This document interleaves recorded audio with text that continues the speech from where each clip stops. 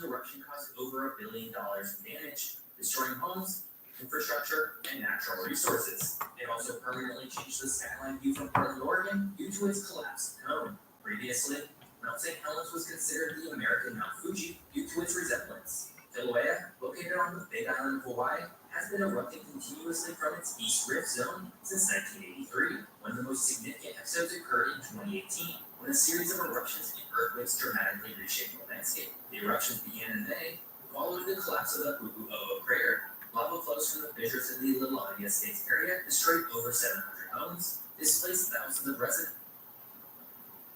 Make it happen and live a better life. And I think that Hapki's, at least my understanding financially, was able to do that.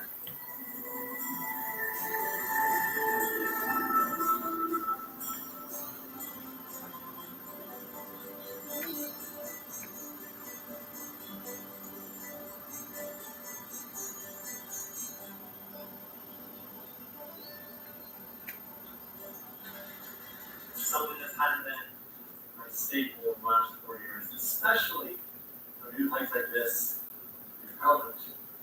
The electric power, it's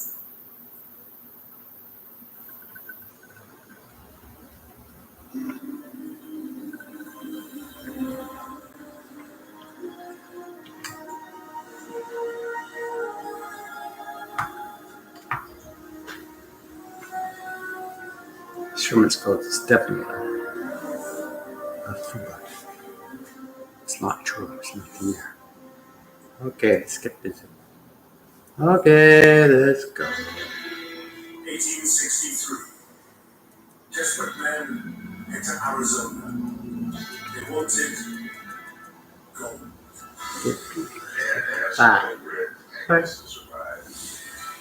Legend has it, one man struck it lucky.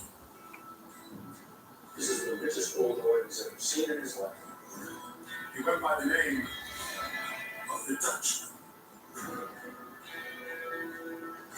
He finally had something that he was the only one that knew where it was, and he was going to keep that secret. It's a tale of greed, duplicity, 5. and cold-blooded murder.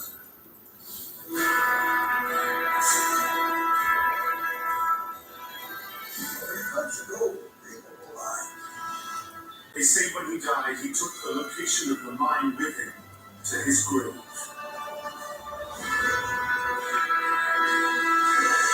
Dick Holmes and his only son would spend their whole lives hunting for the gold.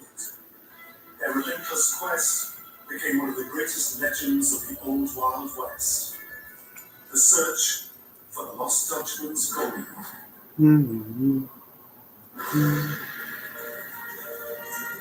The story starts on a stormy night in 1884. 19-year-old Dick Holmes was joined at his campfire by a passing old timer. Dick Holmes and his father had arranged the Bloody Basin is called. One day, when his father was away, Dick was taking care of the place. This man named John Pitts shows up, asks for shelter, Western hospitality. What would pass between the two would define the rest of Dick's life. Pitts is crying out from the rain, and he starts to tell a story about an old man that he'd seen in the Superstition Mountains. And this old guy appeared to be mining. After he left, Pitts went over and checked it. It was the richest mine Pitts had ever seen. He told Dick it contained seams of gold ore 18 inches wide. With the keeper of the mine out of the way, Pitts began helping himself. And then one day, the old guy came back, almost caught Pitts, scared the jabbers out of him. Pitts felt lucky to get out of there alive. In spite of the danger, teenage Dick was gung-ho to go get the gold. Dick Holmes, he has the exuberance of youth, and he starts pumping Pitts for information. He gets really excited, and let's go get the mine. And Pitts just climbed for it. To safeguard the headstrong youngster, hips remained tight-lipped. But Dick never forgot the tale of the dangerous old timer and his fantastically rich gold mine up in the mountains.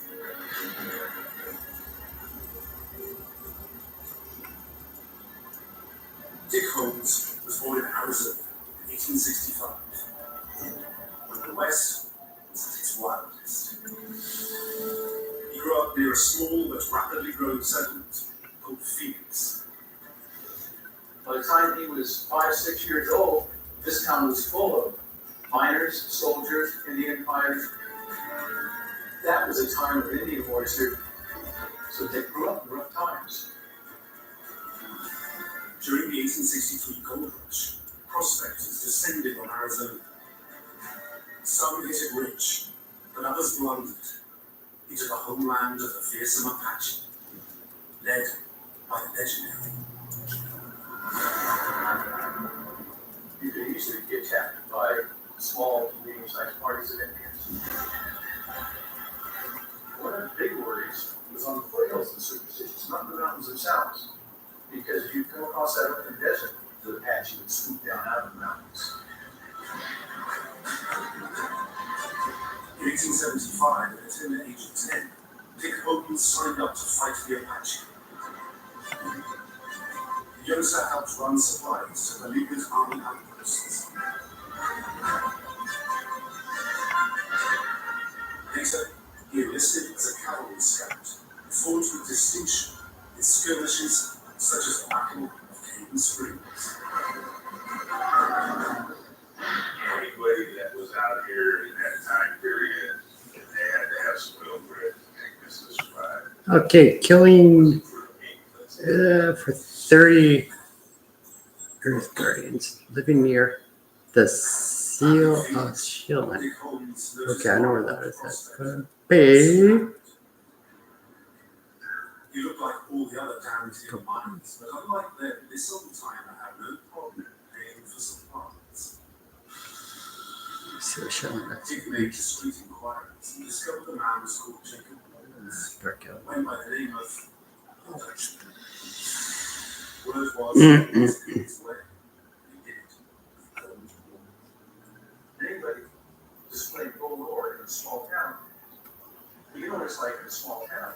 Everybody knows everybody else's business. When the storekeepers assayed the old man's ore, they were staggered. It was 30% pure gold. We have a rock the size of my fist. It's quartz of gold, and 1/3 of it's gold. That's awful rich gold. The storekeeper saw it, and the other customers saw it. Half a dozen people saw it in a small town. How do you keep that secret? There's hundreds of stories that he squandered a lot of money, that he was a drunk, and he do all that. I don't believe any of that. He lived a very frugal life. Dick saw straight through the Dutchman's impoverished old timer act. He was sure the old man had struck it rich, and he recalled the story he'd heard around the campfire. Hips had talked of an old man in the mountains who jealously guarded a gold mine full of high-grade ore. Dick thought Jacob Woods surely had to be there. Oh, I know which one these two are talking about. Oh yeah, this book here. Assume my positions. Oh yeah, here we are. But I don't think this is the right model. Extended periods of time.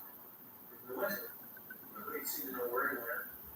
The rumors were, listen, a good idea to try to follow the old guy. But Dick was determined to follow Woods, even if it meant heading into the Apache Badlands, high up in the Superstition Mountains. Dick Holmes decides to go keep an eye on the walls. And if he can figure out just about what he's going to leave by what purchases he makes in town, that's exactly what he does. Walls leaves, just like Dick thought. Fuck. And Dick takes out.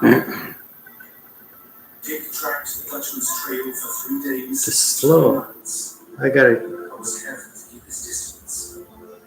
Waltz may have been an old man, but going alone into Apache country clearly didn't worry him.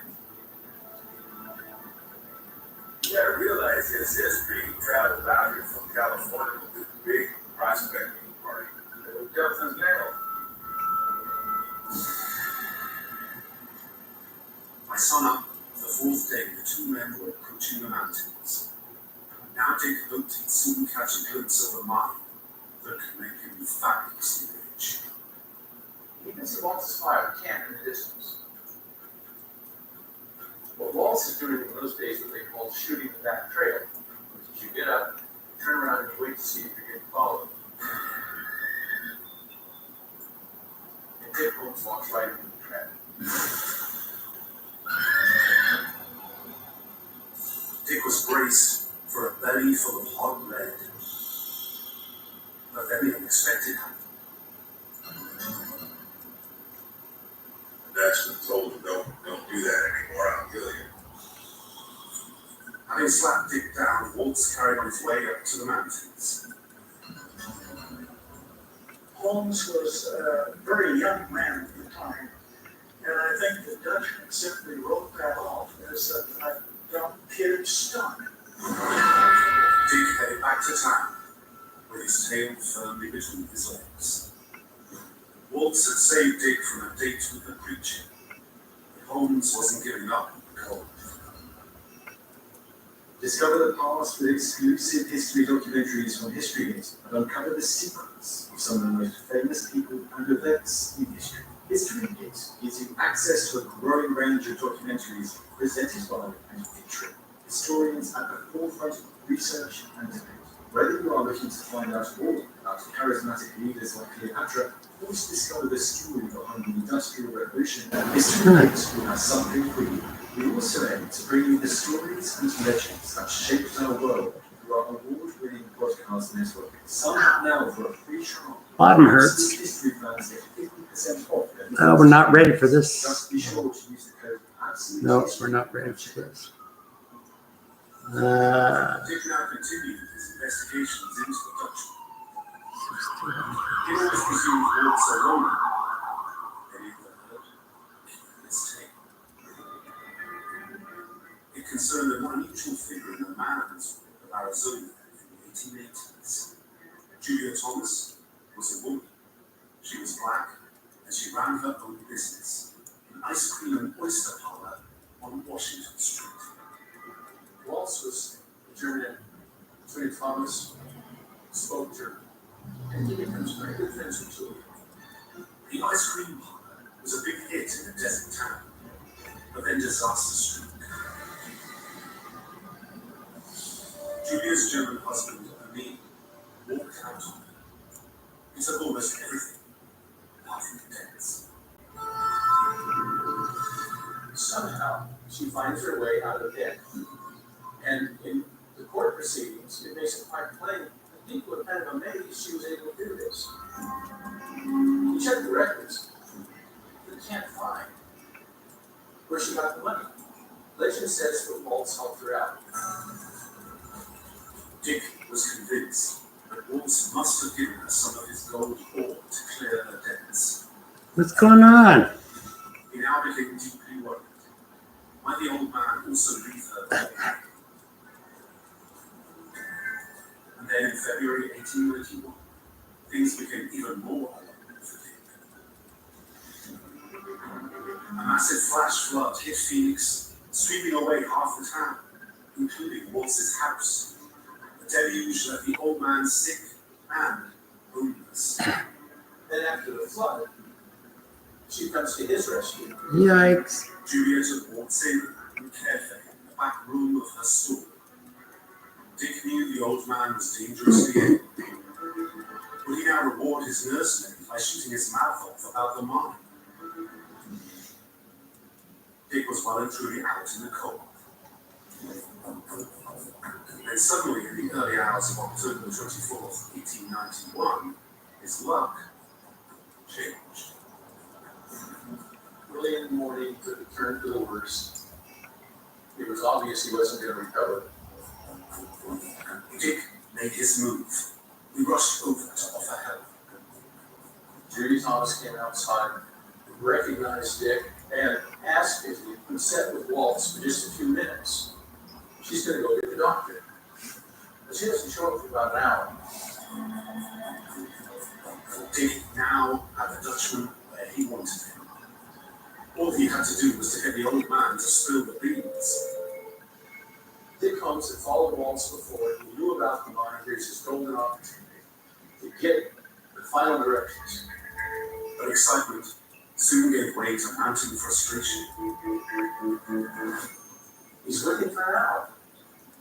And probably 45, 50 minutes of that hour were taken up with Waltz talking about the history, how he found the mine, people he killed, and taking pauses. And Dick's just sitting there going, get to the directions. The Dutchman, it appeared, had other things on his mind. He seemed determined to clear his conscience and give Dick a confession about how he came by the mine. His story began in 1877. Waltz was up in the mountains, crossing it. Suddenly, he was jumped by 3 renegade Apaches. The Dutchman got away, but only by escaping his tobacco-stained teeth. He starts going cross country. He comes across a sandy wash. And in that wash, there's the footprints, and the footprints are not Indian footprints. They were boot prints, not Apache moccasins. Desperate for food and water, Waltz traveled. Damn, where's everybody? And he finds a camp, helps himself to the food. That evening, 3 Mexicans come in. The 3 Mexicans. Oh man, this game sucks. They start talking chop talk. They show him some ore, and at that point, Waltz realizes this is the richest gold ore he's ever seen in his life. And there was more. The fuck are the mobs? Very Mexicans showed him their mine. The Dutchman's eyes lit up. He was gaping at a seam of gold ore 18 inches wide. That gold was that rich, you could find a vein on it 18 inches wide. In today's market, every 3 feet of that vein would be worth a couple $1 million. Incredibly rich. Waltz was staring at riches beyond his wildest dreams. And greed takes over.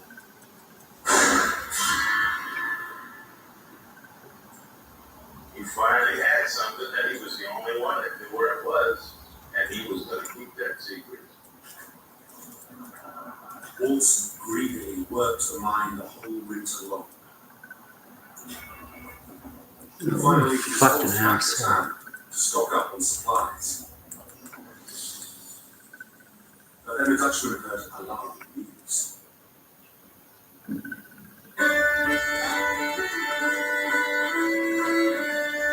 Two soldiers showed up in Phoenix spending high-grade ore and telling all of town they'd struck it rich up in the mountains. Waltz dashed back to the superstitions. Sure enough, he soon spotted one of the soldiers heading straight to what the Dutchman now considered his mine.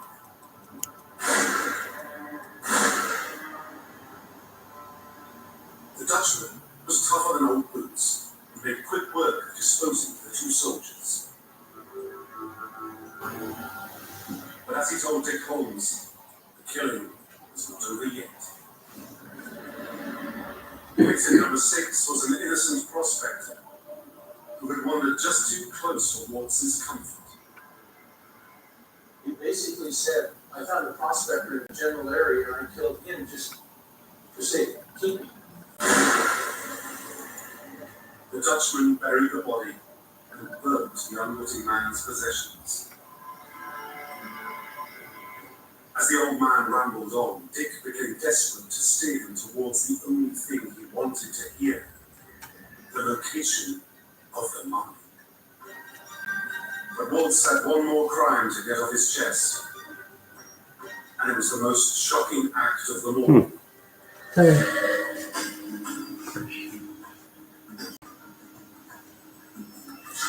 With his mine attracting so much attention, Waltz was spending more time protecting his gold than digging it out. He needed a partner he could trust. He wired money to his sister in Germany, which he sent her son over to help. nephew soon fell out. The old man suspected his new partner was out to kill him. So Waltz drew first.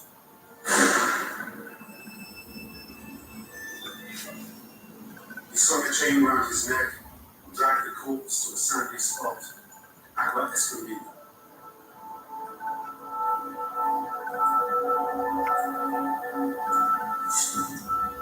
He's lying there and we say, Dick, I killed 7 victims. Baby, one more time.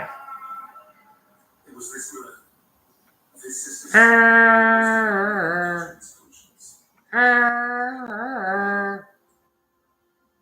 try and make amends, he now suggested Yes, that's my reaction to grime fever. Yes, I'm crazy, man. On altar. Dick could have the lot. Yes, I'm disabled, but I'm not special. And apparently the I'm just crazy. Dick Holmes would take the gold under his bed. He had to send money. Anybody out there? Anybody want a rock star? Dick said yes. Yeah, going down the red zone. With the deal sealed, Going down red zone. Going to the 2 zone. Can't go 55. I'm not American. We do 65. Things off his conscience Oops. first. Double it and add 30. So by the time he's We're going directions, fast he's very ill. in Canada. But when he gets to the directions, Going down in flames. as clear as they could Won't you be my neighbor? when he finishes, 89, the guy's got nothing to be. What's he doing? Rock and roll fever. Oh, look at this guy trying to come in there again. These guys don't learn. I am a brutal killer. Walt supposedly said that Mark's name was Kenny. Duke Walt Flannery. never got to ask the simple question. Does the water flow north or does the water flow south? I'm not even. That simple question Seven. eliminates 50% of the wrong candidates. Come on. Invite me back to clan, dude. And it must have been pretty frustrating.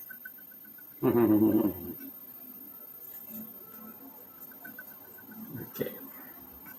this confusion about the directions would come back to haunt him. But for now, he thought he had what he needed. And he had a chest full of gold ore.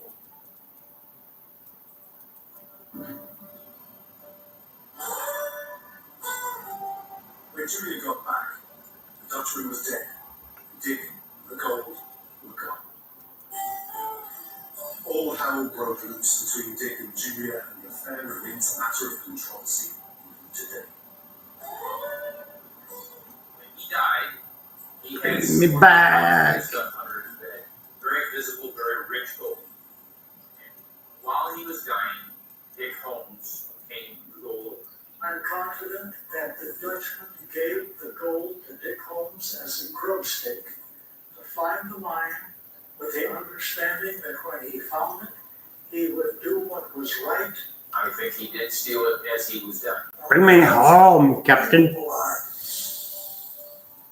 Some will tell you Dick Holmes was a liar, a robber, and a thief. No, he was not. In my opinion, he was a very honorable man.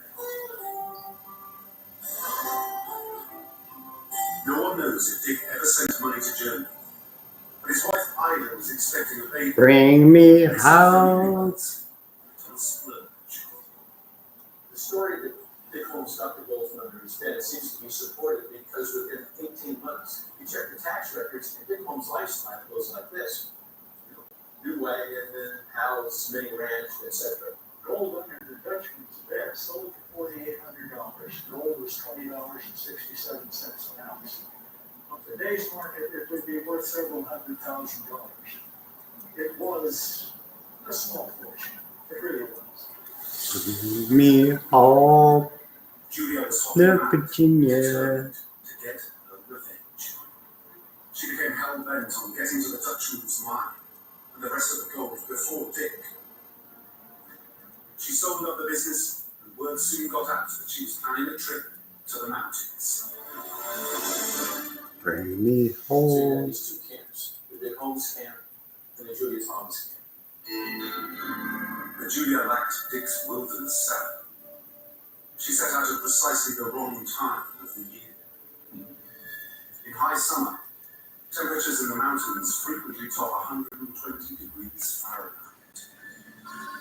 Covering a vast area of over 400 square miles, the superstitions are mainly parched and barren. Out here, death can come easily to the unprepared.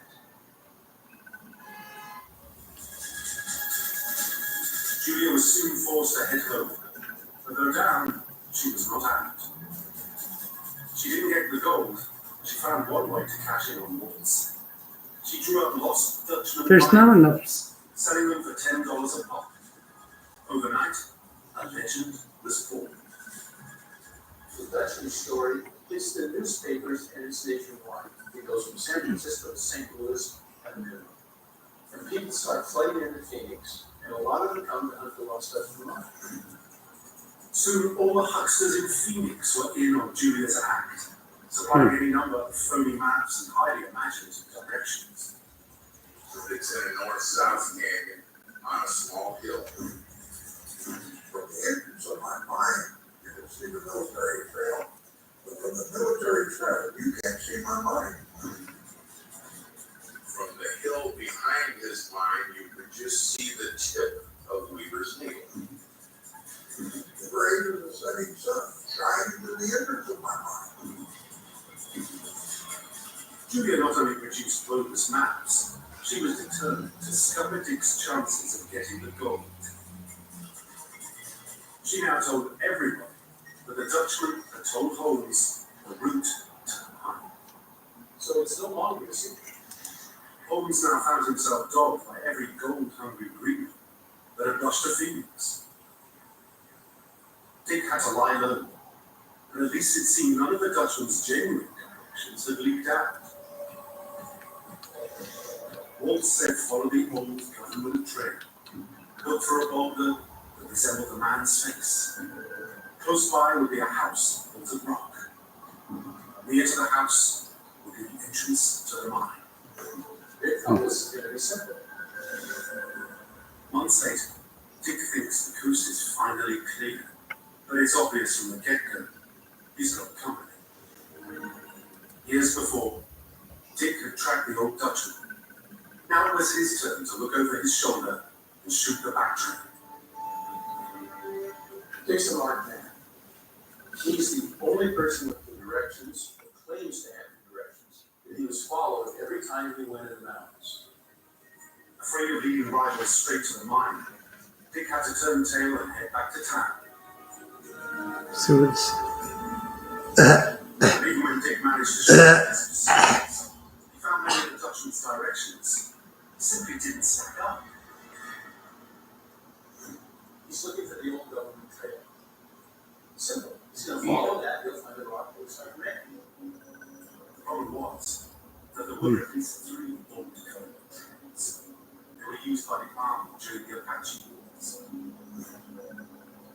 Becoming increasingly desperate, Dick went back to what Waltz told him on his deathbed. So he starts to check the only things he can check. He started the Waltz gate. One of them. So Waltz killed his nephew, killed him in a specific place, buried him in a specific manner.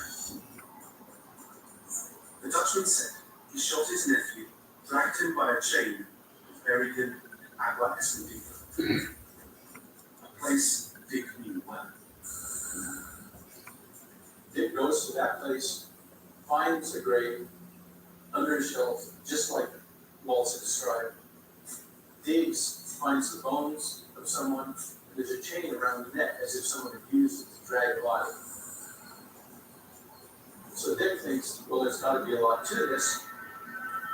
The find at Agua Escondida may have been grisly, but at least it confirmed there was some truth to the deathbed tale.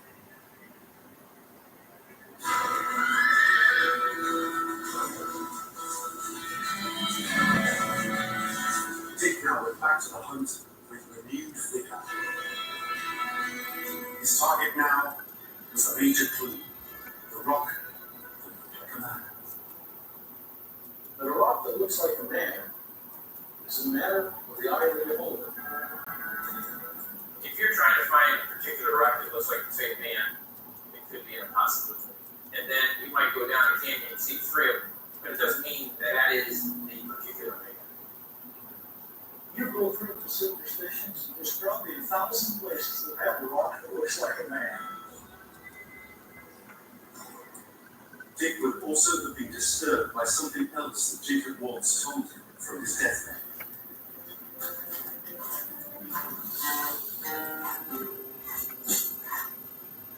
After all the killing, the Dutchman decided to hide the mine from prying eyes. He told Dick he had spent the winter collecting timber and cutting spars to fit over and hide the mine shaft.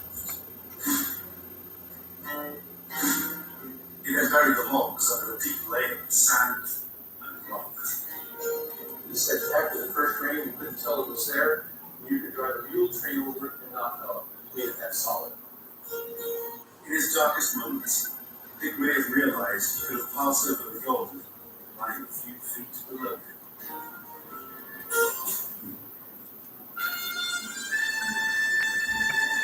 Dick would go on to spend 14 long years in his solitary search.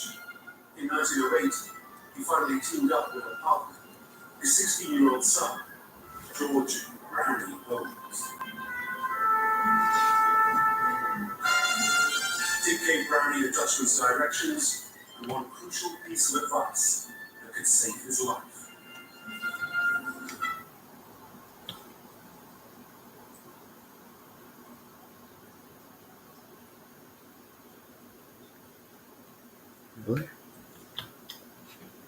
What would you do if you won over $100 million overnight? Would you buy one of those mythical houses that no one can afford? How about a car? This one will make everyone laugh at you. Perfect for family gatherings. Or perhaps you could just pay off your hospital bill because that is a lot of money. Regardless of what you might choose, I'm confident that you'll make the right decision. That is, of course, unless you were a Sony executive, in which case you'd spend all your money on whatever the fuck this is. This is being called the biggest failure in gaming history. And surprisingly enough, this is not clickbait. We can now confirm that this game took a painstaking 8 years to make. And people are estimating that this game cost anything from $100 million to $300 million. And even better, we know how much this game sold on all platforms. Industry analysts have given a number that they think is the most accurate. And guys, let me tell you, they didn't even make back 1% of their money. I'm not even joking. The story of Concord is so ridiculous it might as well be a circus. But most people only know about its ending, about its failure. But there's a lengthy backstory and it has to do with Sony's master plan for PlayStation. I got all the juicy, hilarious details for you, so sit back, relax, and let's talk about this disaster together. Speaking of disasters, I simply cannot defend you here. What is your Twitter profile? What are you posting? This is totally your fault. You know it isn't your fault. Getting spam emails simply for signing up for a newsletter or a loyalty program. Don't worry, it's not because you're unlucky, it's simply because your data is being sold. Whenever you fill out your information, the company associated will sell your information shamelessly with no remorse. What's worse is that if you want to remove the data, it would be practically impossible. This is where incognito comes in. It's really simple to do, and I even did it myself because my personal email is a dumpster fire. Look at these are actually emails from my inbox. What the hell? All you gotta do is sign up and give them permission to act on your behalf. You'll then have access to a dashboard. Look, this is mine right here. And you'll see incognito remove your data live from these disgusting, shady companies. What's even better is that if you use the code Lineage, you get 60% off their plan. You'll find the link in the description and the pinned comment. Get rid of those spam emails. And thank you, Incognito, for sponsoring this video. A disaster of this magnitude doesn't usually happen overnight. No, this actually has quite a Jackson home, West Virginia, all the way home. In my home, West Virginia. And then announced it on July 16th, 2022. But they were talking about it since February 2022, months before they finalized it during a shareholder meeting. What if not the main reason why they acquired Bungie? Beyond is they had Castle. extensive experience running a live service game ever since they launched Destiny 1 in 2014. Sony, like many other developers, had seen the player count What is absolutely this? multiply by a gazillion players during the pandemic and got excited with the fact that, hey, maybe we can milk them some more. This is a time when these company executives would have their children start to ask them for V-Bucks. Beyond And they Castle. were shocked. They had It's never cool. seen a video game take over their household quite like this before. This wasn't just limited to PlayStation. Everyone wanted a live service game that would print them money. This is when they would completely shift their priorities. During the shareholder meeting, they announced that they were working on over 10 different live service titles. Yes, 10, or specifically around 12. And that they aim to release all of them by March 2026. They justified the purchase of Bungie, saying that this will directly help with those goals. This to me just sounds like a massive code of why they spent so much money acquiring Bungie. But regardless, even after spending $3 billion on a new studio, they still had others that they were interested in, that they had their eyes on. By then, PlayStation had already had friendly relations with Firewatch Studios. This is a studio that was founded by veteran game developers, and a good amount of them actually were ex-Bungie employees. So of course, that executive heard the phrase ex-Bungie employee. They started drooling all over the floor because to them that just meant live service, monetization, microtransactions, just a big old money printer, baby. Over a year passes since that shareholder meeting talking about all those live service games, and then on April 2023, PlayStation acquires Firewalk Studios. Here's what the head of PlayStation Studios had to say. He said, "We continue to be impressed by the team's ambitions to build a modern multiplayer game that connects players in new and innovative ways. The studio shares our passion for creating inspiring worlds grounded in exceptional gameplay and want to continue to invest in their mission. We're excited for Firewalk to bring their technical and creative expertise to PlayStation Studios to help grow our live service operations and deliver something truly special for the gamers. Please join me in welcoming Firewalk." So if I had to quickly translate this from corporate speak to English, it would say, guys, we're so happy to have these ex-Bungie employees monetize the ever-living shit out of our upcoming game so that they can earn us money.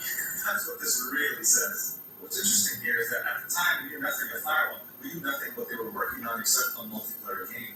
Now, Sony's known to acquire studios and likes, but usually it's after they prove themselves really well. Like how they partnered with Insomniac Games for years, but only acquired them after the massive success of Spider-Man. So Firewalk Studios had a lot of pressure to contend with even before launching their first ever game, but they were confident they could handle it. Now, a few months passed by, okay? We're in November 2023, a few months after they acquired Firewalk Studios. During the financial call, the president and COO of Sony reached the topic of those live service games they're working on. He sat there and reminded shareholders about the whole 12 live service games thing. Only to promptly say that, well, we're cutting that number by half. We're hoping for at least 6 now, hopefully. His reasoning was that we might have not really met the gamers' expectations with some of the titles. So we're just going to cut it down to 6. That's our plan. One of the games that were meant to launch and have live service elements was a Last of Us multiplayer game worked on by Naughty Dog. Unlike after that call, the game from Naughty Dog got canceled, saying that they'll just focus on making a single-player game instead. This multiplayer game will probably not meet expectations. Looking back, this probably could have been one of the best decisions they ever made. But of course, people were still disappointed because they were looking forward to it. Disappointment was what people were experiencing during PlayStation's State of Play on May 30th, 2024. Ever since the death of E3, this has been a way for PlayStation to reveal any new games they're working on and any developments in terms of the console. The State of Play happens multiple times a year, and it's always an event that PlayStation fans look forward to immensely. The expectations for these are usually high because PlayStation is known for creating some pretty high-quality games, but also very few of them. There are like no games to play for the PS5, and that's been a complaint since day one. This is one of the many reasons why the State of Play on May 30th was so important. But interestingly enough, out of the 35 minutes of this State of Play, 1/3 of it went towards one game exclusively, and that game is none other than Conquer. It starts off with the head of product of PlayStation coming in and introducing Concord and Firewalk Studios and the amazing work they've been doing behind the scenes. I just can't wait to show you what you will love, surely, right? It's clear they spared no expense here. They have a whole CGI trailer showing off the characters and the world that you're about to experience in Concord. And other than the chat being very positive about this game, it was clear that this wasn't really the reaction they were hoping for. This CGI trailer was meant to introduce you to the characters and make you like them, but all it did was just appear to be a Guardians of the Galaxy knockoff, which it is, by the way. It's a very, very obvious Guardians of the Galaxy knockoff with a very uninspired twist. Not even halfway through the CGI trailer, and you could tell people were over the characters, the story, and the writing. They were hoping that at least the gameplay would be decent, that it would redeem this game. All those hopes were shattered immediately as soon as they realized that this was yet another team shooter. So the gameplay looks fun. It looked interesting. I mean, honestly, the gameplay isn't too bad, but there are already too many of these on the market, and this one just looks like the worst out of all of them. Why would you play this over something like Overwatch? They were really convinced that they had the formula to take over any competitor because of how interesting their characters were. They had some really big plans. Every week when you would log in, you would see a new cutscene with characters on your ship interacting, further building the world and their relationships. But there was one problem they didn't really foresee. You couldn't care less. They are terrible characters. They're so generic and lame. They had 1/3 of the entire state of play, and they couldn't make us like a single character. One! They couldn't, after 8 years of development. Now look, for past examples of criticism like this, I don't think it's that hard to determine how the developers took this feedback. They saw both the YouTube chat and Twitch chat and thought to themselves, oh, these are such bigoted and angry gamers. I'm so glad that I'm not making the game for them. So they just proceeded to close their ears and move on like nothing happened. They set their sights on the beta that was launching on July for both PS5 and PC. And they were, of course, confident that this was going to be the proof they needed to show that this game was going to be an amazing success. But one thing to keep in mind is that people up until this point didn't even know that the game was going to cost money to play. They were under the impression that this is a free-to-play game, and they were already hating on it, okay? They didn't know that this game cost $40. They completely ignored the pre-order starting period thing that showed up in the live stream. If anything, it just seemed like an extra bonus pack you could buy. And yet they were still very disappointed. As soon as this game was revealed, there were articles talking about how badly it was received, how negative the reaction was. Other than the fact that it looked bland and generic, people didn't like the fact that it was yet another 5v5 first-person shooter. One commenter said, the cutscene sold me on an adventure. They're talking about the CGI trailer that played first, but then said the very next words out of the developer's mouth was 5 FPS. So, interest gone. And I should specify again, these people saying this, most of them had no idea that this was going to cost $40 on launch day.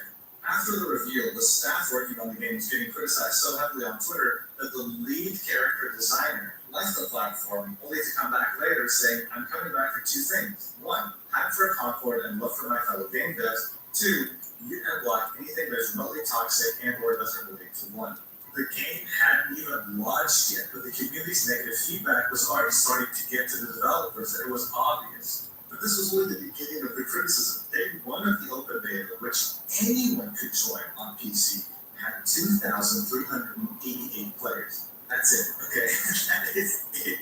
Now, we don't know how much PlayStation had. They probably had way more, because there's a huge shortage of games to play, but this didn't look good at all. An open beta usually receives many players because it's free and people are curious, but this showed that even people's curiosity wasn't enough to play a free game. But why? What was the logic here? How did players really feel? The people in this thread make some very good points. The top comment says, it's a hero shooter that requires a PSN account. It's going to cost $40. It doesn't look that great to begin with. What did they expect? And look at this reply right here. This costs money. I thought it was going to be free, lol. Who's charging for hero shooters nowadays? So thanks to this open beta, people were finding out, wait a second, this costs money. I wasn't even that interested to begin with. Now I'm not interested at all.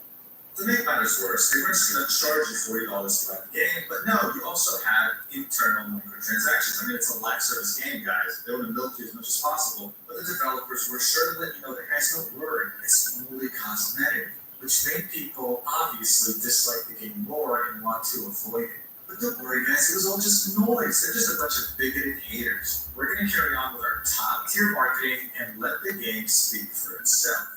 I mean, look at this controller. Doesn't that actually look like objectively? I would actually buy this. Not the game, though. Keep the game away from it, but I would buy this controller. This is sick. Damn, maybe their marketing isn't that bad.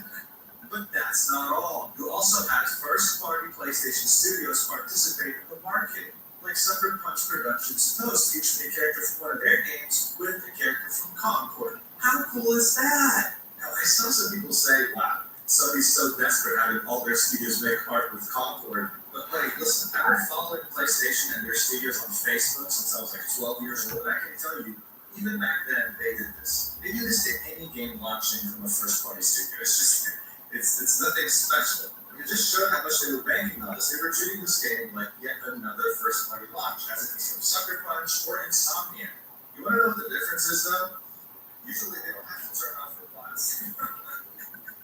Usually, they don't have to do that. This makes it definitely unique. That's for sure. And I don't do any part, but they still advertise the game. But they get some replies. Again, something you don't typically see on a post like this. And yes, it's blurred because there's a few words here that would immediately be monetized. PlayStation's account announced the student.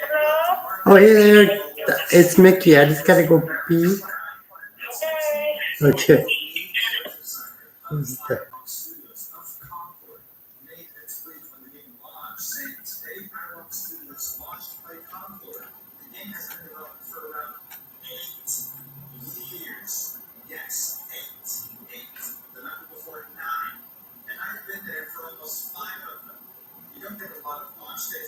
So today is special for a ton of reasons. I actually said this was the first time that this information was revealed to us. No one really quite understood when the game started development and when it finished. 8 years, people were absolutely baffled. And speaking of baffled, people couldn't believe how unlikable some of the developers on this team were. It didn't just have to do with them not being able to take any feedback or criticism, but it also had to do with how they could sell the entire player base. Like this ex-developer right here, who tweeted out from the game came out, saying it's Concord release day. So insanely proud of the team and what they and we have accomplished. The labor of love like nothing else. The play made so much since early access started a few days ago, and I'm so excited for it to be available to everyone. It continues and says, and I'm so honored to have had this be my first AAA game. It's a huge learning experience, lots of struggles, but I'm glad to have gone through that time to take a play. Then someone replied, saying, I'm so sorry this has been your first. I do not believe it is you or any of the other developers' fault that this game has performed so poorly. I can talk a lot of effortless words in this game. It just came out of a long time. The ex-developer replied this, saying, I don't really care. It was a huge labor for a lot of the same talented people making an awesome game. Why do I care about a bunch of talentless freaks hating on it? I'm sure having fun playing it, and I wouldn't trade it for it. Another user came in and said, talentless freaks actually came to drop some positive criticism on our gift. Clearly, based on the game, everyone would be talent.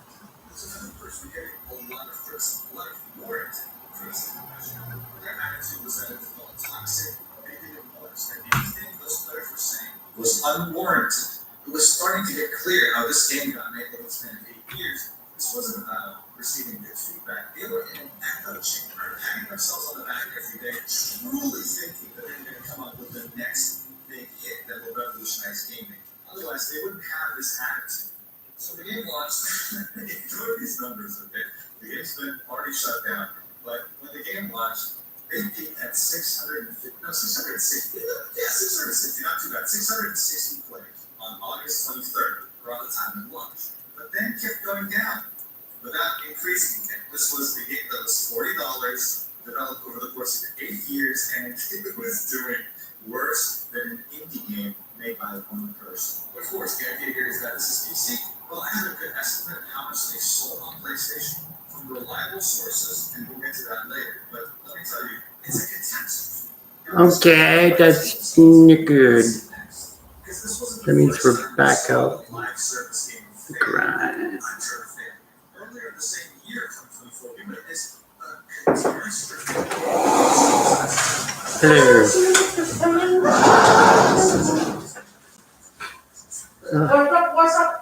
No, just my hair. I swear, nobody knows how to comb my hair. Nobody knows how to comb my hair.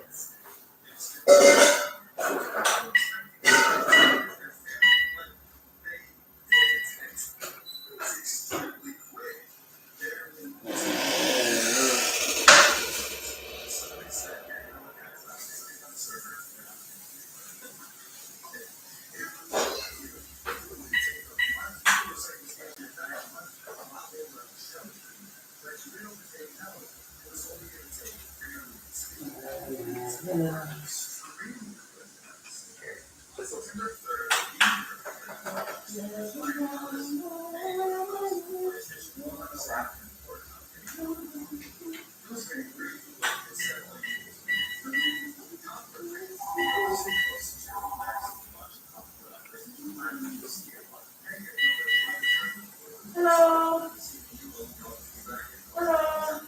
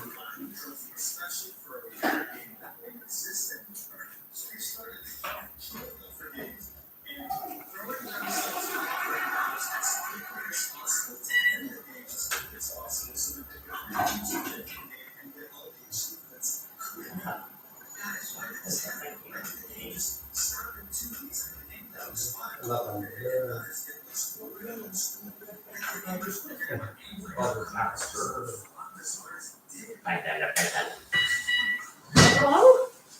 Let's go, kid. It's here somewhere. Only $5? Oh, that's not cute. We're tasty. We're tasty. You know, special.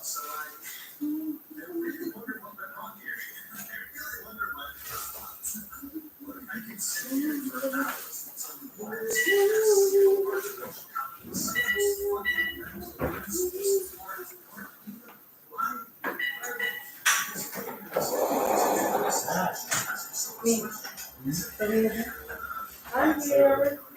Oh.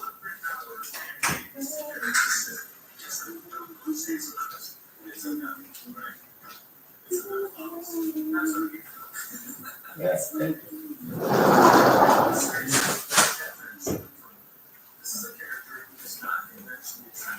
Oh. Just fix my bum. Hold the camera down a bit. Nobody's gonna fix your bum. And then I gotta rip my bum.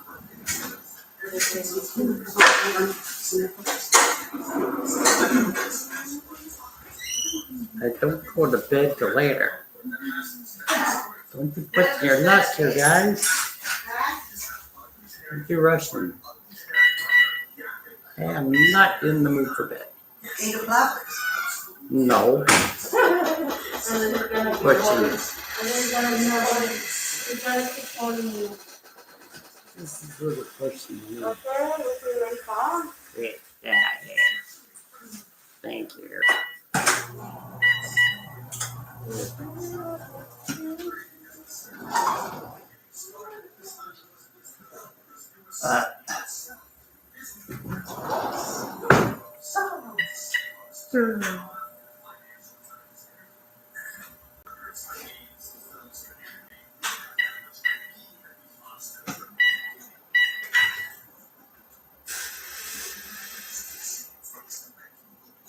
This person right here said exactly what I want to say in 14 seconds. Yes, after I conquer this, you clearly don't have enough IP. So sell me. All right, let's see. Oh my god, look at this. Kill zone. Oh my god, resistance so calm. The twisted metal chart. Dude, $100 million. Could have done so much here. CEOs and Sony wondering what the hell the gamers want after that massive $300 million console flop. How can Sony say that the elephant in the room is Bloodborne Remastered Pro? Not only just remastered, release this on PC will make more money than you've ever made developing consoles. This is especially frustrating to everyone because at the beginning of this year, 2024, Sony laid off 900 PlayStation employees, 8% of its headcount. They impacted studios like Insomnia Games, Naughty Dog, Guerrilla Games, even Firespring, a smaller studio. And it's like, why? Why are you working on Concord? This is what you were funding. This is what you were. Why? Because it's all bullshit.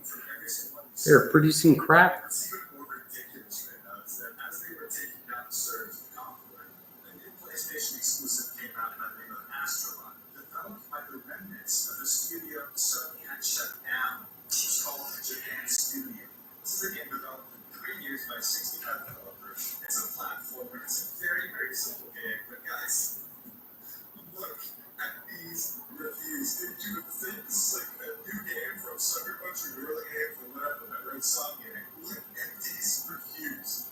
93 on Metacritic. This is their best rated game of the entire year. It is now being praised by everyone.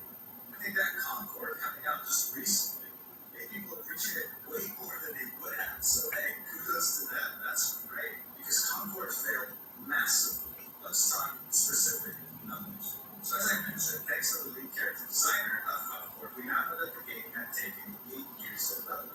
Here's the thing, not only did Concord peak at barely 600 players on Steam, but also on PlayStation. The main console was meant to come out for, and the console with barely any games to play, industry analysts estimated it had sold around 25,000 units. This means $1 million. Now look, $1 million is not a small amount of money, but you see that the game cost around 9 figures. So we're talking $100 million minimum. We'll have the exact figure here, but 8 years of development costs in a studio based in Seattle, so Washington State, one of the most expensive states in the United States.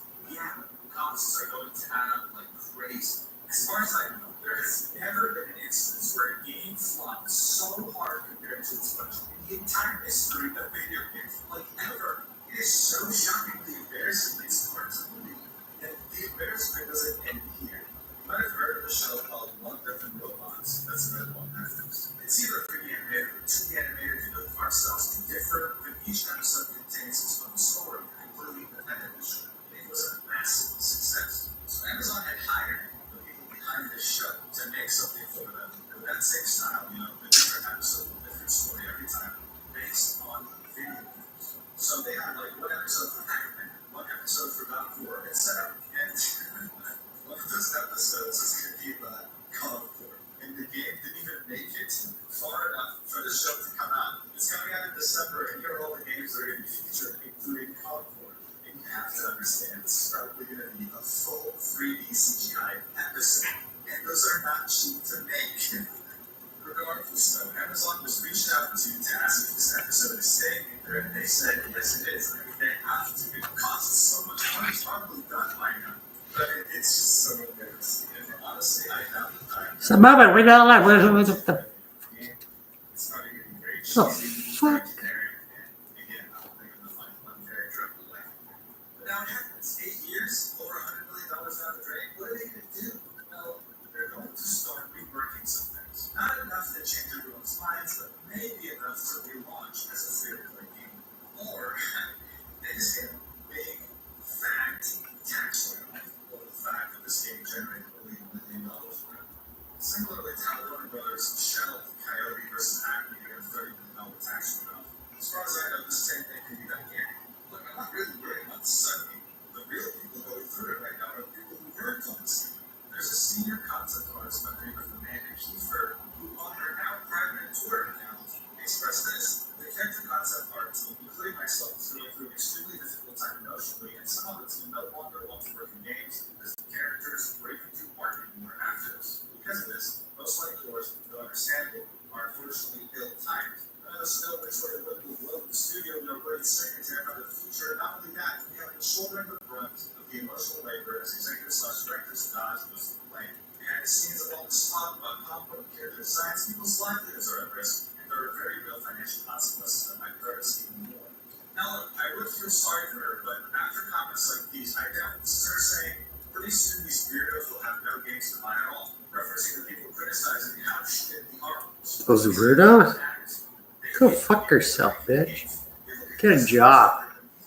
They think they can get away with whatever they want. Well, newsflash, they can't. You worked on this game for God knows how long. For years, probably. You go into your salary every month during those years. First off, other than standing in the studio, because you clearly don't know what the hell you're doing, you now can't complain that because of your bad job, you'll be fired. I'm sure there are some good people, genuine good people in this studio who are getting fired because of the work of others. I feel especially bad for anyone who worked in the gameplay department because the game is fun. But for people like Amanda, all I have to say is, look, if working for video games sucks so much, if you hate the customer so much, Get out of it. Concord is a lesson. Live service games can very rarely actually work, and if they do, there has to be behind it, as well as the fact that the fall is very good. 8 years ago, it was a completely different landscape. Overwatch had just come out. Game shooters were everything you ever cared for, but now we're in 2024, things have changed massively. You can't take this long to produce a game like this that's following trends. And if you do, then you stress out better. What? School lands be such generic trash. Or executives that live for less Graphics. do I think the studio's gonna get laid off and probably shut down or something? Yeah, probably. Did we get anything out of this? Yeah, we got to laugh our asses off. We got to, hey, listen, I'm over here enjoying this. This is hilarious. I'm sure bad games like this will continue coming out until companies genuinely can't afford to do it anymore. But until then, I'll still be laughing. And I'll probably make another video. Thank you so much for watching. I hope you enjoyed. And see you next video. Love you.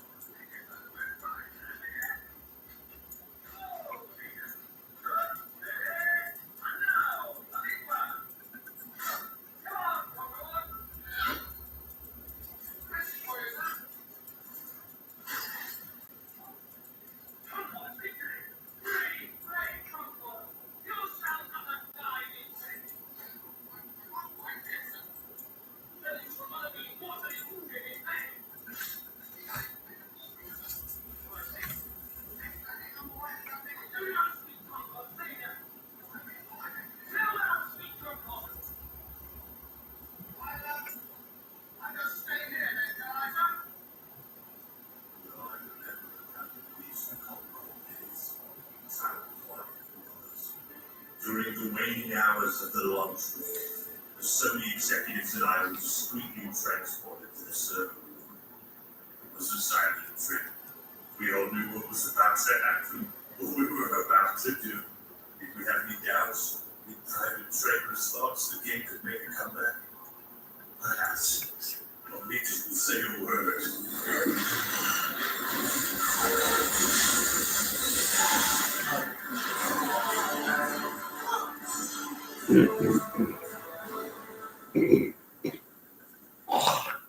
What's up, everybody?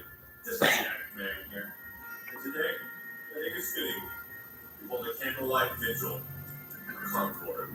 He was the best of us, he was the worst of us. Today we celebrate the life and memory of Concord. All 11 days it's been. Sony's latest hero shooter, and one of, if not, actually, I think this is the biggest commercial failure in video game history. You fucked it up! If you look at Wikipedia's list of video game commercial failures, the numbers are actually quite impressive when compared to Concord. For example, the Sega 32X sold 665,000 units and was still considered a commercial failure. Dude, the fucking 3DO, a console that costed $700, equivalent to $1,500 in 2023. Even this sold 2 million. Even the infamous E.T. the Extraterrestrial on Atari 2600, the game that is largely contributed to have caused the video game crash of 1982, sold 1.5 million copies. This is just to give you context. Concord, on the other hand, brace yourself, has been estimated to have sold only 25,000 units. Ooh, that's kind of small. The 3DO, the 32X, E.T. all sold monumentally better than Concord. And this game had a reported budget of over $100 million. If you crunch the numbers, it's estimated about 10,000 copies were sold on Steam. Steam takes a 30% 7C, sir. So if you were to crunch these numbers, the revenue they generated on these sales is not even enough to cover 1% of the budget. It's not even enough to recuperate 1% of that $100 million. This is, I think, the biggest commercial failure in video game history. With a staggering 8 years of development, Concord launched to an abysmal peak player count of 660 players on Steam. Oh my goodness! I would be laughing if it wasn't so sad, but this is a funeral, okay? Suicide Squad killed the Justice League had a higher player count than Concord. Ladies and gentlemen, to put this in the most extreme context possible, I give you this. I could end the video right here, to be quite honest. What's even worse to consider is that a good chunk of these players were likely journalists or content creators who received early codes, or even some of the developers. So it begs the question, how does such a huge game that Sony has invested so much money, time, and effort into, how does it collapse this hard? Today we're going to answer that question. Why has Concord failed so spectacularly? Because just 2 weeks after launch, Sony has announced that they are pulling it from stores, refunding anyone who bought it, and shutting the servers down on September 6th, which is probably about the time this video is going to go live. They're giving it the full day before treatment. Not even Redfall was shut down this quickly, and it's so strange because Redfall was a total glitch fest. It was barely even a functioning video game, and yet Concord worked. It wasn't a good game, it wasn't unique, but it functioned. That's usually like That's the bar terrible. kinds of games land. It's like they just don't fucking Just work, and they're Not working at all. Concord works. That's what's interesting about it. In many ways, this situation is worse than the day before because that game was just a blatant scam, and this was like a genuine, real attempt to create a new first-party IP for the Sony brand. We are actually witnessing a historic moment, like something that might never happen on this level in the video game industry for a long time.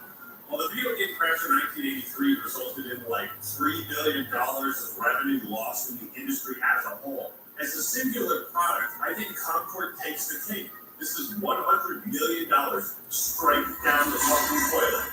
The game director for Firewalk Studios, the developers, posted this update.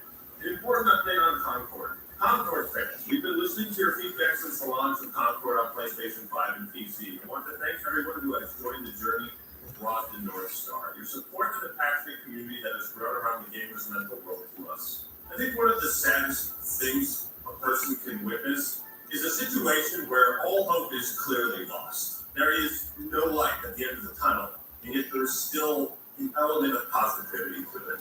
Man, that fucking sucks for the developers. Like, you can sit here and say, yeah, it's their fucking fault for making this game nobody wanted it, nobody cared to buy.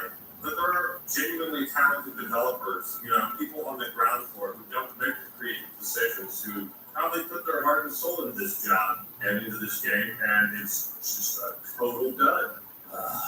And the forced positivity of it, it's something about that just is so sad. And I mean, we're still gonna make fun of it.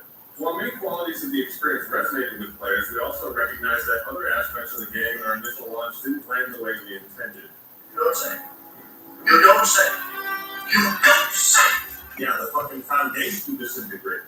Therefore, at this time, we've decided to take the game offline beginning September 6th and explore options, including those that will better reach our players. While we determine the best path ahead, conference sales will cease immediately, and we will begin to offer a full refund for all gamers who have purchased the game to PS5 and PC. Yada, yada, yada. We'll keep you updated, and thank you again to all the free donors who have joined us in the Concord Galaxy. All 2,000 of them. That's rough, buddy. I suppose credit where credit is due. They're not taking a small amount of money and running. They'll probably face a lawsuit, you know. Although the developers could try to resuscitate the game with post-launch support, I can at least respect knowing when they call it quits. But I am once again asking you to listen, game publishers, to what I said in this video. There should not be so many failures in the game industry that I can keep referencing this video as an example of prophecy. Why was it necessary to invest hundreds of millions of dollars into this new release? It's like you're just hoping that every live service game you make is going to be the one to make $1 billion, and none of them are. Try developing new IPs on a smaller scale, built by fewer people, with a more cohesive creative vision that takes less risk. And if it does well, work your way up. That's how it fucking used to be. The Warcraft series started as a pretty fucking jank RTS, but it grew from that. These publishers are placing gargantuan expectations upon brand new game studios and just expecting them to make like billions of dollars right out the gate. This is such a monumental blunder that it's really important to take a deep look at why Concord failed and what this means for the game industry as a whole. Now, they say they're going to find ways to re-deliver the game, but I don't know if that's possible. The game is just not interesting to me.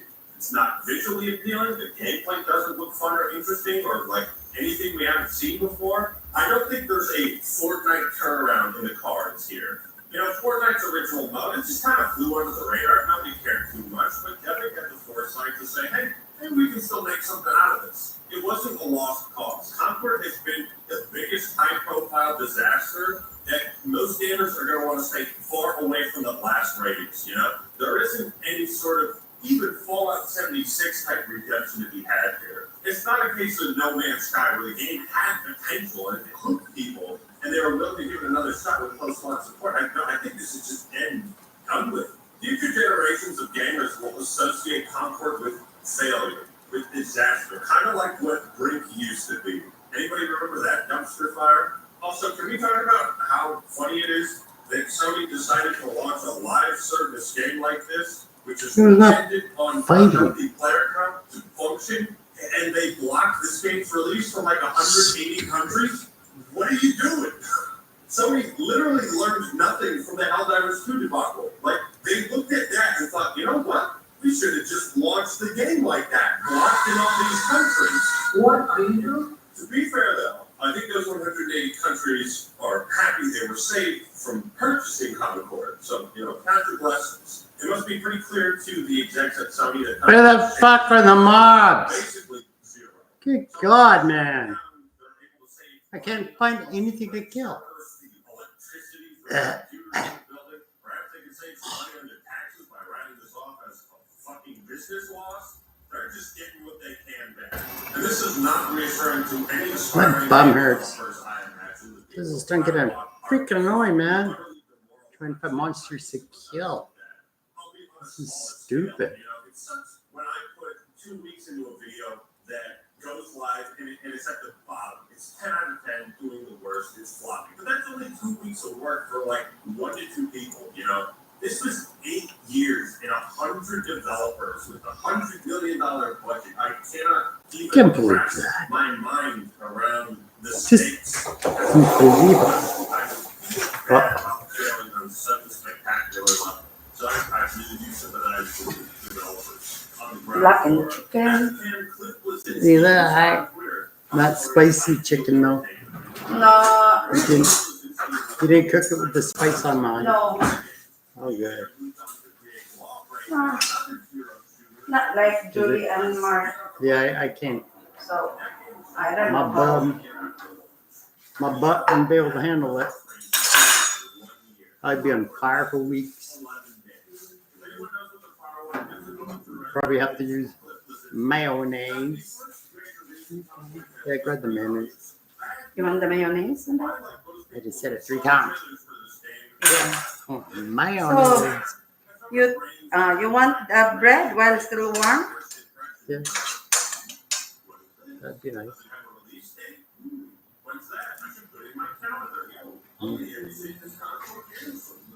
No spaghetti, huh? It's like blackened chicken with this. You don't like that I'm sorry for not. Caesar salad.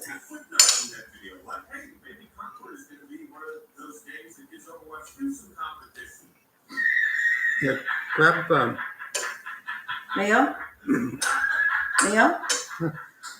Yeah. Mayo? Okay. Yep. Yep. Oh, and Chicken or here? no, the chicken. The chicken. What about the salad? Little bit? A little bit. Okay.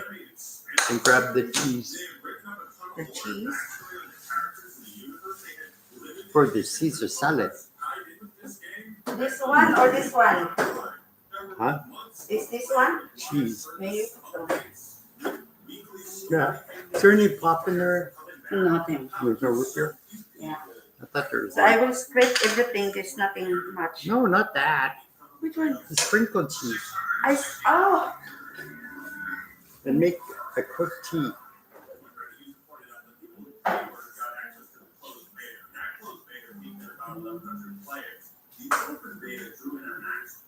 And make a quick tea. Okay. Give me a minute. So everything? I don't have a minute. Oh, just on the salad. Oh, okay. I don't have a minute. I have seconds. I'm gonna blow up. I can sing. I will use your.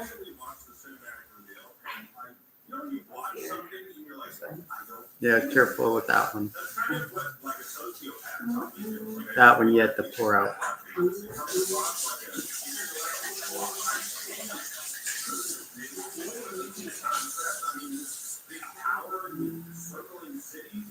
Oh. But you have no I have tea. milk, right? Milk. Yep. No milk.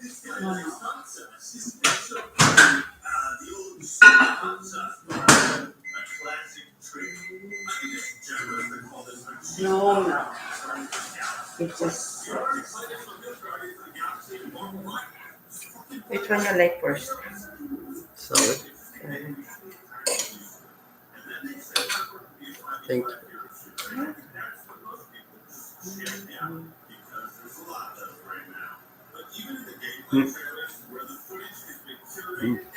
Better than.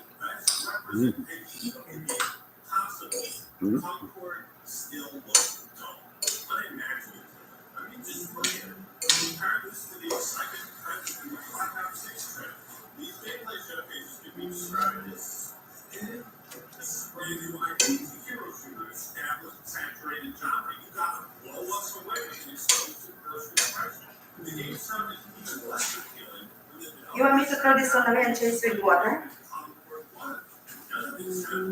Thank you.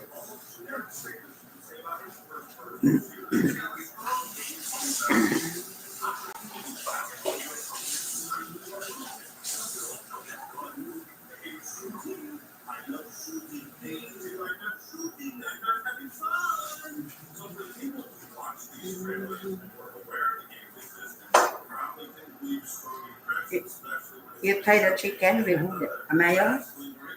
Tie that one.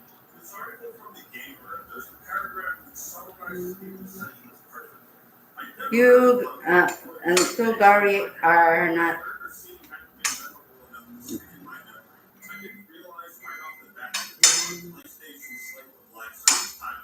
So. So. First impressions matter a lot, especially when you're like me. Because it's equity and audience who automatically grab their attention. And getting to a good job of people's attention. The second reason they miss the book. So. Okay? And now the game is stuck at rock bottom. Even if this came out before Overwatch, it would have felt immediately outdated after Overwatch came out. Overwatch 1, yes.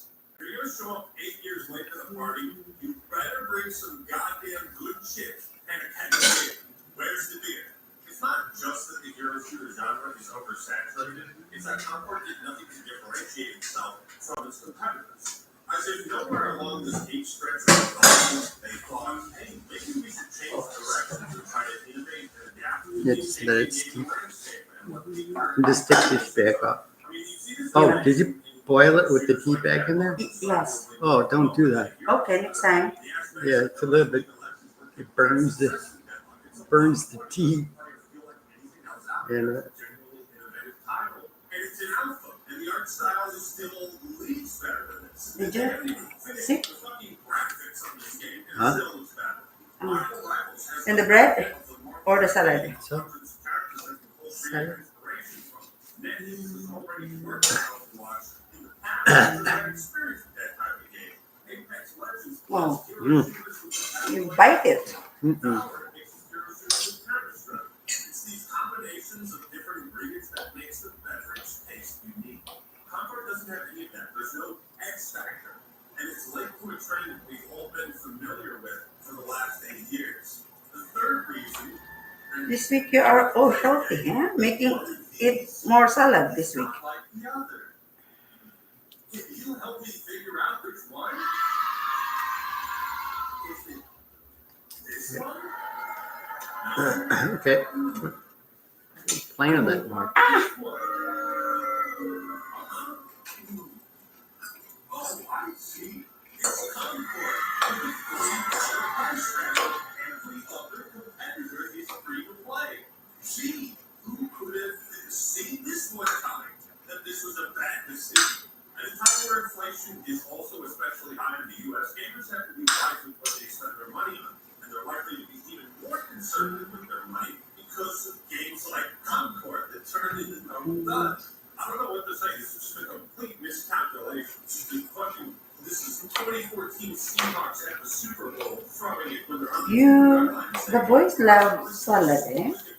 I've been serving you salad this week, the whole week. The main appeal of live service games is that most of the time they're free. You might deal with some dated bullshit, but the game's free, and if you want to support it with microtransactions, you can.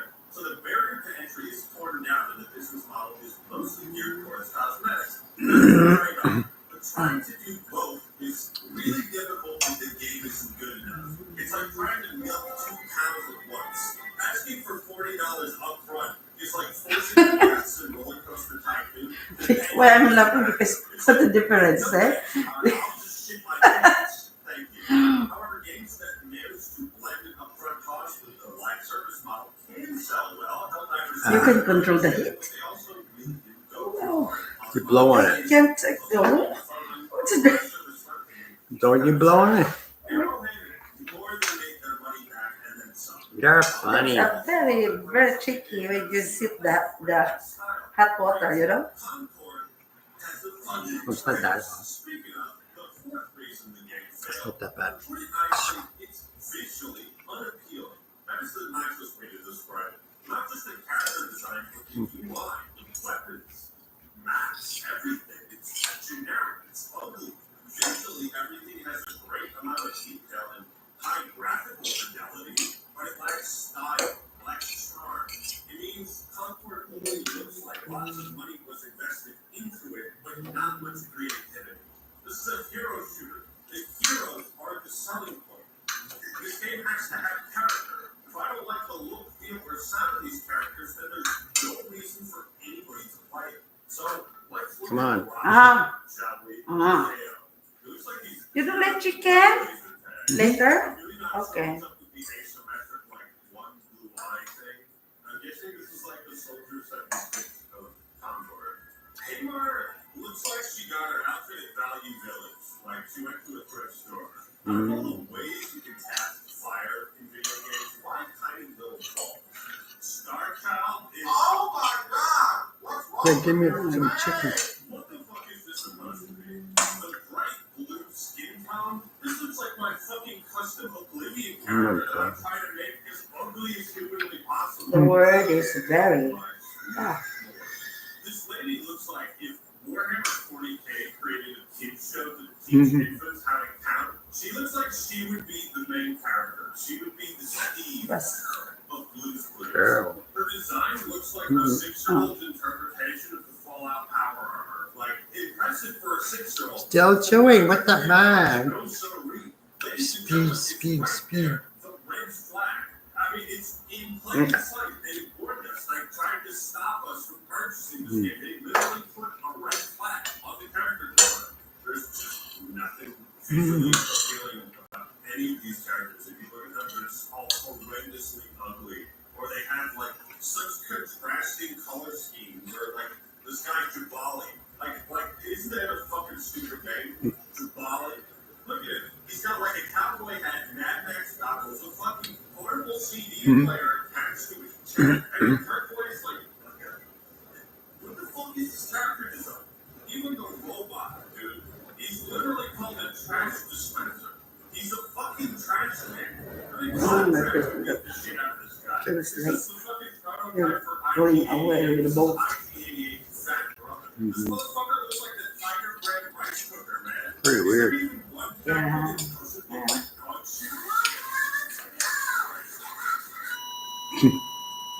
Ladies and gentlemen, we're recording this video about why Concord failed. The Aquaman tragically died from cringe. Did you know that over 700 people a year die from cringe? Not a whole lot, but it is more than the peak concurrent bank account of Concord. Usually it's self-inflicted deaths caused by one's existence, but in this case, he's alive. So there's nothing. Put your hand. What's that? Just Nice. I'm trying to be right in front of me. I'm I not thought you were watching that. And why you just spinning?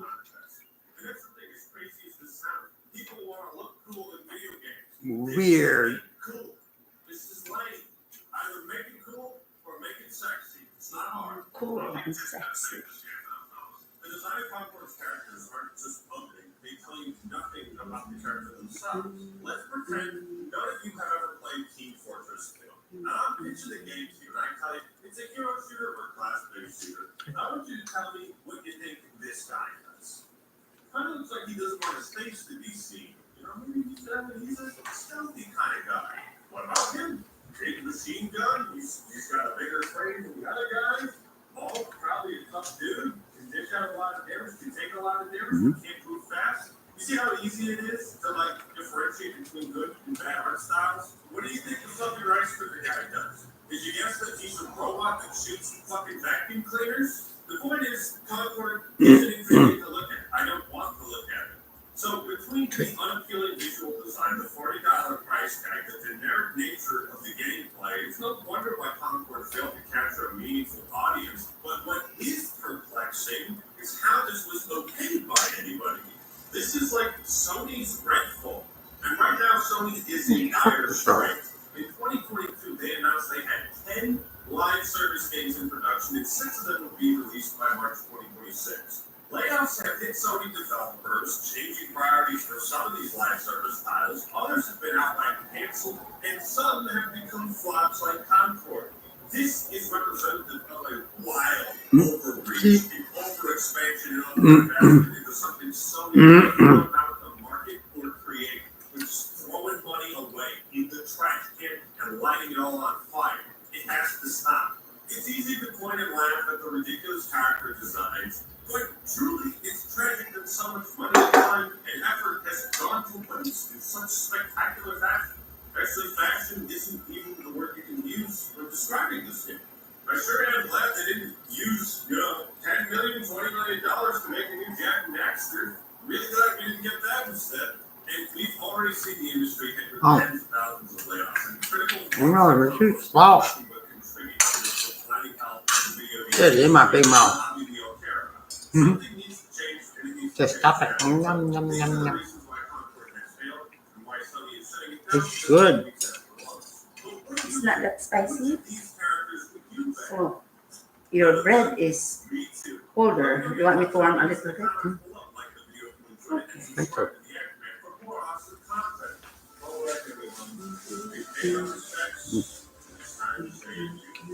Farewell, these sweet Concord. Farewell.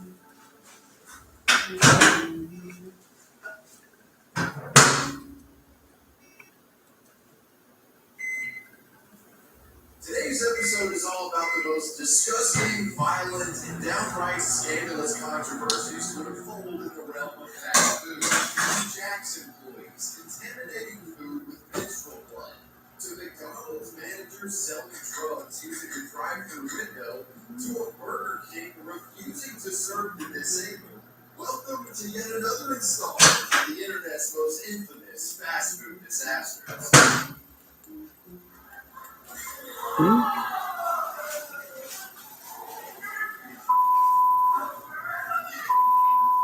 If you're watching this video, it's more likely than not that you've received bad customer service at fast food before. While it can be extremely frustrating for most of you out there after social awareness not to make a big scene out of it, and work towards a sensible compromise with the employees.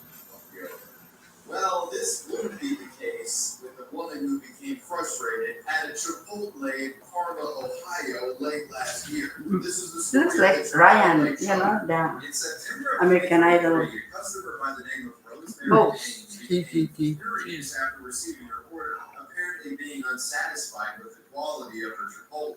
Despite attempts to calm her down, Haynes completely lost it and violently threw a bowl of hot food directly into the employee's chest and face. The whole incident was recorded by a bystander, with another customer immediately confronting Haynes and threatening to call the cops over the matter. This one, because it's one. Oh my god. You're fighting? There's food all over there. Unbelievable. Oh. It shouldn't be surprising that this footage was immediately Unreal. uploaded to social media, with many being outraged by the woman's absurd behavior. The victim in question was 17-year-old Emily Russell, with Rosemary being quickly arrested and charged with assault. According to Fox 8 News, when questioned about why she committed such a bizarre act, she stated, "If I showed you how my Careful, food that looked choking. and how my food looked a week later from that same restaurant, it's disgusting." Despite this, she did offer a full apology and made it clear she regretted her actions. The judge, however, was completely unsympathetic to her pleas. She was sentenced to 180 days in jail, with 90 of them being suspended. According to official sources, Judge Timothy Gilligan, who was presiding over the case, wasn't quite done yet, though. While the jail sentence was bad enough, he felt that this was an opportunity to teach the woman what it was like to be on the receiving end of customer abuse. So he offered her a deal. If she worked at a fast food restaurant for a minimum of 20 hours for an 8-week period, he would significantly reduce her jail sentence. And this was an offer that she readily took. Yeah, part of her punishment from the judge was having her actually work at a restaurant. Which While one? this had clearly been an unpleasant experience for the young worker, she didn't seem to let it impact Yes, her all good. too much. In an interview with USA Today, she stated, "I was telling the judge she left the building and went to her car.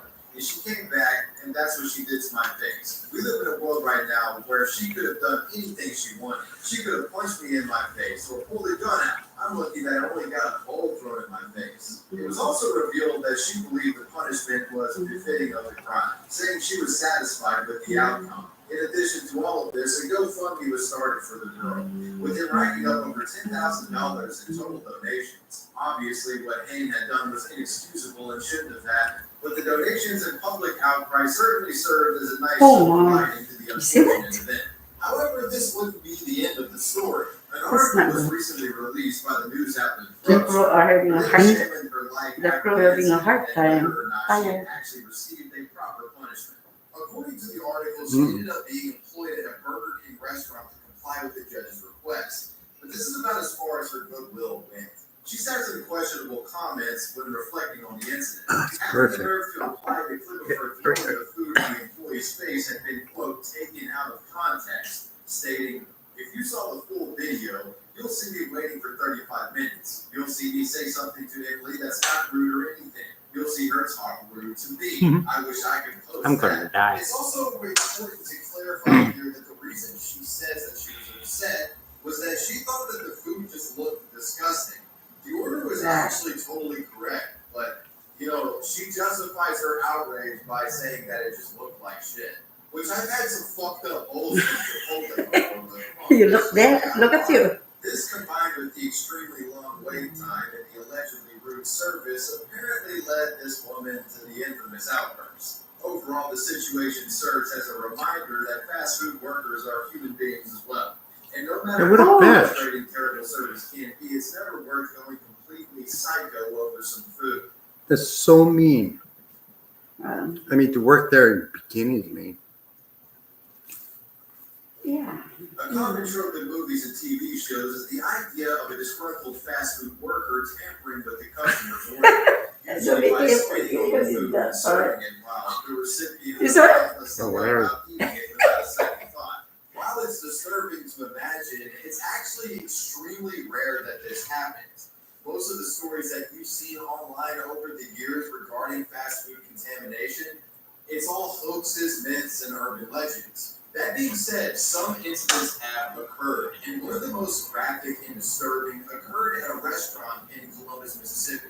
This is the story of Mississippi. Jack's Secret Sauce. On January 7th of 2017, 18-year-old Jack's Secret Sauce. Samuel was working at a Jack's Oh my restaurant where she became frustrated with a customer in the drive-thru. The exact wording of their exchange is unknown, but the important thing is that it was The chicken, enough like, to greatly upset looks both like parties. jerky to me. Guy in particular got so upset that she decided to add something Not bad. extra to the customer's order with making it. According to later reports, she licked the cheese for the burger and then proceeded to wipe menstrual blood on Oh, God, God, good God. I'm disgusting. She should be fired for life. Who then proceeded to make a post on Facebook warning any patrons that had ordered food from the restaurant in a specific window of time that That's their not order may good. have been tampered with in a serious way. The victim had reported Sky and continued to get her in trouble for the poor customer service. But after seeing the post, put two and two together and reported the incident to the authorities. Is that true? It must be true. The mother of the coworker who had initially reported the That's tampering not was good. fired a few days later, implying that Jax had attempted to cover up the whole thing. However, this rumor was dispelled once it was revealed the employee in question was actually terminated for stealing food.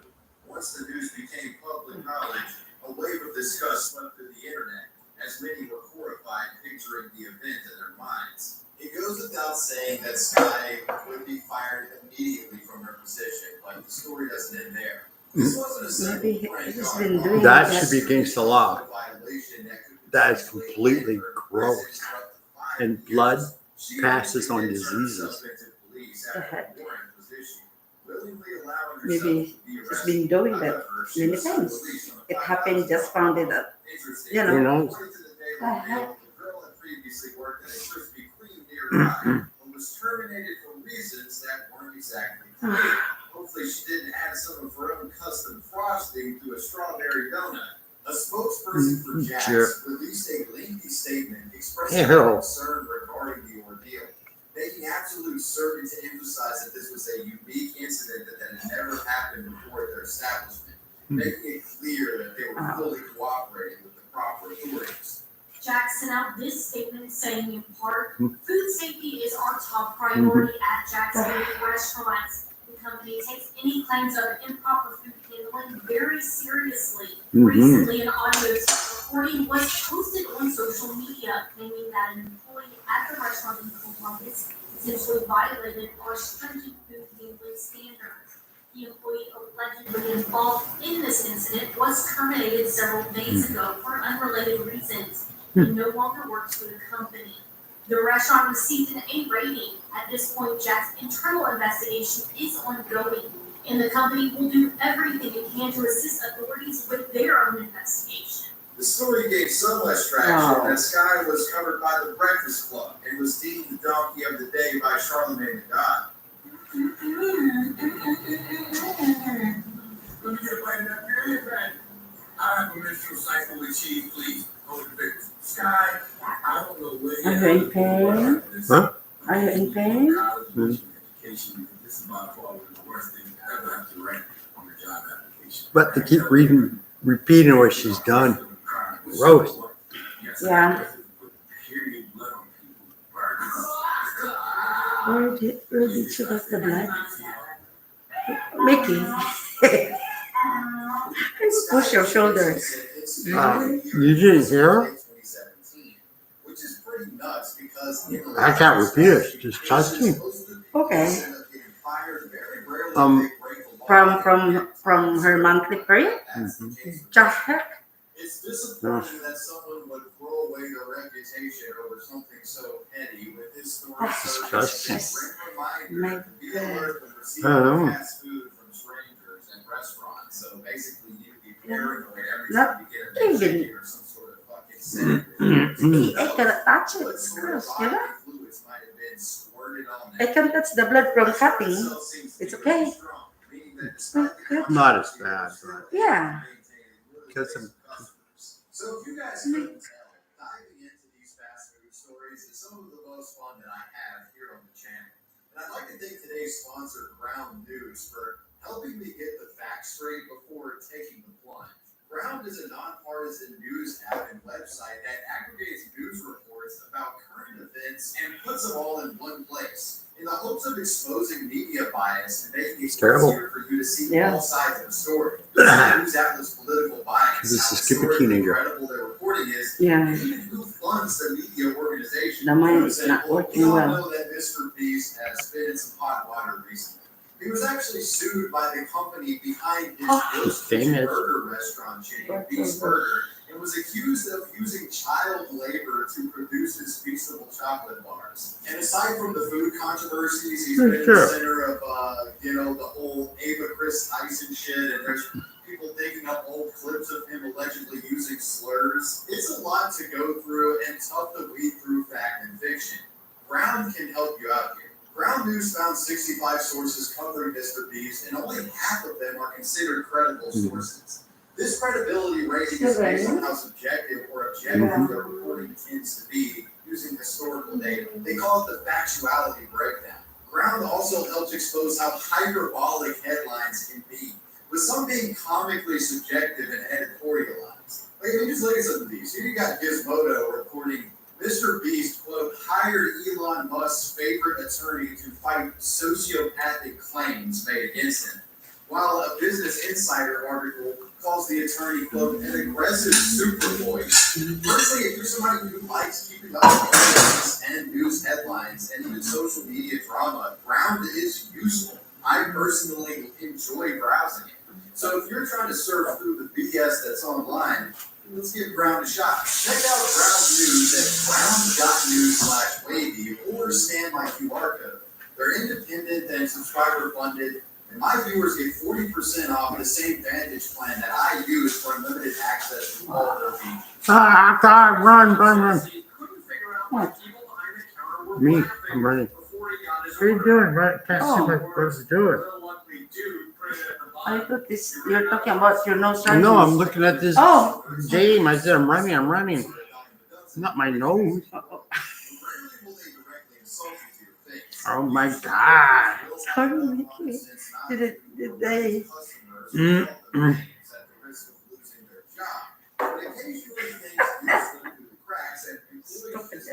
Sorry. In 2016, a 15-year-old teenager named I was trying to get away from it. So next time, when you say run, I'm not my nose over there. As he received his order, confused, he looked at the receipt and found out that somebody had inputted his name as Lil Ugly Dude. While the insult may seem tame, it had a significant impact on the young man. According to his mother, Tanisha, Terry had suffered from mental health issues his entire life, In the incident, It's ice cream.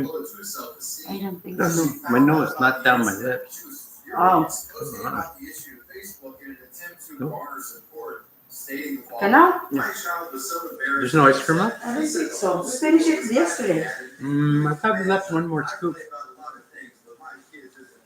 My ghetto side was telling me to go back out there and let him have it. But I'd rather. You're good in remembering, eh? That's your Mickey, huh? Of course, I'm the one that's ice cream. You're a good idea. I remember your damn thing. Better save them for tomorrow. I was like, no. You're good in memory, huh? Yeah.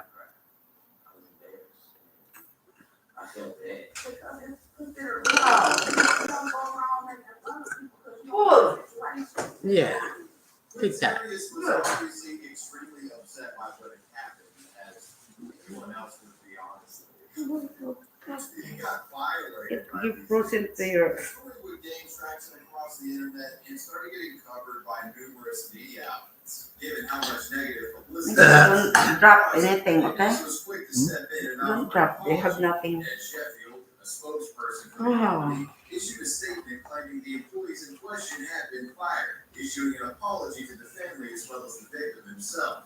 It's unclear exactly why the employee felt that they needed to do this. The insult really doesn't make sense. I mean, Darius is like a relatively normal-looking guy, and like, why would you make a paper trail for if the guy didn't find? Like, it's really easy to just be like, bro, like, what the fuck? Like, it's on the receipt. You just bring it back. Like, this has the time, the date, probably even the cashier's name on it. And then you guys are fucking with me in a way that I can easily backtrace. These guys just must have been really bored, I guess. Regardless, the incident certainly sounded the young man's perception regarding the fast Great, food establishment. But hopefully he took some solace in the fact that those responsible have been held accountable. The Wendy's in question is still in operation today with a And that was the story of Lil Ugly Dude, not to be mistaken with Lil Ugly Man. What's up? It's no secret that over the past few decades, fast food restaurants haven't exactly kept up stellar reputations for themselves. You always have this trouble with this ice cream. The silver lining to this is the knowledge that you're getting the same thing every time. Not having to worry about sanitary issues since the restaurants are all held to the same strict This ice cream is in trouble. country. Unfortunately, employees can sometimes abuse this sense of That was good. and get away with pretty wild stuff. This is exactly what happened in unassuming Checkers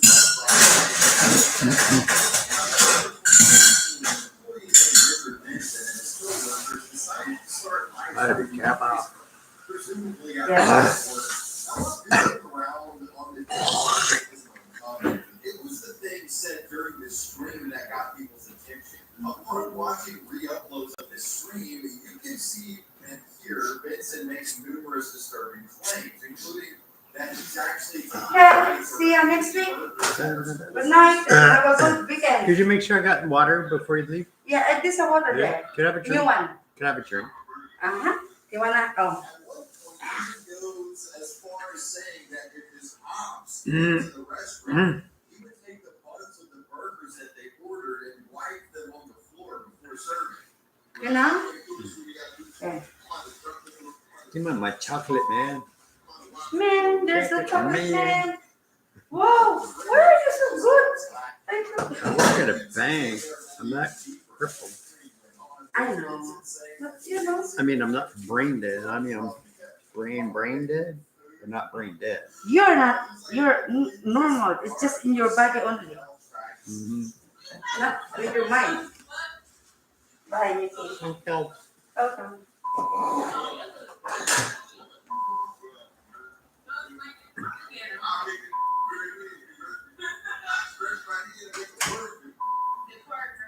According to the Checkers website, in basic common sense, regularly changing your gloves and washing your hands while making food is absolutely mandatory, with the employees displaying a flippant attitude the entire time. Towards the end, you can also clearly see the man smoking what looks to be a blunt.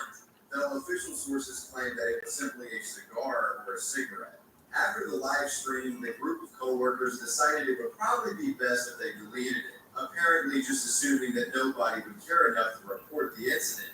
Unfortunately for this group, it turns out, most people become pretty alarmed when restaurant employees are bragging about messing with food that they're giving to the public. And this is being streamed online as well. The message got spread across the internet and people were kind of worried about these people. Many in the online community that saw this video were shocked and appalled given the fact that some individuals watching this stream had actually eaten at the Checkers that was being showcased in this disgusting live stream, with Checkers corporate quickly scrambling to try and salvage their damaged image. Vincent was, of course, immediately fired along with several of his co-workers, with the company claiming that they would also be retraining their staff in an effort to rehabilitate the restaurant. It also wouldn't be long before Richard himself would speak out in his defense. According to an interview conducted by NBC 10, Vincent claims he was joking the entire time and would never actually do any of the things that he described. On top of that, I was reading and I read a lot, man. So it's more like to get people to remember who he is. They want people to see it, so what's going on, I didn't even know. I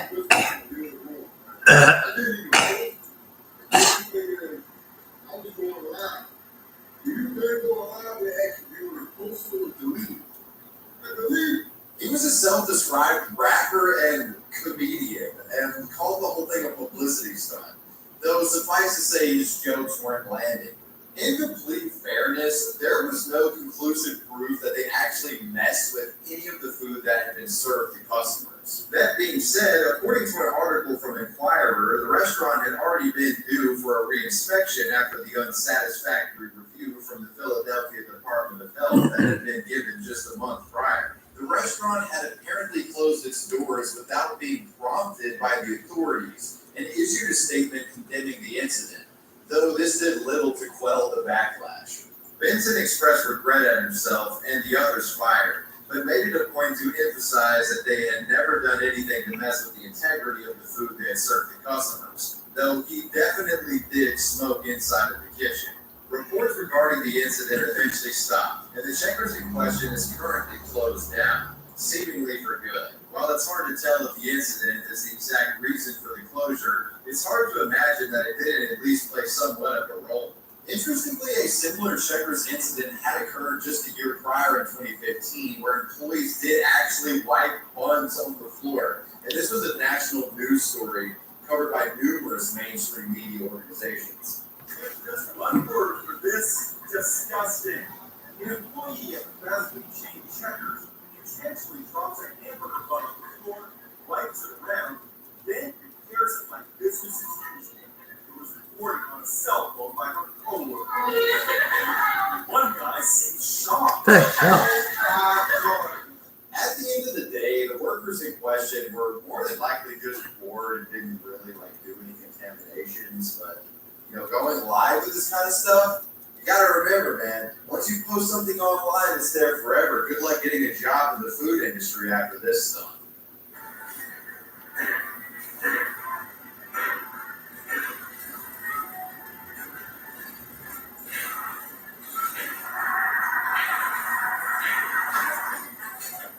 Pulling pranks on fast food workers is an age-old tradition, with some of the earliest viral successes on YouTube being these types of videos, a la fire in the hole videos. However, while most of these pranks are certainly annoying, it's very rare that any of them cross into criminal territory. This unfortunately wasn't the case in 2016, when one prankster took things way too far.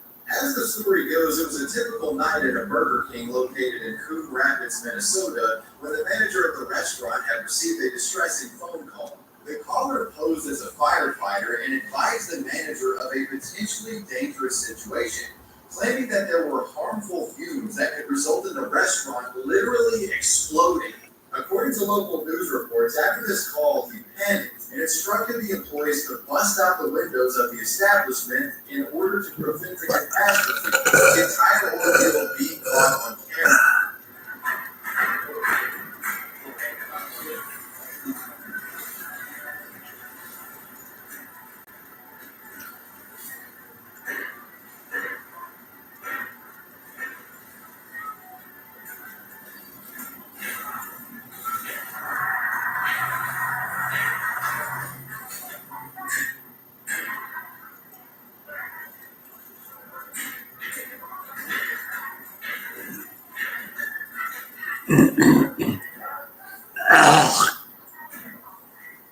It goes without saying that all of this was completely false. Not only had the fire department never contacted the Burger King, but there was no toxic gas to be found there at all. Ethan Brew, who had been working at the time of the incident, told CBS News that, quote, his other coworkers were doing it, so he just followed along, unquote. While on the surface it seems ridiculous, in the moment it appeared to be very real to those involved. Apparently the caller had done extensive research in an effort to come across as legitimate as possible, fooling the manager and making a mockery out of the local authorities. However, this was far from an isolated incident. In a bizarre twist, the exact same thing had occurred in April of the same year at another Burger King located in Oklahoma. Similar to the previous story, a prankster called the restaurant and convinced the employees that if they didn't break the windows, deadly gas would spread throughout the building.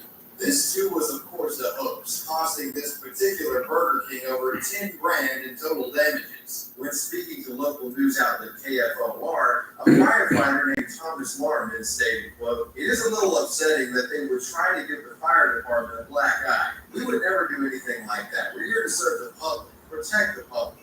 However, these two stories paled in comparison to an incident that occurred at another Burger King located in Morro Bay, California. As in the previous stories, the same thing happened, and like clockwork, the workers began to break down the windows. The manager apparently then had the fantastic idea of driving his large truck through the building. While Where the fuck is everybody, man? The windows was arguably justifiable considering the fact that they actually believed there was a real gas threat. It's hard to imagine why anyone would think ramming a large vehicle into the restaurant would help in any way.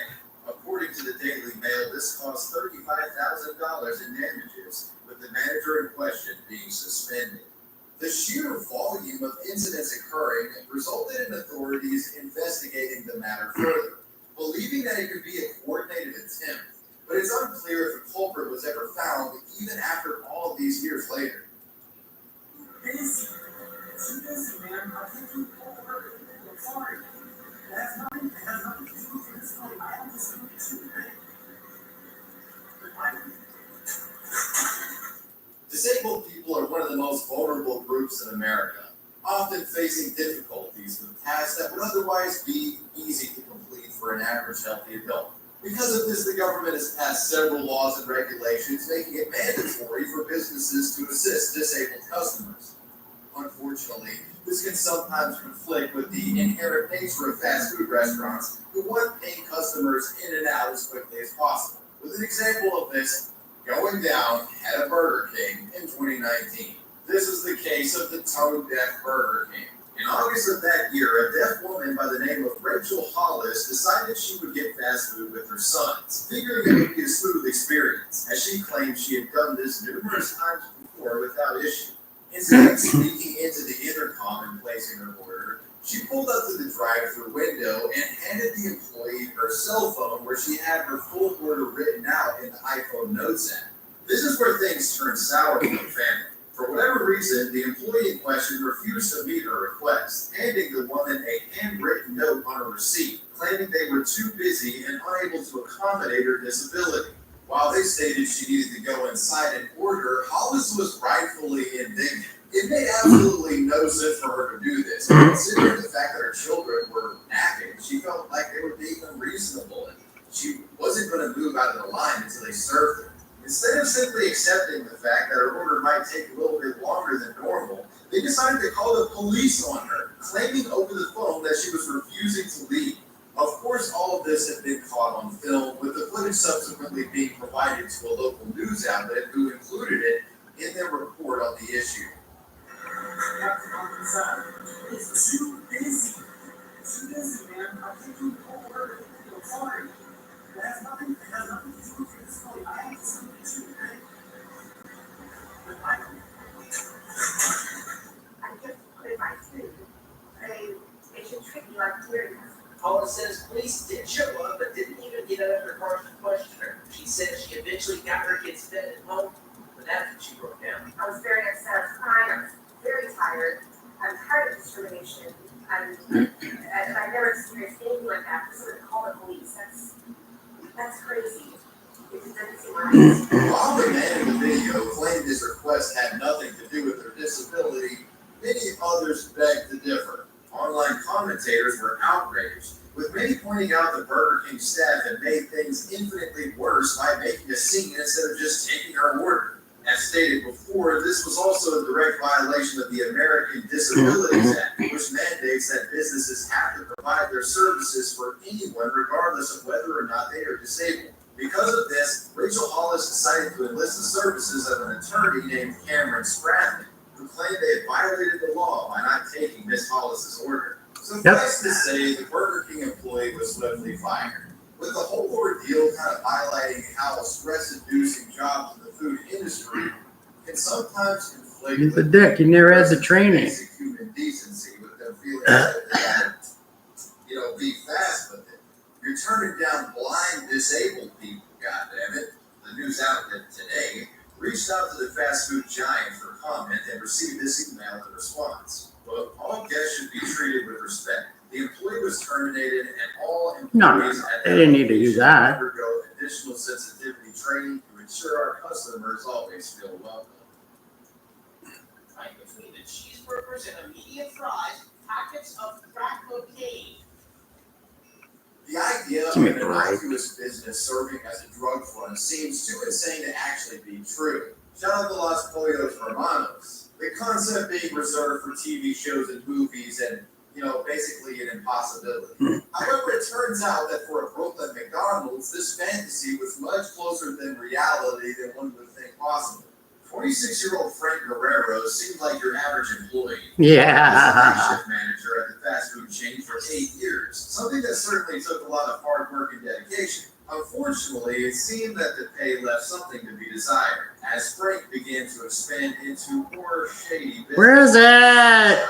Behind an illegal narcotic ring, using his position at the store as a means to deliver drugs to customers. An article from New York Daily News reports that he went about it like this. The particular McDonald's restaurant was open 24 hours, meaning at a certain point only the drive-thru window was open. Despite this, he would allow his drug customers to enter through the front door and conduct their business, stashing the drugs themselves in soap dispensers.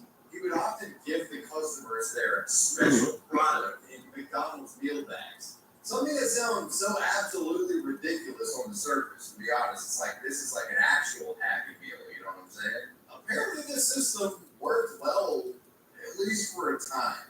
Guerrero would eventually be busted by authorities for slanging out of the Golden Arches. According to the Office of the Special Narcotics Prosecutor for the City of New York, officers conducted numerous exchanges with Guerrero before making the arrest. Over the course of 8 separate dealings, he sold them almost $11,000 worth of cocaine. He was so brazen with it that undercover officers were able to score 100 grams of the illegal substance in a single exchange.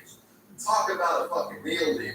This was a massive operation drawing a significant amount of money, but as with all things of this nature, it didn't last. After investigating Frank's home, they managed to find over 200 grams of cocaine in addition to a significant amount of cash. The case was so ridiculous that even those involved in the investigation made a joke out of it. When speaking to the press, they revealed that the cocaine for the entire operation was, quote, off the menu. When speaking to the New York Post, narcotics prosecutor Bridget G. Brennan said, quote, the conduct was so blatant that it would be comical if you weren't committing a serious narcotics crime. Ordering coke took an entirely different meaning on the night shift at this McDonald's. Due to the significant amount of drugs discovered at his home, Frank's wife was also arrested on suspicion of collusion. While it may seem like an operation like this was impossible to slip through the cracks without the owners knowing, it seems like this was exactly the case. The owner of the restaurant released a statement condemning the crime, claiming he was in full cooperation with authorities on the matter. Reporters, of course, had a field day with the story as well, making numerous puns at the expense of the criminal fast food worker. Well, to this sting operation, we're saying, I'm loving it. When they got that side of Coke along with their burger and fries offer at this sounding McDonald's. They say cocaine and crack cocaine were on the menu with the night manager doing the dishing up. But it's the kind of Coke that gets you time behind bars. The night manager had a busy side hustle selling to undercover cops. 26-year-old Frank Guerrero had been The neck manager here for 8 years, but cops caught on to his drug trade and crack and cocaine during several undercover buys, eventually racking up more than 10 grand worth of illegal drugs that they say the manager would sell to them by tucking it inside a cookie bag. I'd rather guess this is fish on the floor. We don't know if it was going to be cooked or used for sushi, but we do know it doesn't belong on a filthy, wet, greasy kitchen floor. Chinese buffets are a staple of any American city. With fast service, cheap prices, and plenty of food, these establishments often draw in crowds of hungry working class individuals trying to get their money's worth of the struggling economy. Unfortunately, many of them have reputations for being dingy and unclean, being characterized as extremely sketchy. While most of the time, food inspectors do their job and prevent businesses with shady practices from harming anyone, sometimes things do slip through the cracks. Oh, gosh, come on. In 2016, This game is fucking annoying. In January, a restaurant with the nondescript name China Buffet was investigated by the Florida Department of Business and Professional Regulation and was found to have had a whopping 110 health code violations, with the business receiving yet another 74 violations in early February. If this wasn't enough, later that same What is month, wrong with this game? board violations, Ah. racking up to 86. So slow. Saying that most of these were the result of the restaurant refusing to fix the same issues time and time again. I don't care. I don't want to listen to your sexy voice. You're trying to sex us up. Yeah, oh, yeah, I know. We got a big round one. Oh, it's important to note that the vast majority of the information about this whole ordeal comes from them, as mainstream publications stay away from covering what was primarily a local affair. WPLG Bro, that dude looks like he has a heavenly cloak on. Is he getting, okay, he's going down. Wait for her tomorrow.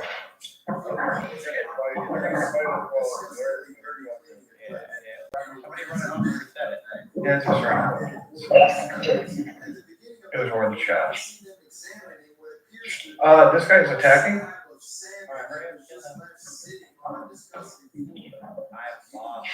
guy.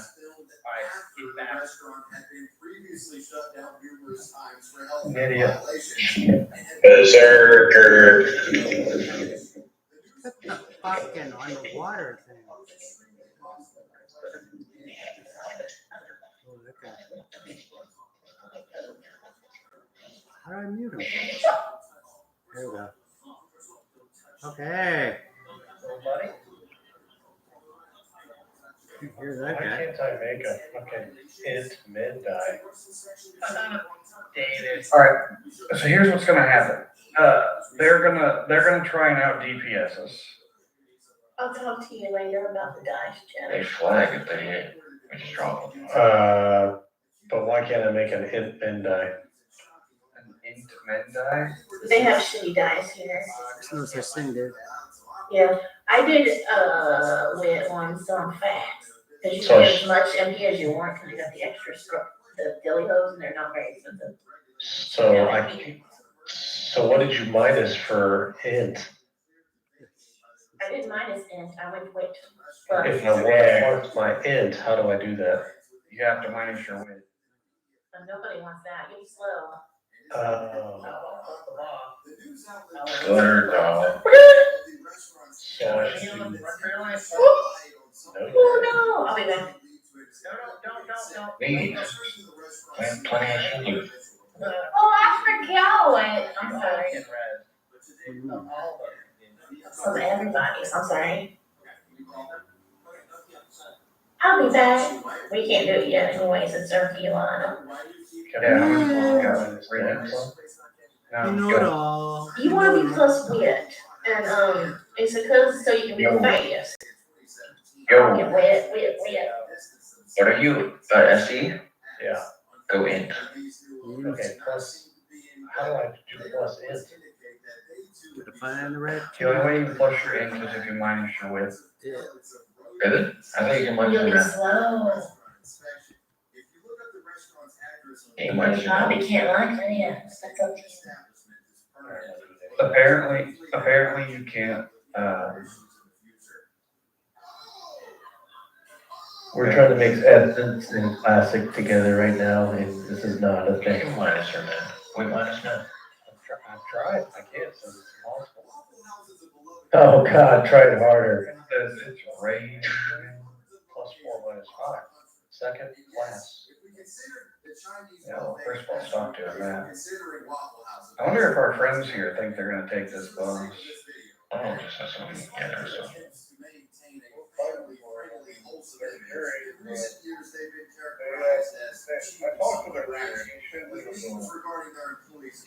They're leaving. Yeah, they're assuming.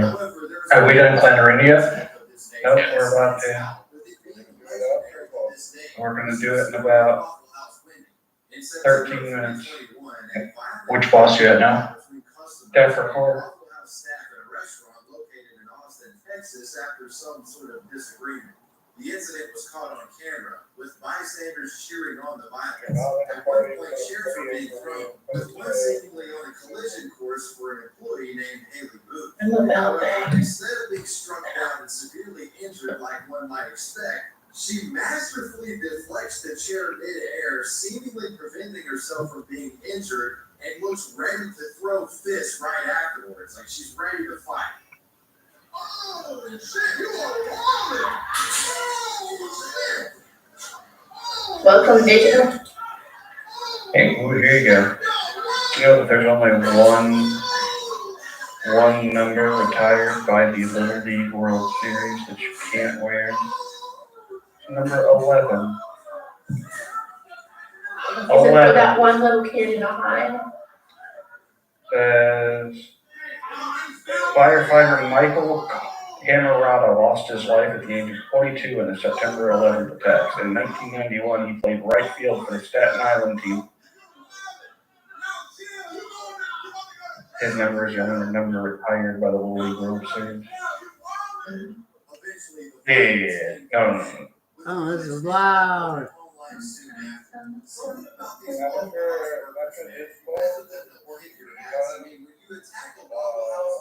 It's like attacking a guard in a neutral city in an RPG game.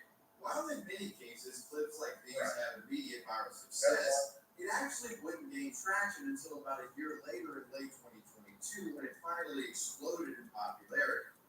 It's just like fucking ultra shaking that chair like. The Zerg is that Queen Anne. Perfect reflection. Onlookers were impressed that she seemed unfazed, barely even reacting to having the chair thrown, with memes spreading rapidly depicting her as a hero of sorts, with some giving her the nickname Waffle House Wendy, the final boss of all Waffle House workers. This culminated herself in a video where she cleared up many misconceptions and gave a more detailed account of her side of the story. Apparently, she had been written up by her boss after he saw her throw a sugar shaker in the security footage that showed the infamous fight. So she left voluntarily and tried to get work at another location. When she tried to apply to a new Waffle House, she was told that she had been blacklisted from working there. Too bad. They don't be throwing shit. And he looks at me, and he looks back at the security footage, and he's like, okay, well, I'm gonna give you a write-up because you threw the sugar shaker and it broke.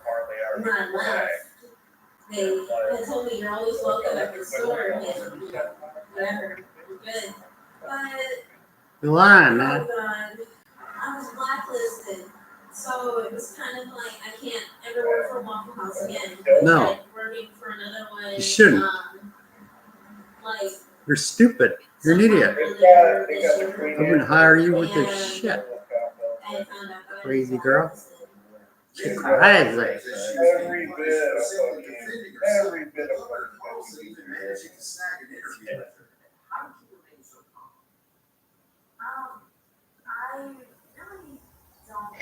You're on the Queen Anne. It kind of just all happened. So I can kill bigger things. Hey. Whoa. Had anyone ever thrown a cherry before? I mean, You log your ass in, bro. I'm tired of your ass. but not like directly at me. One second, man. You're a fucking little bitch. I assume you got some sort of reward and special bonus from How big was your dog? I actually didn't get any bonus. If you got the right The only thing that I did get from the fight was a minor for recognition. faithful servant alone. So, and, telling me, hey. Comes up, we can hit we're location gonna and see press where up it's this at. section, We're but gonna kill you it. did a good job, We're gonna kill that one after this one. Wait, you were written up for breaking a sugar shaker? Which went through a carrot thing? After the dust had settled, and I'm people had wondering, an idea so of there's what no actually way all happened, these people Amy are was approached by within the Rolling level Stone of for a this phone they're interview involved. where she gave them even more It might details get about her life. It's gonna nurse their age. According to her, she was extremely grateful for all the support and had even envisioned creating merchandise to capitalize on her viral success even further. Since then, it seems she's maintained a more low-key internet presence ever since the fanfare surrounding. Is that the level 18 guy? She did enjoy her 15 minutes of fame. It seems as though any attempt at leveraging her fame into any sort of meaningful online No, career it's not the level 18 guy. but in the grand scheme of things, this is most likely for the best. Okay, so classic versus essence. So wit has no value either. Oh my God. Is that outlaw? Yeah, but does that affect skills and things? You can't do it fast. You can't do your skills fast. You can't cast fast. So I know that's logic. I was just wondering for the sake of this change from essence, because we've been brainwashed for essence. So. Well, that's like, as a healer, you don't want to minus your strength because that's. Yeah, no, that's the wackiest thing for essence you'd ever hear. Yeah. Yeah, right. So that's the question. Wit. Wit, the same as that. They dropped anchor so they could devote all of the ships Exactly. to her Gulfstreams in a desperate attempt to outpace the Russian blockade. Bang out And some of these suddenly, other they realized that the things. situation was hopeless. What do you want now? All right, that all. Well, that was fun. hey, Jenner. Yeah. Outlaw trade check. I got that +1 vote. Hey, Chet made it here. Yeah. I finally made it. I gave him the link. I did. I'm gonna lie. Oh, there you go. Hey, Josephers. Oh. Yeah, my bestest buddy ever. Hello. Except for you, Ollie. She likes me mostest. Do we want to go clan arena? Arena. Yeah, I don't know why the respawn time went from 1 minute. Over the course of just 4 hours, Lake Huron became Thank you, Ted. and the lives of 178 Just put it on across the the Great Lakes. A total of 12 ships were lost with all hands. Another 30 vessels were stranded. At least 273 sailors lost their lives, though the exact number is impossible to calculate. As the story became clear, the scale of the devastation slowly became America. On the afternoon of Monday, November 10th, Can't hear him. the southeast of Sunday City was encouraged to Lake Huron. At first, Captain Ellie saw nothing as he patrolled the still rocky waters of the lake, but then he saw a settling sight. He had turned out of a steel freighter, lazily drifting on the lake's surface. The discovery would soon ignite wide speculation in the press over the identity of what would soon be dubbed the mystery ship. It was assumed Bang. Regina. By Tuesday morning, on the beach of Port France, Ontario, debris from wrecked ships began washing ashore. A lifeboat from the Regina was found in the debris, with 3 crew members still on board. Arenas, Monster Arena. More bodies from the Regina's crew were I did how you did. along 70 Oh, is that where we go? The Regina's wheelsman, Little raggedy man. was identified by a letter in his pocket, sent from his mother. And you click enter on that little phone.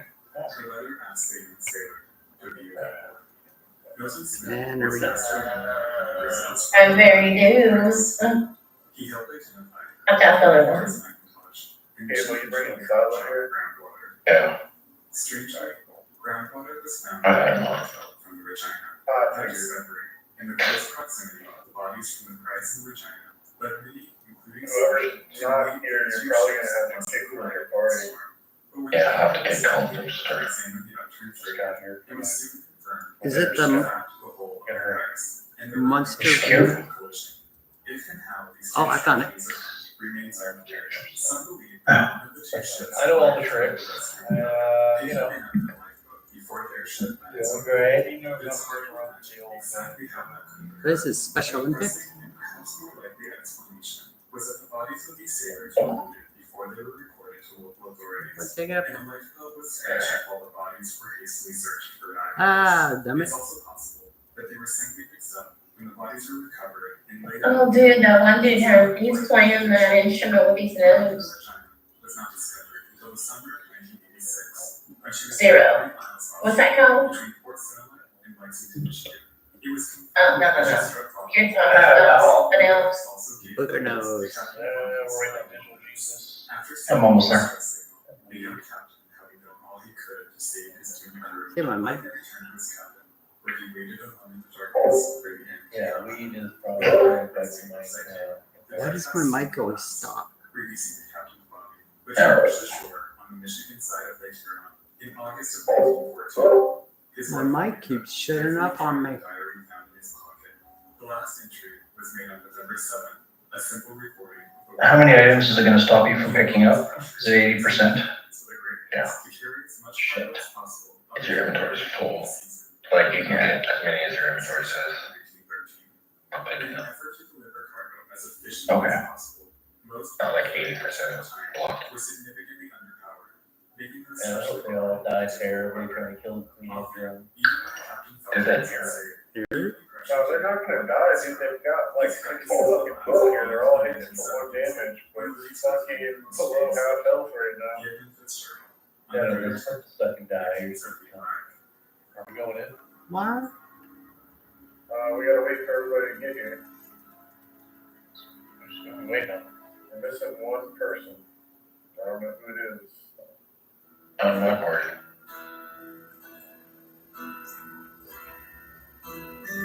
Party's all here. I might be too low. Somebody from the, no, you just need to be at the planner. Okay. A level requirement. He's here. I'm here. Russ is here. Everyone's here. On a sudden, in May 2013, We got 16 people in the city and there's 15 people nearby. No, there's your friends, there's 15 friends. Oh, okay, I'm sorry. Okay. Take us in, bro. Yeah. That's right. Feel like I'm gonna tear some heads. But the team hoped that this time would be different. Turn on auto mode and go make myself play the game. The software. Yeah, I don't think auto's not gonna work. Oh, in essence, it doesn't. Are you gonna hit it, Brad, or are you still waiting for people? They deployed their soon they detected a large anomaly, but they weren't going to. Oh, here it comes. They sent out a drop camera to take a look. Their first pass picked up nothing. But Yeah, I don't find them. signs of a large shipwreck. The lakehood was covered with iron ore. Finally, their camera found what they were looking for. The foremast of a large freighter appeared in the darkness. Then they saw a pilot house. But they couldn't be sure if this was the wreck they were looking for until the next day, when their camera passed over the ship's stern and finally found her nameplate. It was the Henry B. Smith, lost with all hands in the Great Lakes storm of 1913, almost exactly 100 years before. The wreck, beautifully preserved by the icy waters, could finally shed light on one of the greatest mysteries of Lake Superior.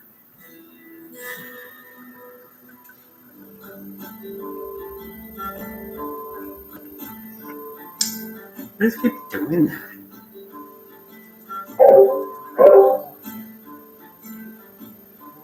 By November 18th, the Henry Smith was reaching the end of a disappointing season. The weather had been especially cold. Oh, so that's what Kyle's doing this now. Costly radio metals. Who's making money? By the Acme Transit Company. Oh, God. The company's management had grown frustrated with frequent delays and blamed Captain James Owen for the disappointing The 54-year-old Don't worry about it. had over 30 Yeah. He was well enough right, but he had a reputation for avoiding the water. While avoiding taking chances with his ships and the lives of his crew, would be commended now. Bada box. Just cautious. So you open up one of these boxes That's in here. it's important. That's Yeah, Jake, the ball back. the number one priority, even over safety. Bada box. Level 2. I'm scored. Balance, are you alien like a champ? Designated home for 343, the 6,600. Oh. Really good. Do you want me to drop the... Constructed by the American Shipbuilding Company in Moraine, Ohio. She was one of the largest frigates in the lakes at the time, measuring 545 feet or 166 meters long. I put the proofs of blood in the clan warehouse, right? 17 meters. She was powered by 2 Scotch Marine boilers. When do we kill? Single triplet stage. I think one of them favored, right? Single She was named after a prominent underwriter and managing owner of the Lineage Wooden Ware Company in Michigan. For this final run, the ship's owners were said to officiate stern command to Captain Owen. Either deliver the Smith your cargo on time, or this season would be his last with the company. I mean, it's doing no damage. So you look at half HP, it should tell us which one's fake. It's had the largest and half HP during 5 years.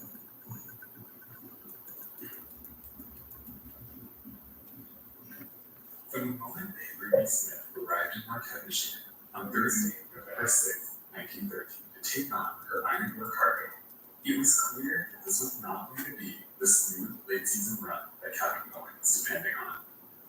The ordinary, easygoing captain could barely contain his frustration. Oh, shit. He intended to quickly load 10,000 tons of iron ore You picked the right one, Dad. final run to Cleveland, capping off the season with Yay! giving the ship owners nothing to complain about. We're winners. The weather and other Winners? before they could even begin loading, howling wind and blowing snow overtook the docks at Marquette. If this thing drops a fucking egg cream ring, I'm gonna absolutely fucking The flip only way out. to dislodge it was for dock workers to physically Happy muscle. One damage with 1,000 people hit. It was incredibly Happy dangerous, muscle. and dock workers typically avoided working in such brutal conditions. Hopefully they put it on Fun Pay right away so I can fucking send Savior The Smith a ready to fucking sail. screenshot and with all not broken. The loading began Fucking there you go. painfully slow rate.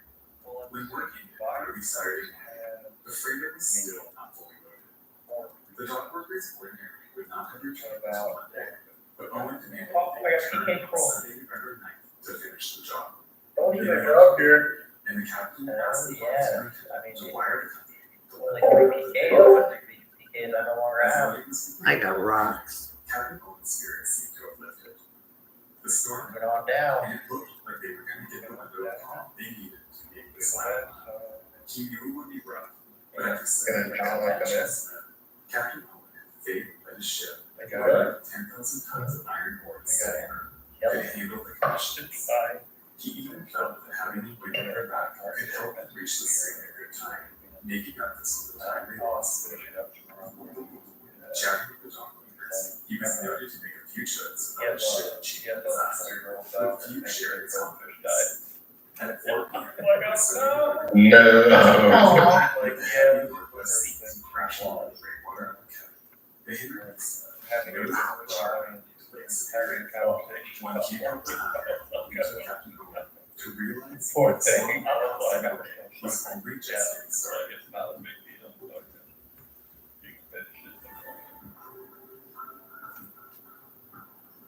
You mean it's not a big deal losing a goldfish? You're wasting food.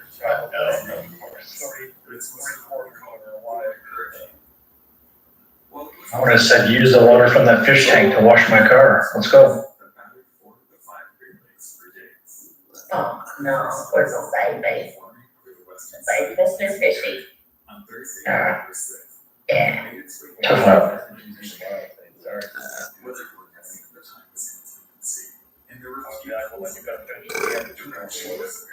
Oh, no. The first The fuck's going on here? It was moving east through northern Lake Huron. To many experienced sailors on the lakes, this seemed to be the worst of them. Sure A can. brutal but somewhat difficult route day below. As the first storm moved east, Now, if you keep using them to detail your car, next time the hamster dies out of not, you know. Another fucking 9% chance this thing is gonna drop in 8 years, man. The first storm system late on November 9th. Over the next 24 hours, winds in the region exceeded hurricane force for extended periods of time. Wave heights are estimated to exceed 5 feet or 11 meters. Yeah, And that's modern fucking insane. simulations I figured this is I looked at it, I looked at them 18 minutes ago, and they were obviously started before that. the pilot house, the LC Volvo. Yeah, when I got here, it was fucking, Exterior. That was you know, estimated to be as high Philip as 50 feet or 15 there's meters. no fucking, Captain Owen's confidence was not shared by others. fucking racial people, fucking at least this year, man. Dangerous. Yeah, after they kill this, we'll probably go kill Biome Freeze, you think, they can kill that. So, you know, just like the Empire Freeze, As they sailed through both Oregon Lake. have, It was incredibly irresponsible to sail out so it actually has without less, letting the ship water they tight. do have less. Captain Charles Fox, another nearby freighter, the SS Choctaw, judged the conditions far too dangerous.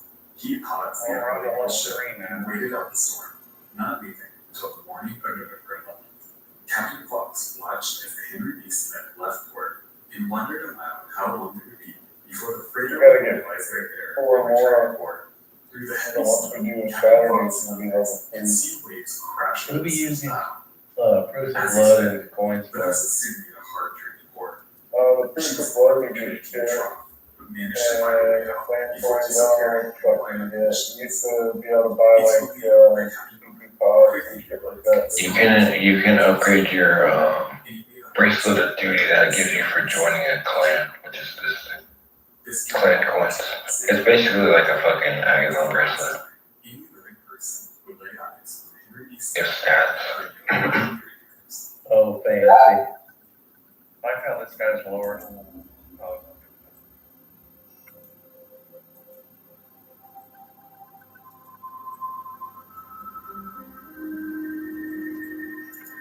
Well, how do you upgrade the bracelet of duty? Look, balance the fucking thing's falling. Yeah. About fucking 20 minutes late. News of the devastation The spread in fuck? the region. What Numerous vessels were I don't know what he's talking about. while Captain Owen's message was received. Where did I get that from? Because bees? Give me something I can use with this shit. But she was one of the Whoa, what's that? Information was scarce. This is the last one. And the officer of the port here on Okay, sorry. My father and one of the Smith's crew members visited, desperate for news that his son had still be Yeah, alive. right. When they told him that they knew nothing, he responded tearfully. Oh, my mom. "I just plain can't tell his mother he's gone. He would kill her." Yay. Don't forget to claim your mission reward. The body of second cook Where's that? H.R. Hassel was found floating 50 miles west of Whitefish Point. Then, in the spring of 1914, the skeleton of third engineer John Gladiator was found in Island Ridge Camp. They were the only bodies ever found out of the 25-member crew. Few other traces of the Smith were found. Okay, I'm bored. In June This is dumb. 1914, a bottle of a message was I don't picked like up. this. It claimed that the ship broke in two 12 miles east of Marquette, but the message was dismissed as a fake because it was dated November 12th. The ship would most likely sank on the evening of the 9th or the very early hours of the 10th at the latest. The bottle message only added to the mystery of the Smith. Over the years, nearly all of the major vessels lost in the storm of 1913 were discovered, some a few days after the storm, shedding light on what might have happened in their final moments. But from the moment the Smith faded out of view, she passed into the unknown until her wreck was finally discovered 100 years later, lying only 30 miles from her point of departure, broken in two at the bottom of Lake Superior. Alright, What going exactly to was bleed in. remains unknown. Forgot It could something. be that her crew didn't finish securing her hatches before water began breaking over her deck and pouring into the ship. It's possible that she suffered a hull fracture that caused her to break in two in the heavy seas. But no one knows for sure. The Great Big Storm of 1913 claimed 19 ships and stranded over a dozen others. Over 270 people lost their lives. It remains the deadliest storm in the history of the lakes. When reading about maritime disasters, You frequently come across captains who were faced with impossible life or death decisions that you, in the comfort of your home, safe on land, could never even imagine. But in the case of the Henry E. Smith, the correct decision was obvious, even to fellow captains in Marquette at the time. Captain Fox in the Chalk Town, though hesitant to speak ill of another captain, was shocked to see the Henry E. Smith leave port that storm. What happened? It was clear to him and several others who were present that even a modern vessel like the Smith probably wouldn't be in those conditions. Captain Owen was a respected captain. That was gluten, didn't work. What he could have taken was out of character, Cool. but he was under enormous pressure. Staying in port probably meant saying goodbye to the career that he dedicated his life to. Ultimately, the final decision was his, but the alternative probably felt unimaginable. He knew that it was but no one thinks that it will happen. Captains are great their ships, even when they've been set up to fail.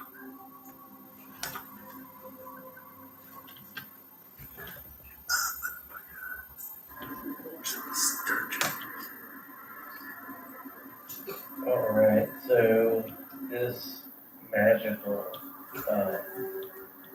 bracelet of duty. Bracelet of duty, how do I get that upgraded? Duty. Alright, we're back. I got kicked out. You shouldn't actually need that thing. Okay. Yeah, we didn't know. We needed it. But he kept saying duty too, and you know, that's duty. And you can make it free. Use that out bracelet. Duty. Okay. We don't need no duty. All right, everyone, welcome back. It is now September 10th of 2024. We just want to make sure we weren't missing something, you know?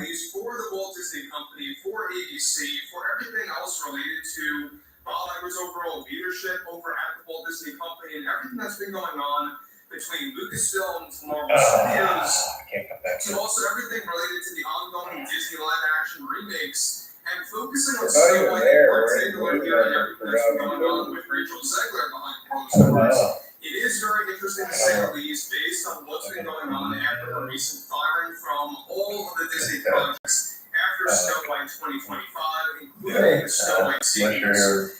This is Mike Zero. Subscribe if you're new and like this video to see future updates. You can also follow me at Mike 2-7. It'll be dead before he gets here because we got a little way to go. That's a miss. We're like gorillas. Oh, well, you can do that too. If you wanted, you can do it every 3 minutes. Oh, yeah, definitely. Chris.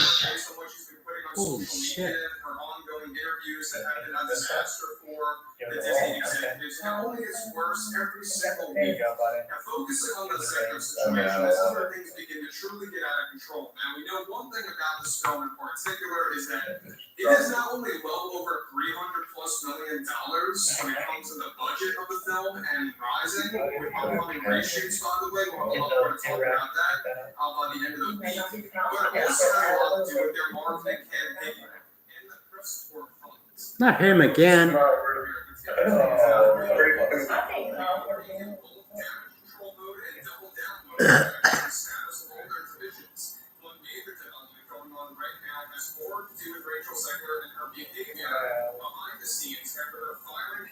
Yeah, no. Here. So mailed it.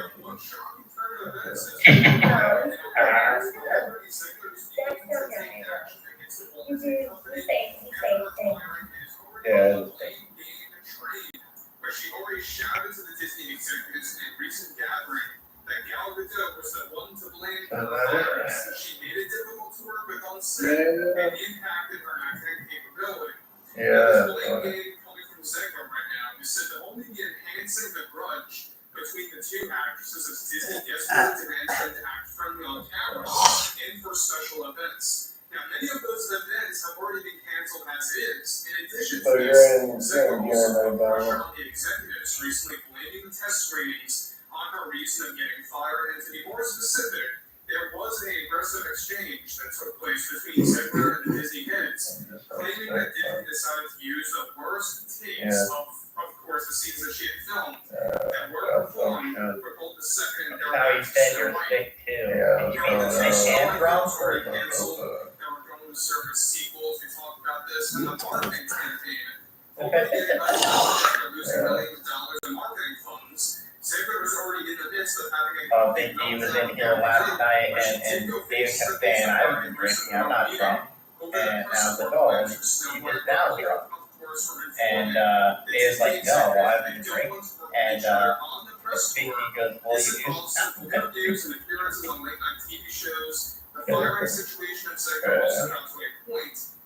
the two are very similar to your Highlander. For ruining her acting career since she was 100% relying on the Walt Disney Company. Stomach bug or something.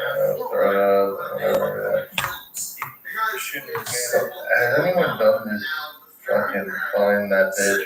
Shut up. Oh my God, just leave her alone.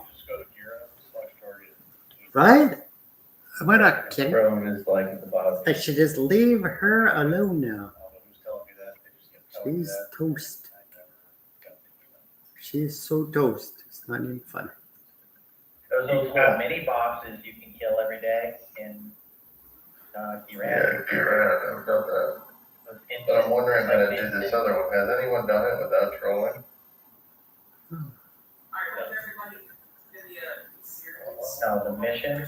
Nobody's done it. I don't even know what Maybe it'll work better than say, I don't know.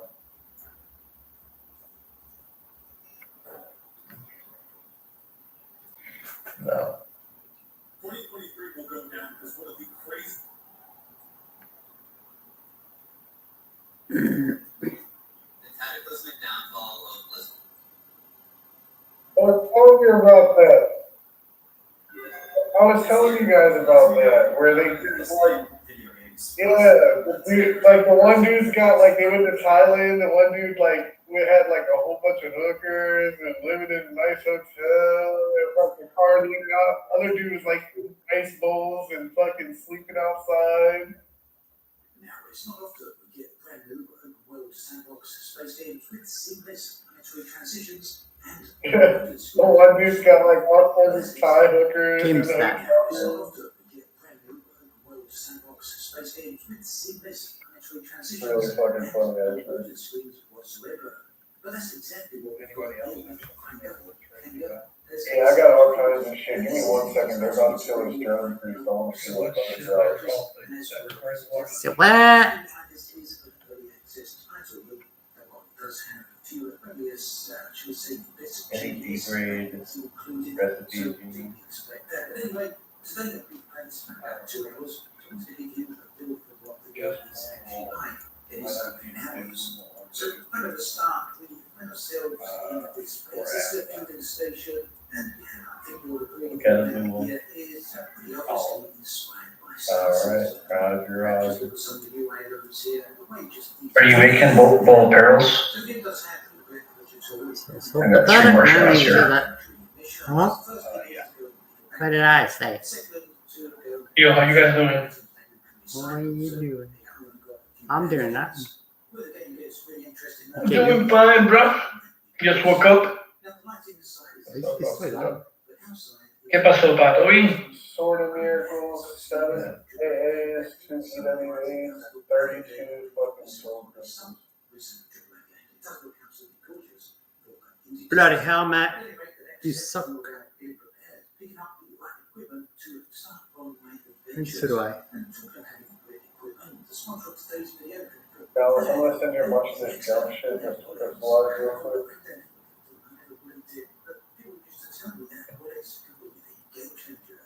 Look, I do not mind where I received this extra. It's a kind of wallet, a sustainable and a functional wallet designed to keep your essentials safe and accessible. Well, it's not just about stuff. It's packed with features like RFID protection, not against data theft, and it also for cards plus cash. Now, what makes extra really stand out is their new undercard. It's integrated with cameras supplied by that. The undercard lets you track your wallet directly on your phone without the need for any additional app. imagine a peace of mind knowing that you can go either way. So I haven't accepted that one. The best part is solar panels are just trials of Let me get the rest of the shit out. Where's the store? So that's great for them. Oh, this hurts my bum. Right now, they're offering a massive discount of 25%. Increase that to 30%. Just Do check out the links in the video description. So, first stop was the underway. I was going to pick up a weapon here. There's one of those, it's a janky, it's a creature that was talking about earlier. With graphical effect, that does happen from time to time. So, yeah, pick up a weapon. There's a great selection here from sniper rifles to shotguns to submachine guns. Only got not many left, so we'll just pick up the submachine gun as well as some ammo. Here's a quick look from the top of the refueling tower. Again, pretty close to sunset yet, but does look very nice. So the refueling tower that we're located at is relatively small in the grand scheme of things. Joining elsewhere around the planet are full cities that is very big. I haven't visited one in the full game. I did visit one in the demo. I tried to go back and here that comes out of it to me. Outside the refueling tower, outside the settlement, things get a little bit barren. Yeah, this is the way my places, I guess, you can have it's very, very big. Just keep going. And there's a big I touched on at the end of the video thing, so I did. There's no working schools. Everything is absolutely seamless. So, regardless of whether you're driving the surface of the planet or just keep moving, whether you go up into space, you never want to come to a transition or a loading screen. Now, these creatures, the first thing you're going to have to attack, is that they really do rush you. They continue. So you have to get overrun very, very fast. You can see there's just a little baby, you know, early on. Mostly speaking, I don't really have a problem with this. It's not really a AAA game. I wouldn't have a problem with it. Full of AAA release needs with this. I do feel the game is a lot of fun. don't like me, so then play something. Not everyone. Yeah, I've got like 4 babies, 5 babies, title on. That's it, the title will only release that this week into early access on Steam, so it's still early days. Now, sooner or later, the guys want to head further out into the wastelands and all the adventures are going to cut here. Unfortunately, the vehicles on I usually get cooked shrimp in my personal house because, like, well, I'm from Ohio, right? But I was living in Louisiana. Fish could be okay now, but in Ohio, you know, I mean, it ain't right there.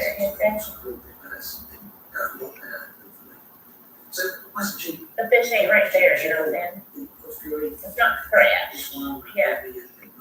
But I'm in Louisiana now, right now, and so fresh food is fine now, but yeah, when I'm out that way, I just get like the shrimp or something, yeah, that's good.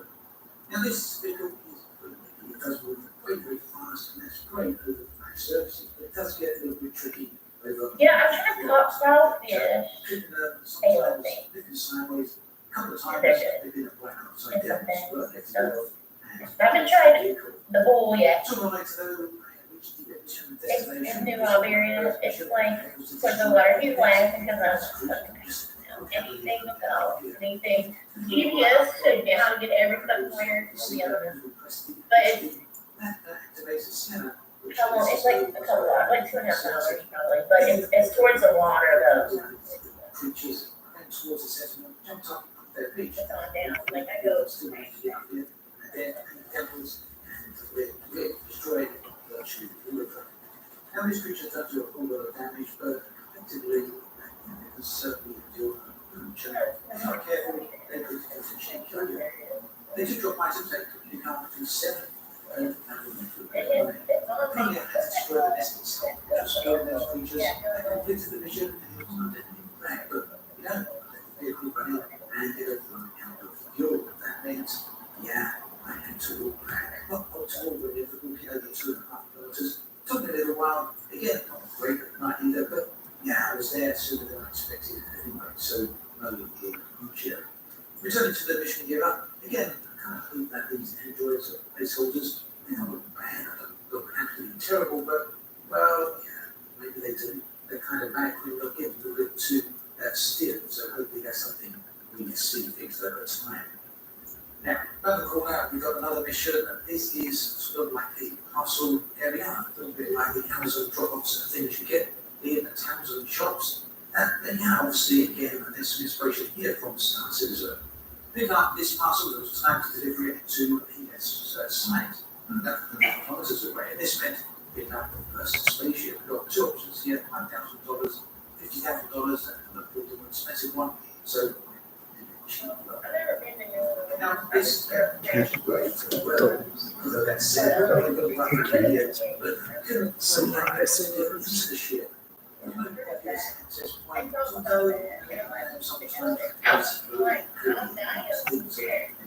Anyway, found it easier just to jump up on the roof and get in from this way, but it does look like the ship. Okay. Guys, no close to one of you, or talk right next to you. But cafe is not. So inside the ship, our keep talking around again about the vehicle, and we are good to go. It's not getting the front of all is pretty decent. It's 14. Actual keyboards, so turns on the axis. Which one? Acceleration is the W key. Down for boost. And The PK White Elf Arc Spoiler. Who did it get? Lorian Land. Is that a Oh, God. Mandalorian? Yeah, like it hasn't been in there for the last 2 days, farming in the corner, you know? We literally had to go there and not stop. Yeah. The name of its pet that they killed is named Rat. Named the plant there. So you can't even make this shit up.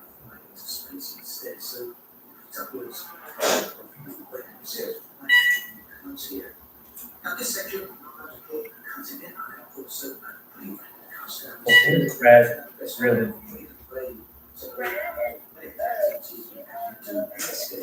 For all this rat, how come it's not rat? Well, for all this rat, is a rat. For all this summer? Even if. What was the ankle? What's going on here? Yeah. You got about 6.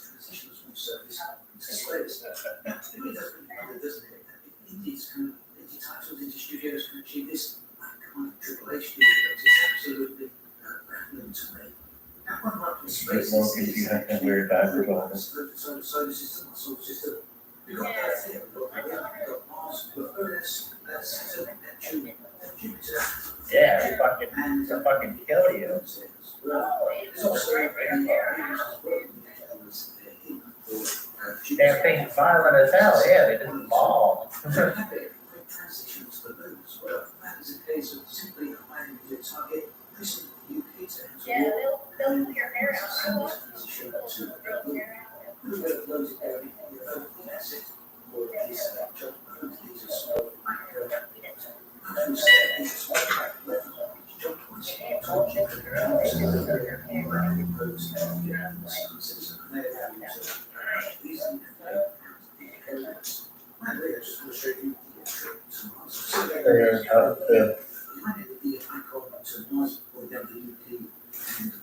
That's illegal. No, fucking that monkey. Fucking a monkey? That's what you said. You said, fuck that monkey.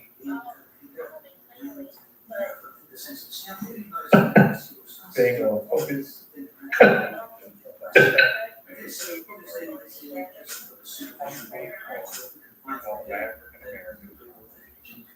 Oh.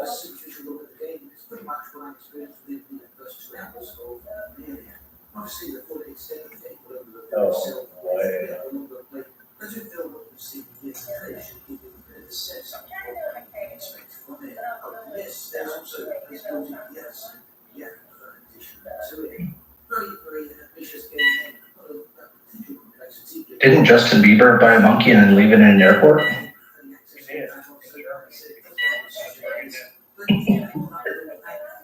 So he's like, fine, keep it. True story.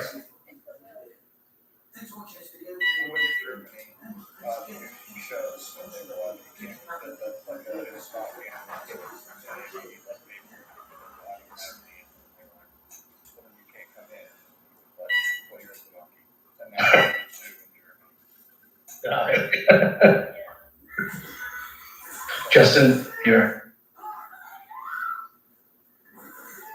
Yeah. Yeah, on the roast of Justin Bieber, Snoop is really riding him about it. Yeah.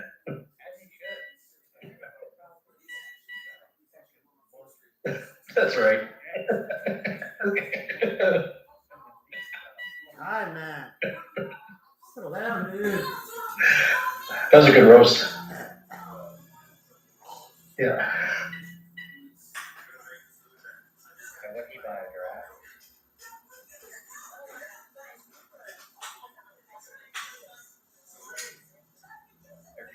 They're dangerous.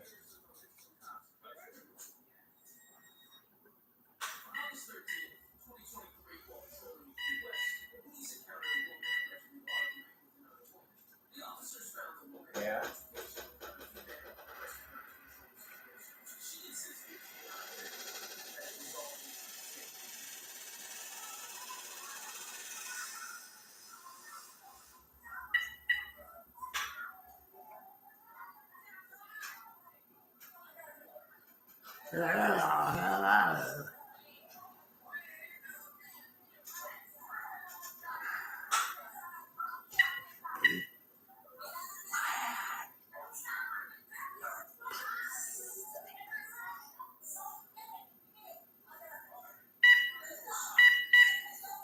There's always one chick.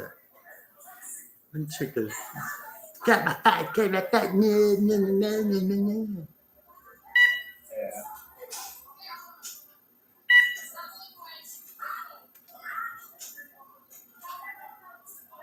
Yeah.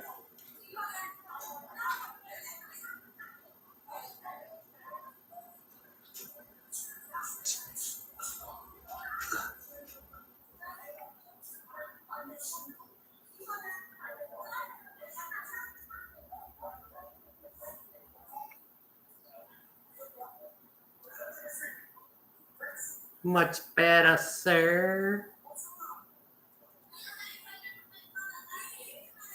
I've noticed a bunch of people that are running back to a spot as they're hunting though constantly. Holy shit, man.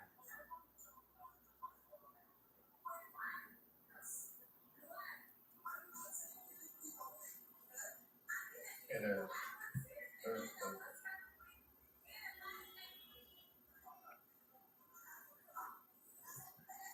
Oh, shit, I just noticed that it has a return to center pin. It's part of the game. Yeah. My bad. My bad.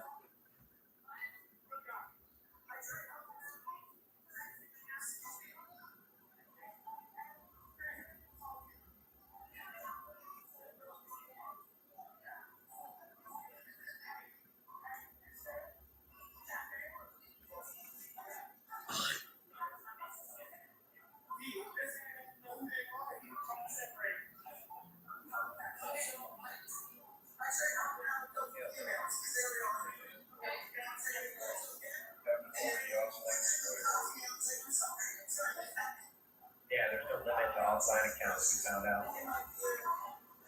Yeah. So they can have like 40 spoilers with offline accounts.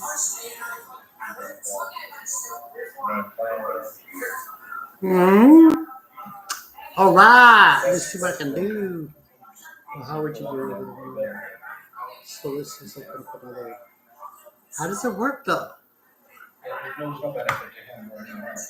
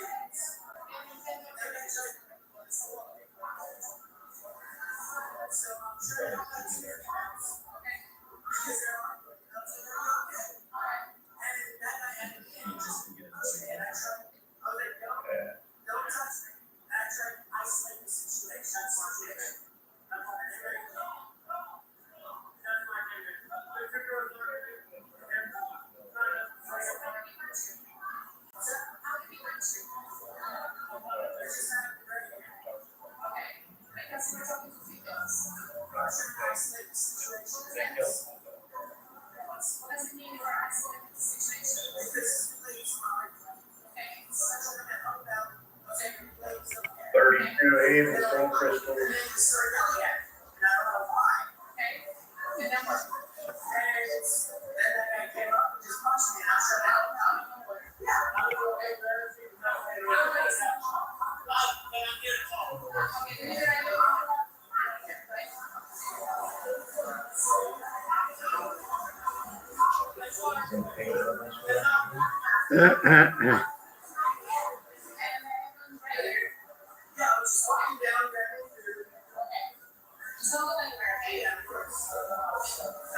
The police collected statements from bystanders, but the woman's claims of innocence complicated the case. Okay.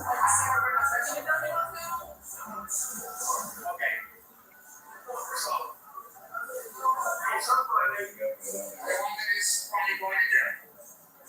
That's my mom. Okay, so I came with them. And then I walked away because I was going to get a hold of them and I was still dead. So when I walked away, I don't know what happened. But it was like a, like a situation. And I didn't just to make sure they were okay. All the girls. If you see, I'm with 1, 2, all girls. So these girls and you went together. Yes, they were here. So when I came back, I was down there. So when I came back, just to make sure that I would not disrespect them. Did you see them? They found them, you know? So how were you making sure that you were not It's like that she was being loud. Anybody had being loud. I don't know what was it. I'm not gonna lie to you. I don't know what was it. Between the girls and him. Okay, I came behind to make sure that she was not disrespected. That's it. So you were just looking, you didn't. So look it out. No, no, Why would you say you punched it? how you ask it? How do you think that I would watch it?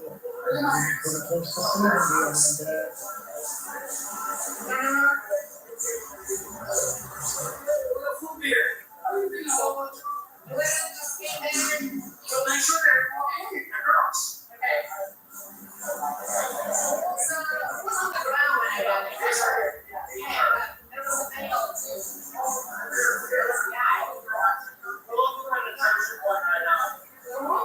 This is a Joshi coin. They got ripped off his neck. Is it before his chain? A Joshi coin. They got ripped off his neck during the stuff. Yeah, doing the stuff. Yesterday. I don't know what happened.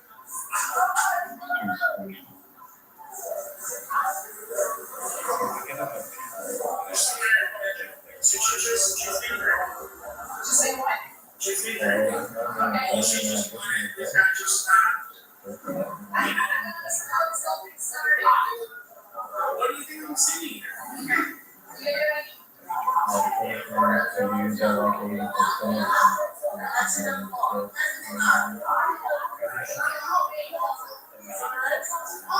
No, I'm not. Ooh, wearing. Fatty. Get some clothes on.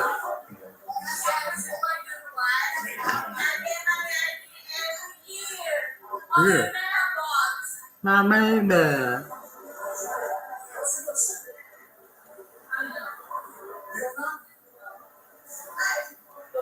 In a group? Or just running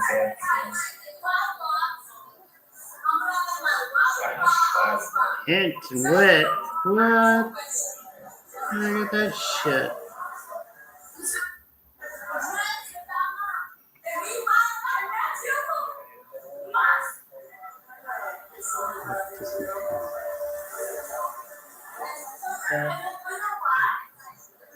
people party. Look at that. If he's gonna hunt your girl out of party, he needs to be hilarious. He keeps hunting in here, and he's like not in a party, and then running around the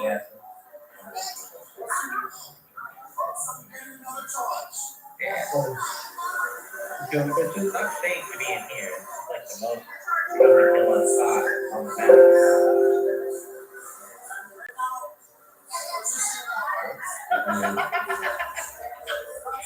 But, yeah, I have a point. Well, actually, we pulled the war down, so they have to really want to kill us out of spite now.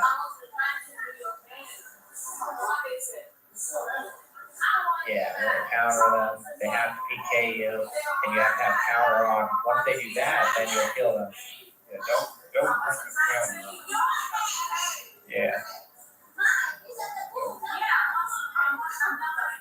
Yeah, let them PK you.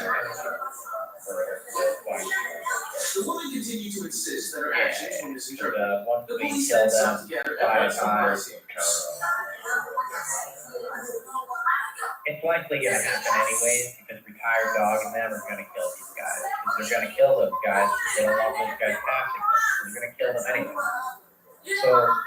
So if we kill them 5 times, then it's Then you're fucked up. Understand now, people? okay, so if we start a war, we just have to put stuff over right after it starts. Yeah, war. Is that, yeah, we take away anything? Do you use clan route or something? Who is fat chicks?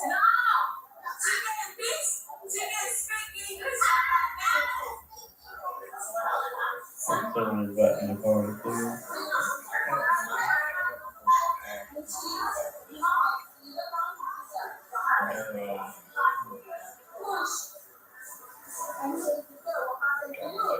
Oh, it is.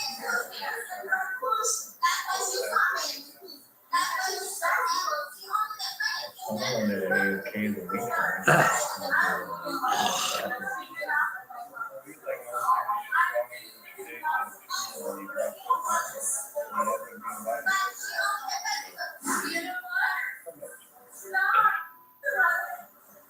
Yeah, the cat's playing.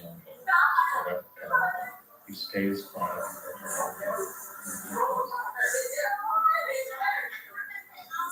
Because he's in the GC room and they want to kill us, so killing everybody in there.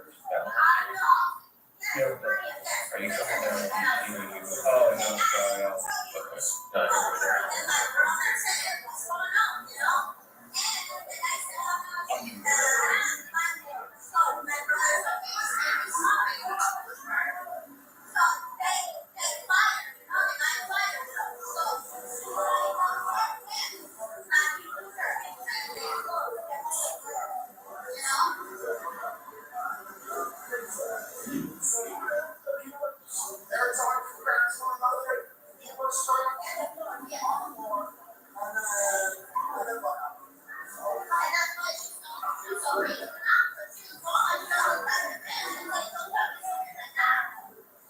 What the fuck are they playing on this stupid thing? Not even fun. Oh, fuck off, you fucking bastard. Get in front of me, stop shooting for me.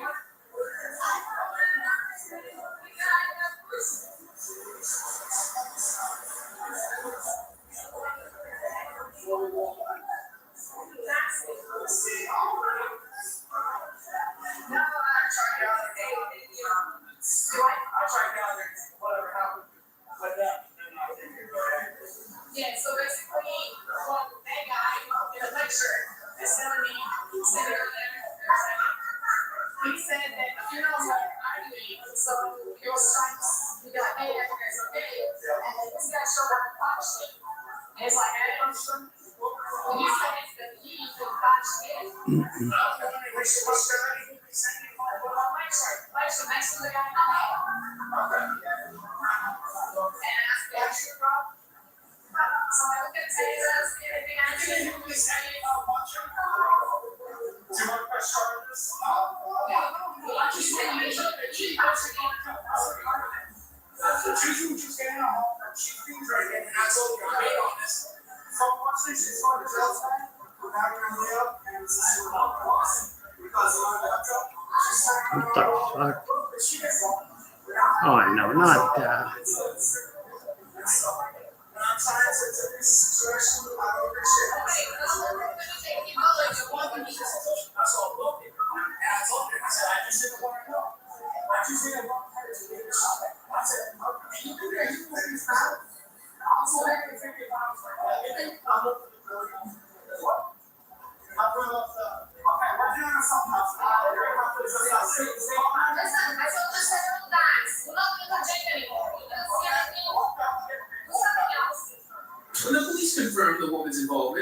bystander statements, they took her into custody for further processing.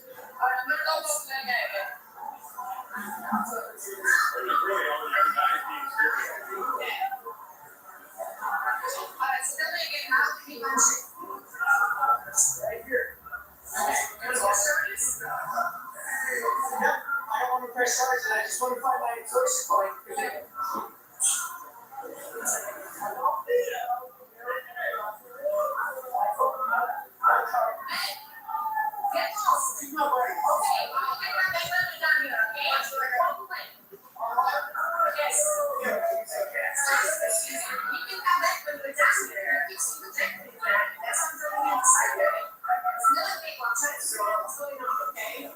I'm sorry. Alright, so I was trying to help out two ladies. Alright.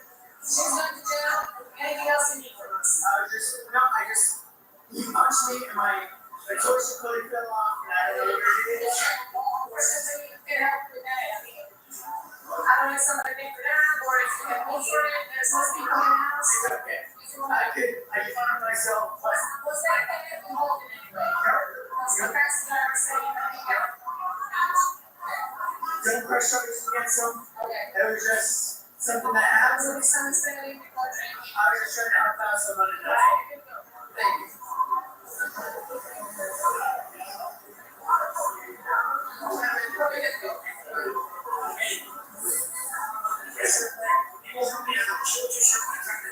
She's not about that now. It's about what we got in there. Okay. It's okay. It's not. You might be coming to pull my hands on him. No, I would have even one doing it. That's fair enough. It's okay. Hey, just go pick up something else, okay? Where's this shit always get on my thing? Why is there always those fucking Nimrods? Why is she fucking with her hair so much?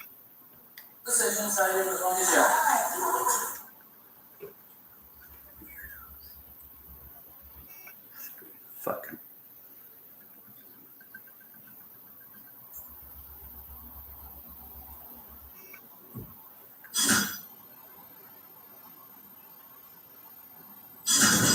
May 18th, 19. May 18th, 1980. Mount St. Helens. Well, everyone, here we are in Star Citizen once again. This is the. Well, everyone, here we are in Star Citizen once again. This is the game of all games that has currently raised over $700 million. I'm not even making that up. They have raised $700 million, and this game isn't even out yet. Like, I'm not joking. You can't go buy a retail version of this game. It doesn't exist yet. It's been in development for over a decade, and who knows when we'll actually see it really launch, if it ever does. But I am playing it here today because I want to see just what is actually available to those people who have spent so much money on the game. Now, I've done videos covering Star Citizen before. It's a game that I find just fascinating in all manner of ways. Not only is it technically speaking a very, very impressive package here, and there is a reason why they've spent and raised so much money, but also it promises to be something that I do think a lot of people connect with. As you can see, I'm flying around the city. This is a very large city. I actually collected this ship from a hangar, and then I took off after waking up in a small apartment I lived in. And as you can see, I can actually climb up into the atmosphere, and I can go mad trying to get out of orbit. And if I flip the view around here, you can see I'm just going straight up and leaving the city behind. And you'll notice something interesting. I'm leaving the atmosphere. I'm actually taking off and going into space. And as I continue to blast off and go higher and higher and higher, this will continue to get even crazier. Let me just show you.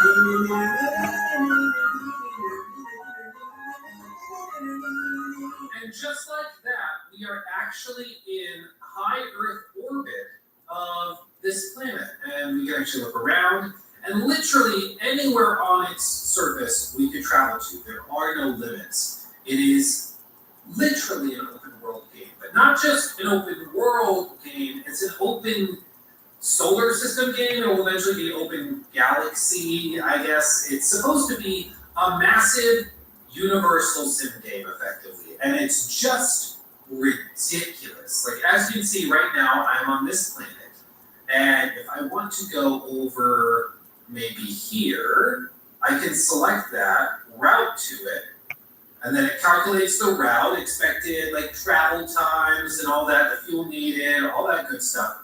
And then, if I'm good to go with that, I can close this menu down, and then I can start to basically warp there once I'm out of orbit. Okay, so once we are calibrated and spooled to that point, we can actually warp there.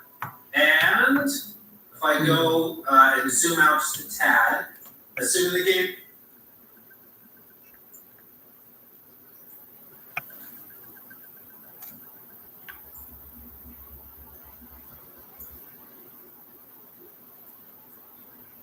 Thank you, decline.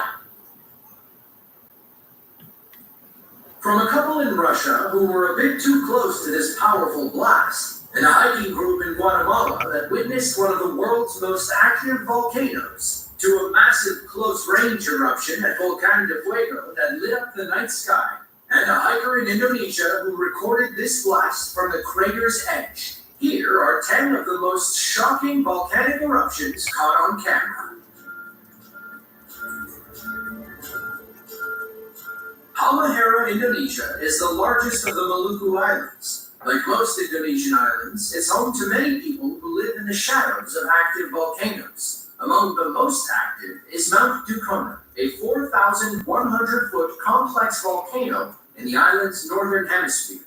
The Dukono complex features several tall peaks with overlapping craters. While official reports from this remote region are rare, it doesn't mean Mount Dukono isn't always ready to blow. In June of 2024, a hiking team recorded a stunning eruption while lying prone on the crater's edge. They'd already braved the elements to get there. A little eruption wasn't about to send them packing.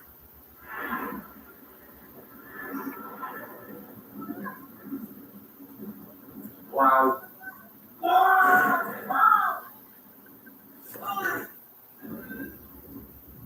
I literally felt that. I literally felt the pulse out of us.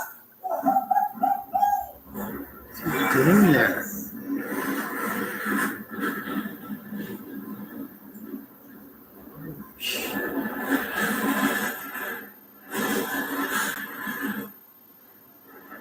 It's time to get out of there, buddy.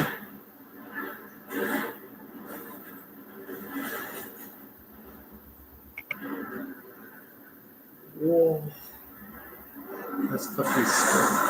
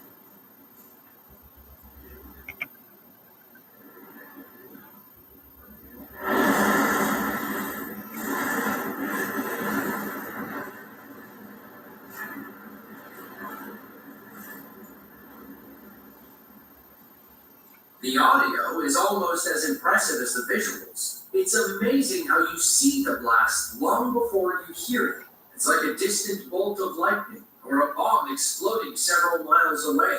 As we mentioned, getting to this volcano wasn't easy. Our hikers had to trek through remote jungles, sometimes wading through water up to their knees. They had to navigate rock slides and fallen trees, and eventually made camp near the base. After a decent night's sleep, they scaled the mountainside and took position on the crater. Our cameraman said this was the single best moment of his life.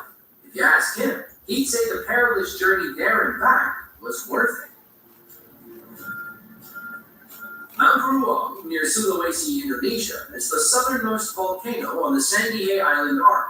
Technically, it's one big volcanic island, measuring about 2.5 miles wide and 3.1 miles long. From base to summit, the mountain measures just under 2,400 feet tall. Within the crater is a large lava dome that formed after a massive eruption in 1904. The volcanic island is home to about 800 people.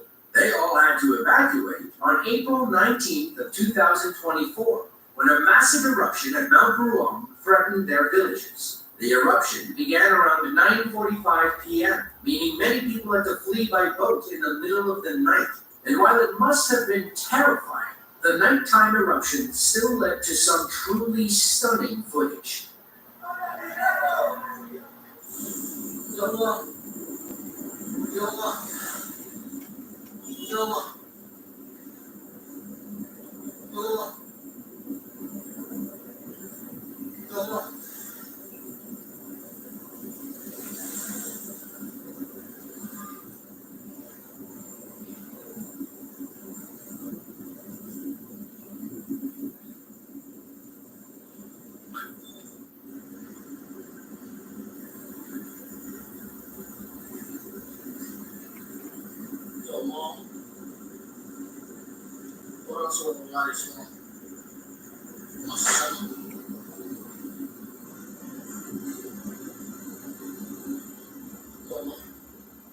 The following morning, authorities raised the volcanic alert level to 4, the highest it can go. They also issued a tsunami alert, fearing the volcano could collapse into the ocean.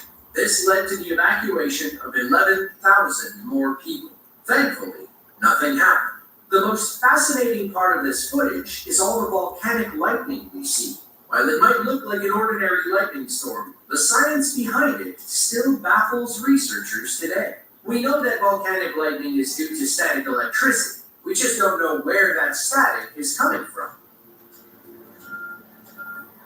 Mount Santa Maria is an active stratovolcano in the Quetzaltenango department of Guatemala. It's a part of the Sierra Madre mountain range, which includes other large volcanoes rising above Guatemala's Pacific coastal plain. In 1902, a catastrophic eruption at Santa Maria left much of southwestern Guatemala reeling. The blast produced so much lava that it led to the natural construction of Santiaguito, a lava dome complex within the eruption crater. On July 1st of 2016, hikers in Quetzaltenango were in for a real treat when Santiaguito decided to blow its lid. Thankfully, they were far enough away to enjoy the eruption safely. Wow! Wow! Ay, sí, esa es la más grande que hemos visto, papi. Siempre un poco de cuidado, muchachos. ¡Ja! ¡Qué grande, mano! ¡Qué bruto! Sí, dijeron que iba a ser enorme.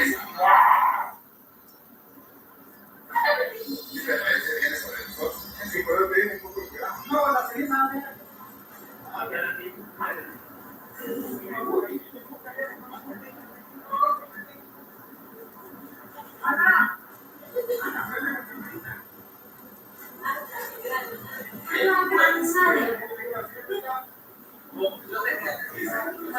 Ah, what is it?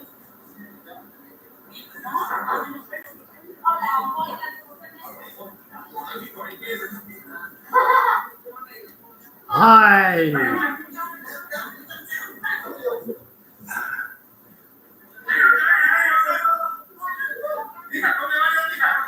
Oh, chica. Oh.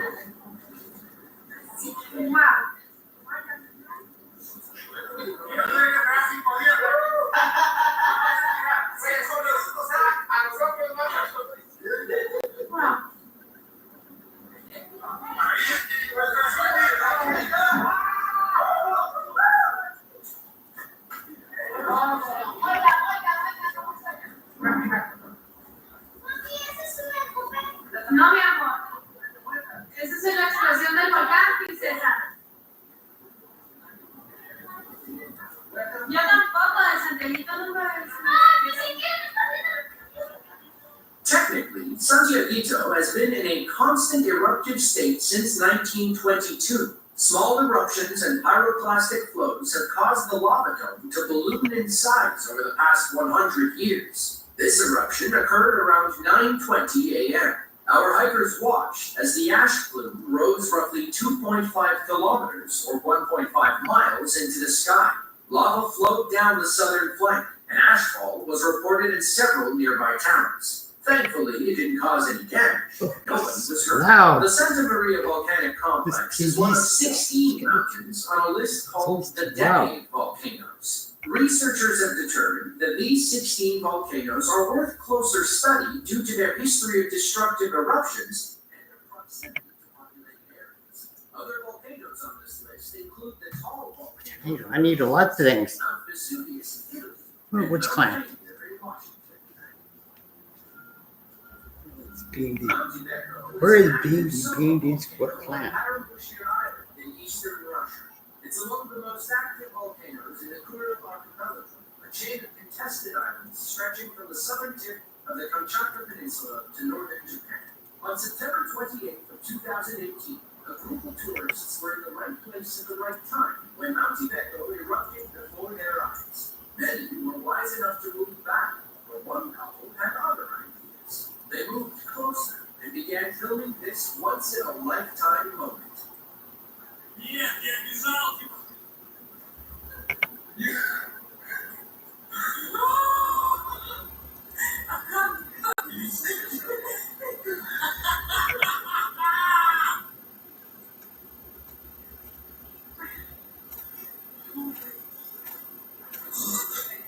Tiny.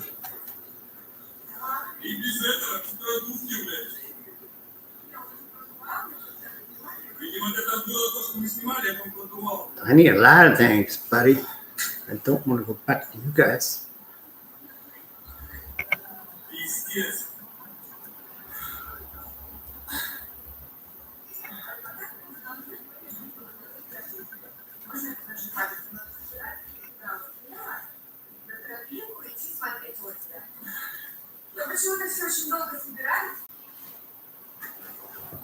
According to one of the tourists, everyone was lucky to be alive. They'd been watching volcanic activity for about 2 hours when they decided to walk down toward the acid lake. For some reason, they decided to stop walking and turn back. Just as they cleared the danger zone, the volcano erupted. If they stayed near the lake, well, do we have to spell it out? According to the Global Volcanism Project, the ash plume stretched over 13,000 feet into the sky. Volcán de Fuego is a 12,000-foot stratovolcano near Antigua, Guatemala. The name translates to volcano of fire, which makes sense given its history of frequent eruptions. Naturally, volcano enthusiasts flock to Volcán de Fuego for the best chance of seeing a large eruption up close in person. This group was in for a special treat on a clear night in 2022 when the volcano of fire showed them where the name comes from. We'll stop talking so you can see that again.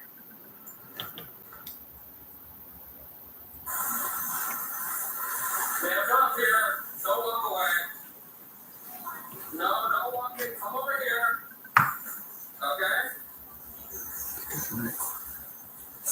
Walk upstairs, alright? Let's get out the water area. You're scared? Alright, let's walk up here. Let's get on this water, okay? Don't run. Sorry, walk.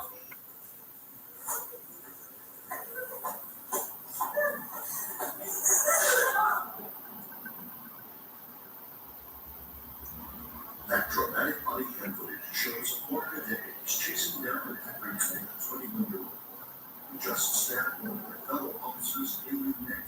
The attack and the events leading up to it were all captured on camera. It tells the story of what happened when what initially seemed like a routine traffic case nearly turned deadly for one young police officer. I think she stabbed him. She stabbed him? No. She stabbed him. The whole thing at the end of the stick. This stairway right here? Yeah. I see blood everywhere.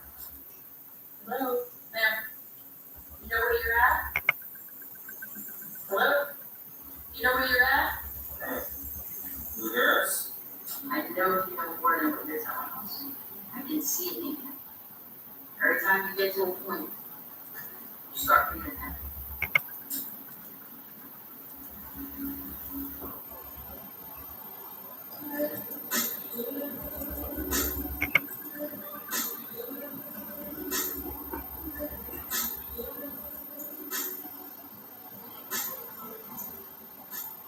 Before we begin, we would like to extend our deepest sympathies to the family and loved ones of the victim in this case, Cody Colangelo.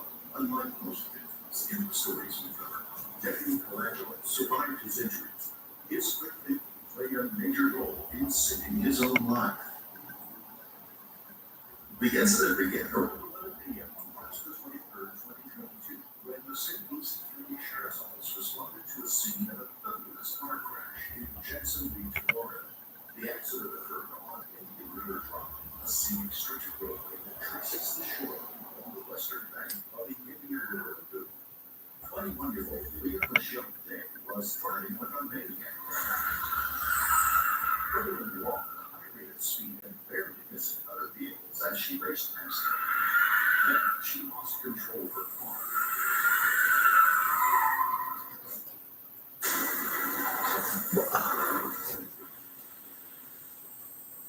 Her Honda Civic slammed into an oak tree and flipped several times, according to witnesses. The bang was so loud that the sheer force of the crash drew people out of their homes to find out what caused the impact. Leah Day managed to extricate herself from her demolished car by climbing out the window. Disoriented and said she didn't stick around for long. Witnesses who called 911 to report the accident told authorities that they saw her flee on foot. Police officers soon arrived and investigated the incident.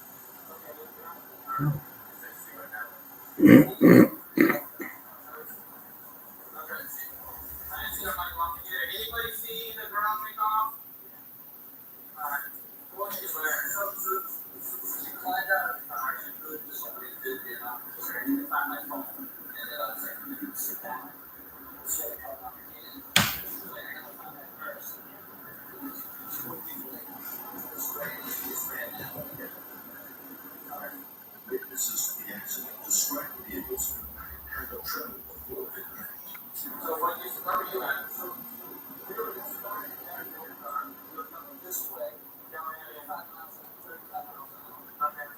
Fast. So she was saying, this way, had a top of right?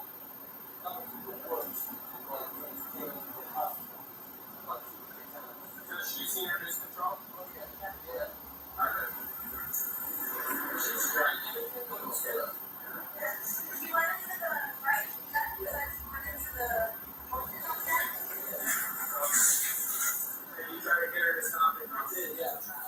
Get her to sit down.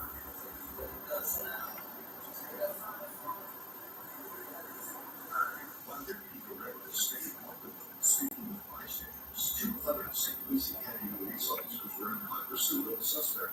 Deputy John Lineage reached out to the water's edge and began tracking the set of bare footprints in the sand. But the fugitive had a head start, so Deputy Cody Colangelo got in his police car and drove about a mile north to start walking from there. The plan was for the 2 officers An idiot. to along the beach towards each other, effectively boxing in the runaway flight so they could apprehend her. She's an idiot. Oh, here.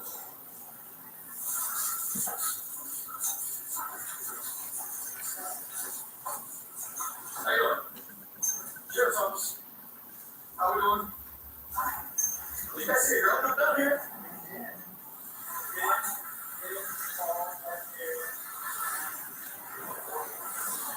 Awesome. Thank you.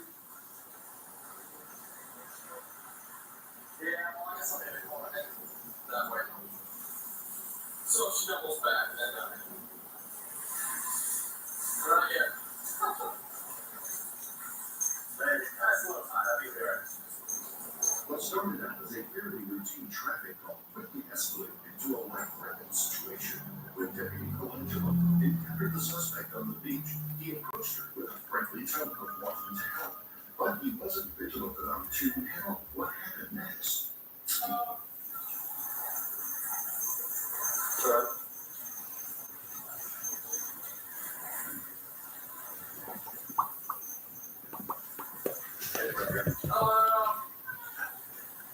What's going on? Man, stop real quick.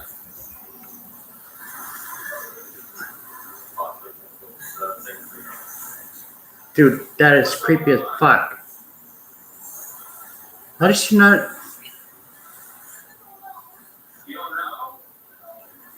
How does she not see that she's got something? Alright. Were you just gonna crash? Man, come up here. Don't walk away. No, don't walk in. Come over here. Okay? Walk upstairs, alright? Let's get out the corner area. You're scared? Alright, let's walk up here. Let's get over this corner, okay? Dude, she's hiding that knife right there. Fucking bitch.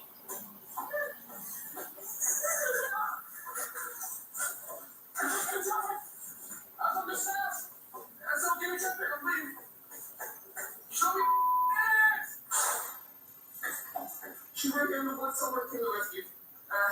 Where'd you go?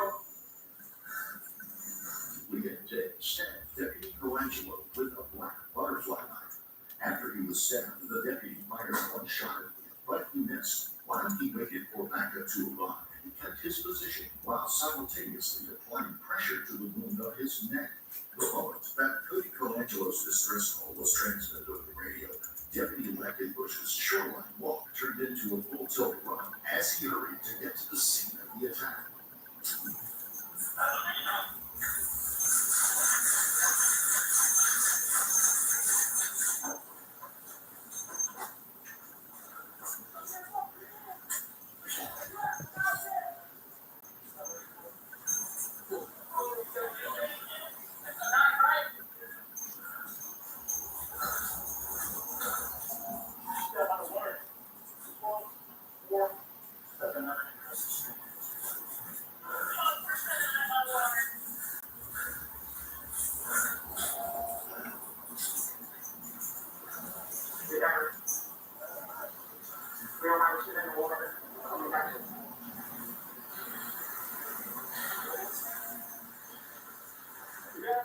Stay on the floor on the ground.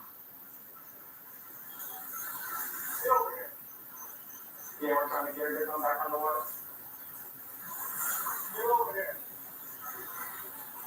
Get over here. Walk to the side of my voice. You better not have that knife. I'll fucking shoot you right now. Keep going. Keep going. I got it. Yeah. Get on the ground.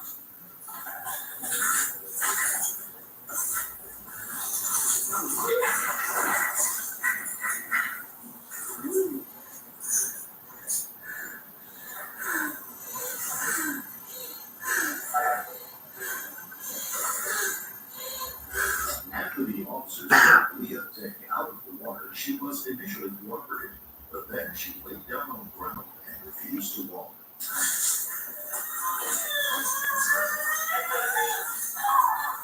She's awake now.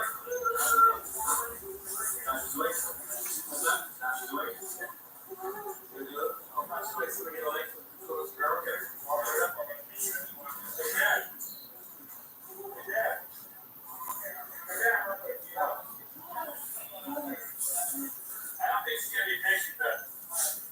They see how getting her up. Yes, it's not us. I think you guys are already up. Okay.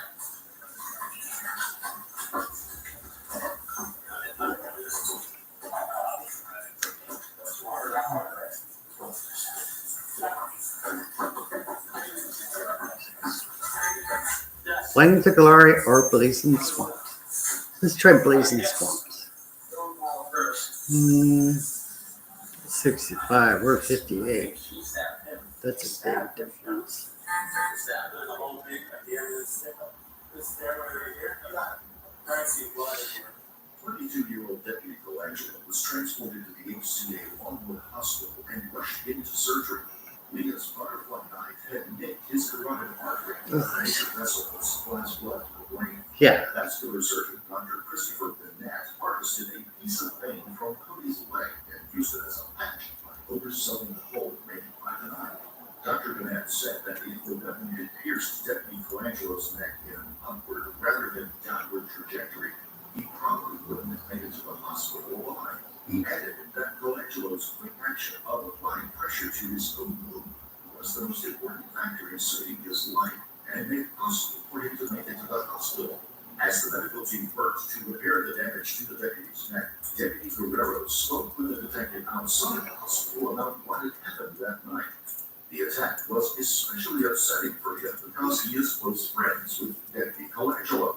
He stayed by his friend's side in the ambulance, reassuring him that he was going to survive.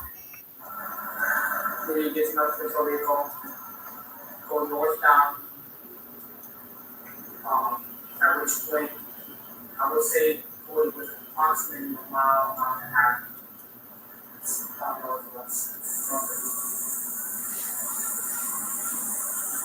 On en route, I observed Mecklenbush running towards the scene in the direction of Cody. Deputy Commando. I stopped. He got into the back. I told him to get in. He got into the back of my patrol, the rear of my patrol vehicle, and we took off.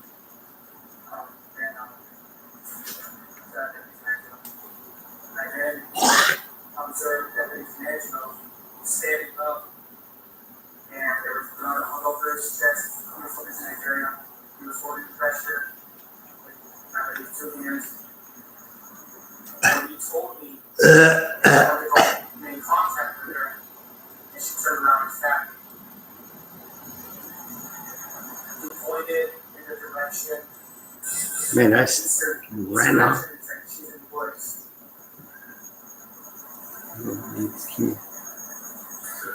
Let's go back to see what he needs. Thanks, man. He's a good guy. But he was kind of rough with me. All these guys are all fucking rough with me. They're all kind of bullshit. Leah Day was also taken to the hospital. She was transported to the St. Lucie Medical Center to be checked for crash-related injuries and possible impairment by narcotics or alcohol due to her erratic behavior.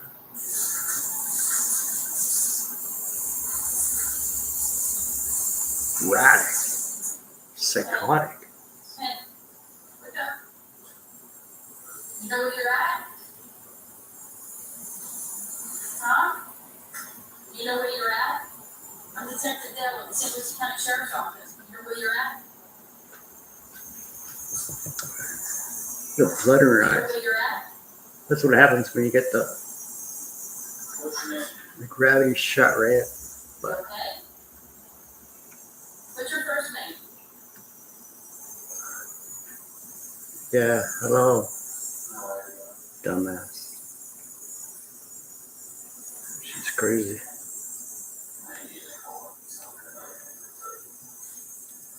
I need to kill you. Because the things in my head are telling me to kill you.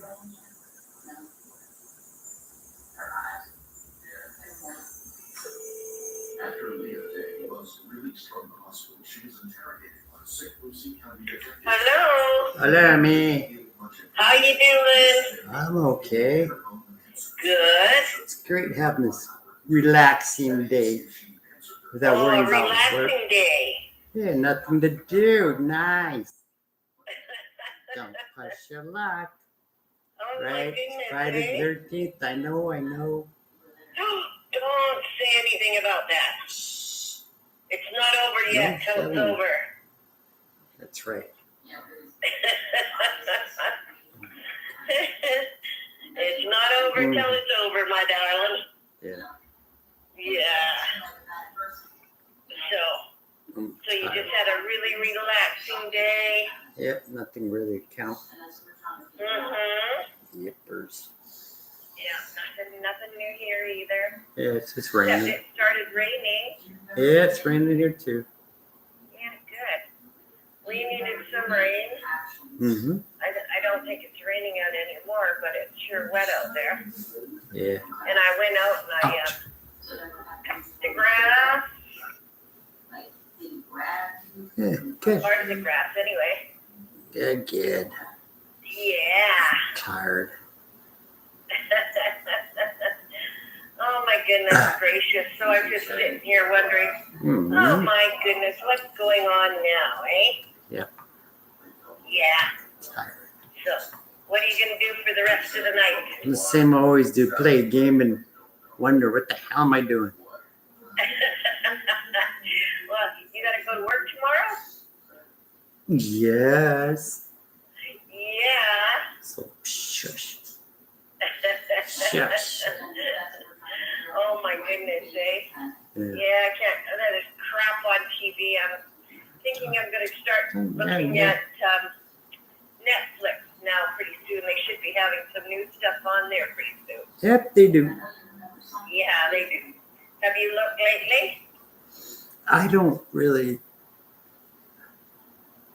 I don't know. I have, and it is nah. Nah. Me neither. Oh well. Yeah, I don't care. I don't care one way or the other. Mm-hmm. Yeah. Yeah, I'm tired. But I was thinking maybe tomorrow I'll go into Netflix and see what's new. Yeah. Mm-hmm. I'm looking here. Why would I have Bush's beans and chili and ketchup and toilet tissue and toothpaste out here? It's crazy. Oh my goodness, eh? Yeah. Yeah. Yeah, nothing. And I have some. Oh, what the hell is that? I'm trying to read what this. They found something on TV about murders, but I can't follow. I keep getting interrupted. Damn. Murder, eh? Yeah. Yeah. Well, I'm still waiting for the Mendez brothers. Yeah, no, not yet. Not yet. No. Boy, oh boy, eh? Yeah, okay. That's it. Well, Nothing you go there. get ready for bed because you got They're a nowhere. busy day tomorrow. Okay.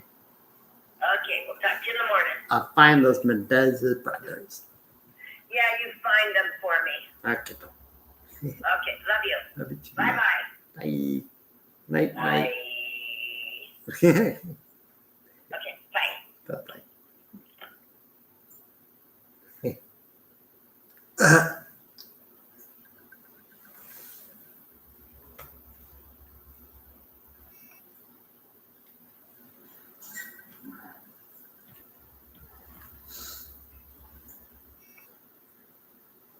So having no insurance, that's what made you run from the hospital?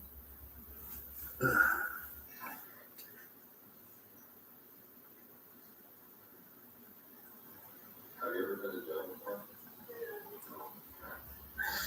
So, tonight, were you scared to go to jail because of the car accident? You try to kill somebody. Leave the scene of the accident because you want to insurance and you're scared you're gonna have to go to jail.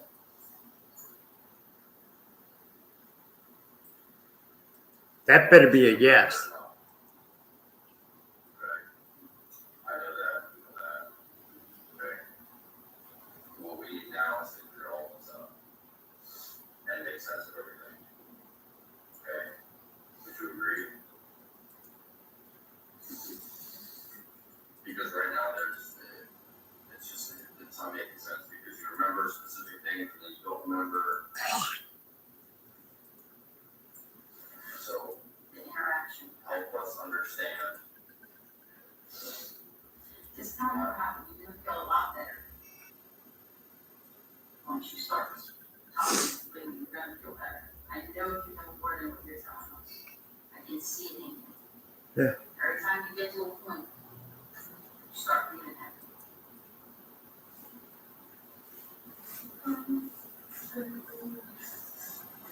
Liar. Stop lying. I just want you to tell me what happened with the interaction.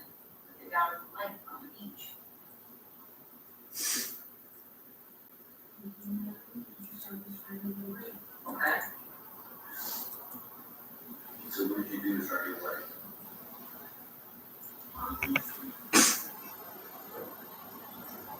And then after you shot, Deputy Colangelo also faced a police interview. Week after the crash, detectives questioned him as part of their criminal use of force investigation. He was asked to explain the circumstances that led him to discharge his service weapon. Many internal police investigations focus on why an officer used excessive force, but not in this case. Investigators wanted to know why Deputy Colangelo took just one shot at the suspect. How many shots did you fire? one round, After you fired the war. You couldn't see, so I bought a wish around. Fire your load round, go water, why did you not fire those? At that point, because she started getting up the stairs, and I felt like if I was to continue shooting, I could put somebody else in it.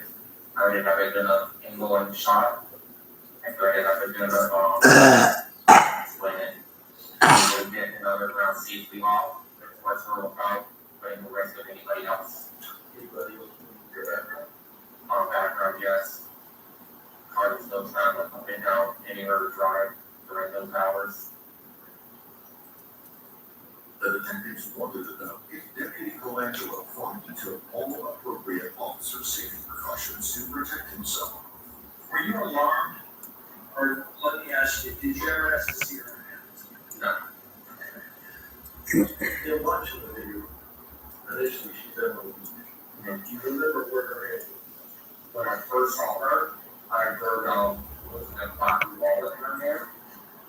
When I first walked up on the dog, she wasn't having her hand when she was just walking around when I first saw her. So I had seen a type of weapon. Okay. When she was down, the bottom of the deck, where were her hands at that time? On her back. Okay. When she walked past you and you were following her, where did her hands go? She started walking to the first front. Okay. But could you actually see the palms of her hands? No. Okay. At that point, did anything cause an alarm in the fact that she was standing like this in the video? That when she passed you, she kind of moved around, that it caused an alarm or so? At the time, no, because she appeared to be under the influence of something. I assumed that she was having only me doing some of her classes in my experience, and we were fidgeting with her body, and that's what I was seeing what's going on. Around the same time, Cody Colangelo was answering questions in the criminal use of force investigation. Detectives were canvassing residents around the scene of the accident. They also walked the crime scene to piece together more details of what had happened. Detectives also canvassed witnesses in the neighborhood of what they saw and heard that night. They stopped at a house of Nick Lee, the same person who was sitting on his dock with a friend when he saw Lee run by that night. She went down on 2 weeks. And we were sitting down here on our dock. So she walked up, back her feet basically. And we didn't talk to her. Because she was sort of staggering a little bit. And she stopped at the end of the dock and sort of did a 360 and then kept going. Deputy Colangelo then came down and said, "You see anybody come by here?" And he said, "Yes, there's a young woman. She just walked by, and she didn't get the open up there, so you can find the footprints there. They're the only ones. They'll take the right to her." And so he followed her very happy, and I offered both shoes for him. It is still a mystery why Leah Day stabbed Cody Colangelo that spring night in 2022. Prosecutors didn't cite any prior history of violent criminal behavior. In December of 2019, Leah was charged with misdemeanor petty theft. In August of 2021, she was suspended for not having proof of insurance, and her driver's license was suspended as a result. This lack of insurance for her vehicle was the only reason Leah ever provided as a motive for stabbing Deputy Colangelo. She was scared that she would have to go to jail, and although she would have been in some trouble had she remained at the scene of the crash, punishments would have been comparatively minor. In April of 2024, a jury convicted 23-year-old Leah Michelle Day of attempted first-degree premeditated murder of Cody Colangelo. She was sentenced to life in prison. If you found this case compelling, don't forget to like the video, comment down below, and give us your take on it. And please subscribe to the channel. We're on our way to 1 million. Unreal. Also, hit the notification bell in order to stay up to date when we reveal a new shocking case. Until next time, stay safe and keep your eyes peeled. You will never know what's lurking in the shadows.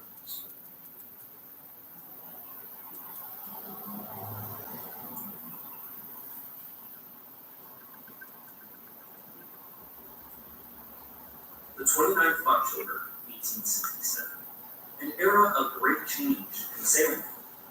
Mighty massive hulls of wood are slowly being replaced by invaluable ones of iron. The well-known yet uncertain sciences of sailing is outshined by the loud, smelly, and often dangerous conveyance of steam. But now, uncertain long This across the world took so long, Dad. assuming the often thick. I'm sorry. I'm a sad man. Forgot I was still streaming.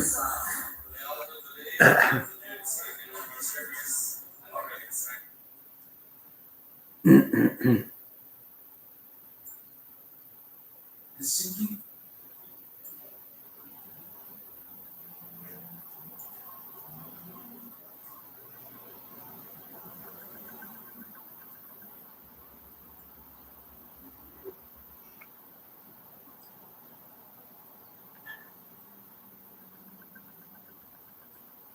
There are good cops as well as the corrupt ones. There are good cops as well as the corrupt ones, and on rare occasions they defend the rights of violated citizens against their colleagues. Today we will look at how good cops stand up to bad cops. On November 13, 2023, Mr. Free traveled to the Northwest Mountain Regional Office for the Federal Aviation Administration in Des Moines, Washington, to conduct an audit. This was prompted by a tip from someone who reported experiencing rude and combative behavior from federal employees while attempting to file a Freedom of Information Act request. Mr. Free recorded his interactions during the audit.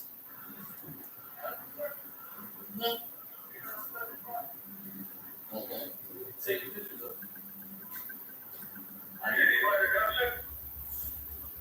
Yeah, I'm making contact right now. Excuse me? Because I do security, so I'm right now, and for the parking, I see all the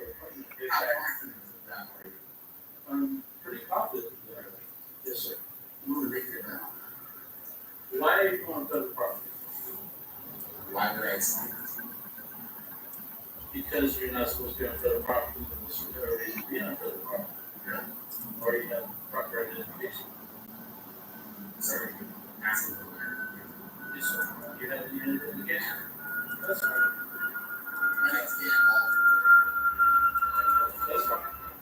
I walk you off federal property. I'm not trying to be rude. I have to ask you, do you know what I said? I totally understand you have to ask me, so it's probably your policy. It is. I'm gonna deny that. Let's play. You wanna, call me FPS? Okay, hold up. I want to give you a jingle. Well, FPS. Alright. Security officer asked Mr. Free to leave the property, but he refused, prompting the officer to call the Federal Protective Service. FPS, a federal law enforcement agency under the Department of Homeland Security, is tasked with securing over 9,000 federal facilities across the U.S. FPS, also contracts private security firms to provide armed protective security officers or armed contract security officers for these buildings. While ACSOs handle duties like access control, and responding to disturbances, they are not federal officers, and their authority to arrest or use force varies by contract. In this case, it is likely that the security officer Mr. Free encountered was a contractor without the authority to physically remove him from the property. Well, it will get optimistic. I am in a cleverly disguised orange and black mixed colored jacket. You do blend in very well. If you guys want to go be warm inside, I'll just be nosing around. I won't be very hard to find, like I said. Appreciate the company for a few minutes. All right. I'm gonna make a quick bet with you guys, though, that even if they do, by some chance, show up, that they'll leave before I do. I'm gonna make a quick bet, though. They're gonna leave before I do. Any takers? I'm not kidding, man. Not a bet, man.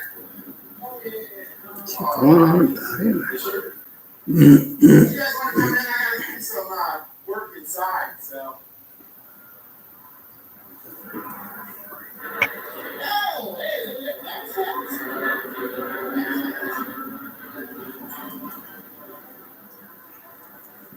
Is there a PRO on site, by the way? Is there a PRO on site?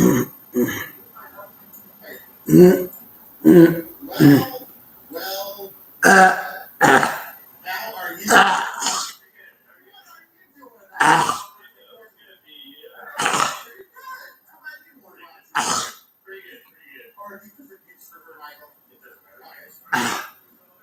Actually, I am in the area to do some business, the FAA. About it. Yeah, I do what we're doing here. It's literally so.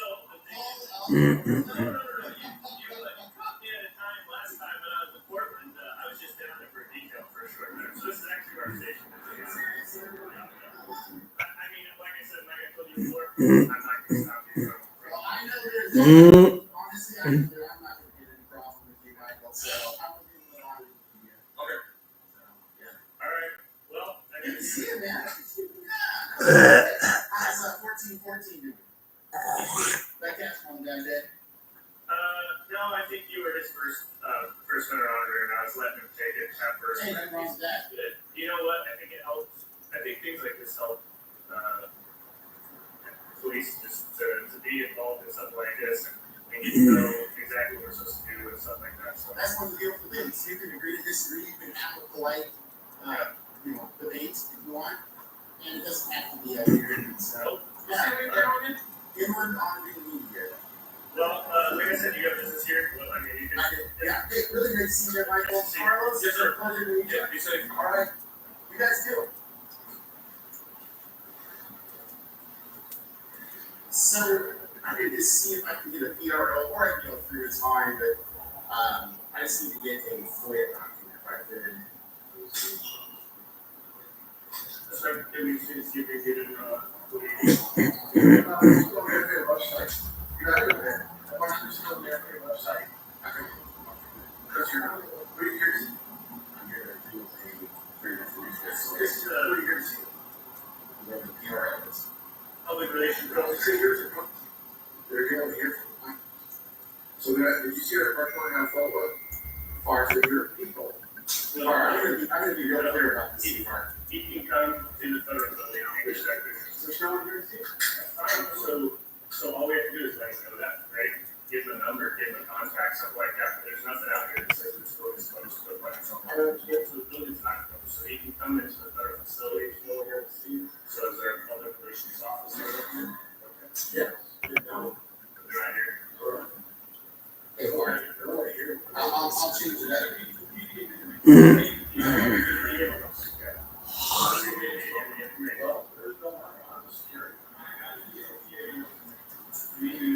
Mama. And also, Clark, I ain't gonna come inside. So let's get that process up. Okay. Denying the access to the building. I'm not gonna say that. Denying the access to the building. See, it's appointment only. It's escort only. Right. I'm gonna make this real clear to you. Are you gonna deny the access or not? Right? You dad? Are you denying the access or not? Right. This is very crazy. You need to figure it out for me. Are you getting the process? Let me get this straight. You're telling me what I needed it? Yeah, absolutely. Good for you. See, are you gonna prevent me from going in or not? Perfect. Welcome to the FAA. Officer Michael tells the security officer that Mr. Freed must be allowed access to the building. The FAA Northwest Mountain Regional Office, which serves several states, houses the FOIA Service Center Coordinator. Federal regulations state that government buildings can only be closed to the public during working hours if necessary for orderly conduct. Since Officer Michael asserts the building isn't closed, it appears Mr. Free had the right to access the public areas of the facility. Yeah, but it's gonna go to 7 more. I'm not gonna show you. Even if weapons are explosives. No. This person is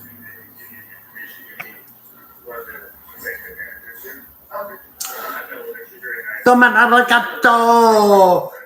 Cinemangano.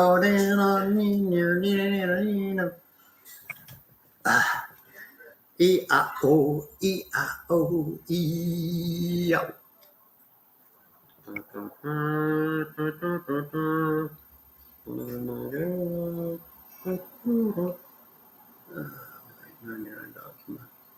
I don't care about Disney no more.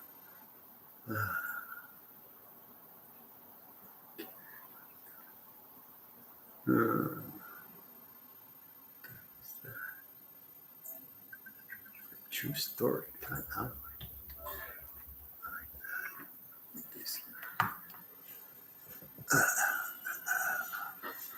Da da da da da da da da. On a March evening in 1972, a man was walking alone along the wet sand of Coventry Bay in the Isle of Wight. It was a cool, crisp evening. He was enjoying the peace and serenity as he walked out further, due to the tide being low.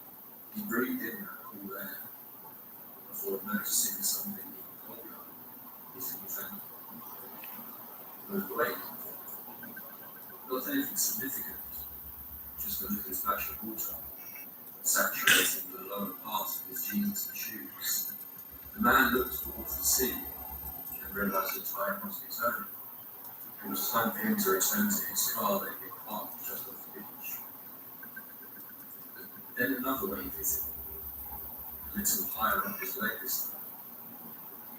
Another quickly followed. He glanced out to sea and could see the water moving much quicker than it should.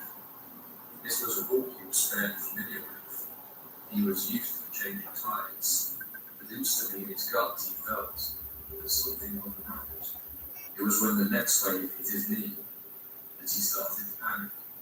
It was some sort of tidal surge. Something had started to push water back to land much quicker than usual. He turned to start racing back to the beach. That was when he heard it. A low, droning sound coming from somewhere off out to sea. Almost like a siren. Slowed down. Oh no. Quickly moved, but by now the water was already getting higher and higher around him.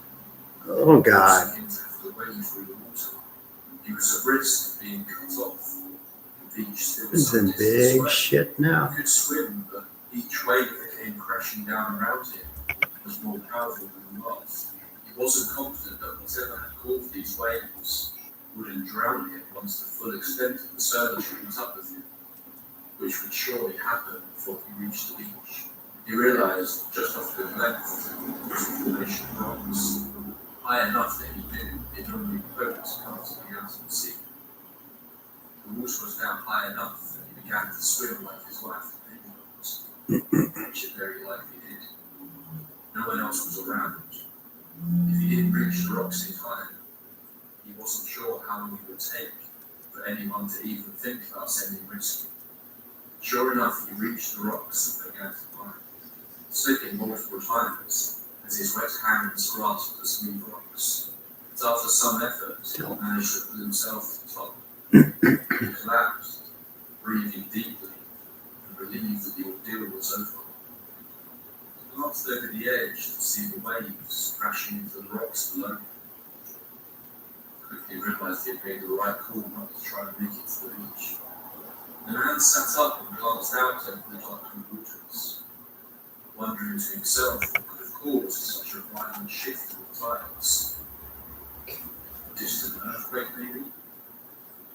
Then he heard it again. That low, droning sound. Sure it is. from beneath the water. He looked carefully, and then, before his very eyes, something peculiar appeared. 2 yellow lights, clear as day, were shining up through the water. The waves were distorting them, but he said they looked like they were only just beneath the surface, and only about 40 foot away from where he was perched on the edge of this small cliff. The man later described the yellow lights as eyes, or more specifically, that they were peering up at me, like the eyes of some horrible seals.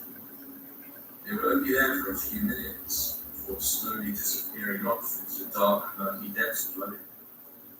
The droning sound began to fade, vanishing off over the horizon. As the sound and lights went, so did the tide, leaving the man shaken, able to get back to his car and drive home. This was not a one-off occurrence for this man. The past couple of years he had been witnessing strange lights, or perceived to be following him. He didn't know how to tell anyone what he had been encountering without sounding mad. Maybe 1 year later, when his daughter had her own even stranger experience, the man would finally reveal the story. Welcome to Data. How I got a wild one for you tonight. This is one of those cases I wanted to cover the second I started this channel. It's just so out there that I was kind of nervous to try and put it together. Well, we're having a little celebration here at Take Library Archives, so I thought what better time. As of writing this episode, we have just hit 100,000 subscribers over on YouTube. So I just wanted to say a massive thanks to everyone who has watched these videos. To think that 3 months ago I was trying to cross the goal of 5,000 subscribers. Yeah, brother. It's insane to see so many of you finding videos and enjoying them so much. Hey, girl. Throughout the month of March, we're going to be celebrating. Say, girlfriend. In a few ways. First, we have this episode, which is 231. I'm also hoping to get 2 more episodes out. One will be what I think is the case that you have all requested more often than any other. And we'll also be doing a massive of a whole bunch of brand new real-life paranormal encounters that you subscribers. That'll be the next installment in our scary stories. Interesting story, though. And speaking of story, I'm super happy to announce that Take Library has its first ever sponsor. I've been kind of reluctant to take on sponsors in the past, unless they're either something I would use myself, or that I think you guys would genuinely like. So I'm pleased that Matter Sleep got in touch. They make incredible quality sleep masks. They can be easily adjusted while you blackouts all night, meaning you can sleep evenly. I've tried sleep masks in the past and never really got on with them. These are so comfortable. What's more, they sent me their Bluetooth mask to try out. It's fantastic. Like lots of you, I love falling asleep listening to creepy stories and podcasts. And this mask means I can do that without disturbing anyone else. The speakers are razor thin, meaning it doesn't affect the comfort of the mask at all. So if you want to check them out, there's a link in the description. Listeners can get 10% off by using the code TAPE at checkout. Thanks once again to Matter Sleep for sponsoring this video. Okay, let's get into tonight's story. As I said, this case is a really peculiar. While it could be chalked up to the fantasies of 2 children, there are just so many weird details about it that I think make it a fascinating case, and maybe the best example of high strangeness I think we've covered since the Switch and Horror episode. So get yourself a warm drink, dim the lights, get comfortable. It's time for the chillingly weird tale of Sam, the Sam down the track.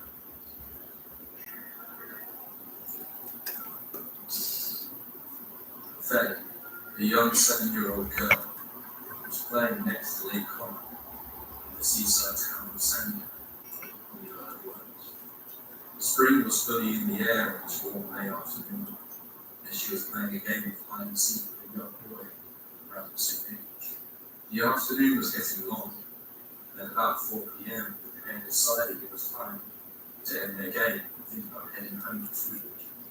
Before they could, however, something grabbed their attention. It was a sound, a sort of siren of some kind, a low wailing, almost like an ambulance siren, somewhere off in the distance, but not too far. The two children listened carefully, with a certain level of childlike confidence, established that the sound could only be coming from 1247. They had time, so why not investigate what it was? The area they were playing in acted for golf course, so they moved through the perimeter of the course towards the center. If anything was discouraged, and the grown-ups playing in their game seemed to be interested in the center at all. They still continued on.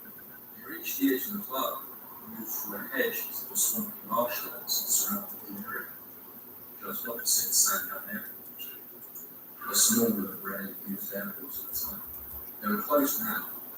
The sound was so loud, but they looked out across the marshland and couldn't see anything that could cause any noise. Then it just suddenly stopped.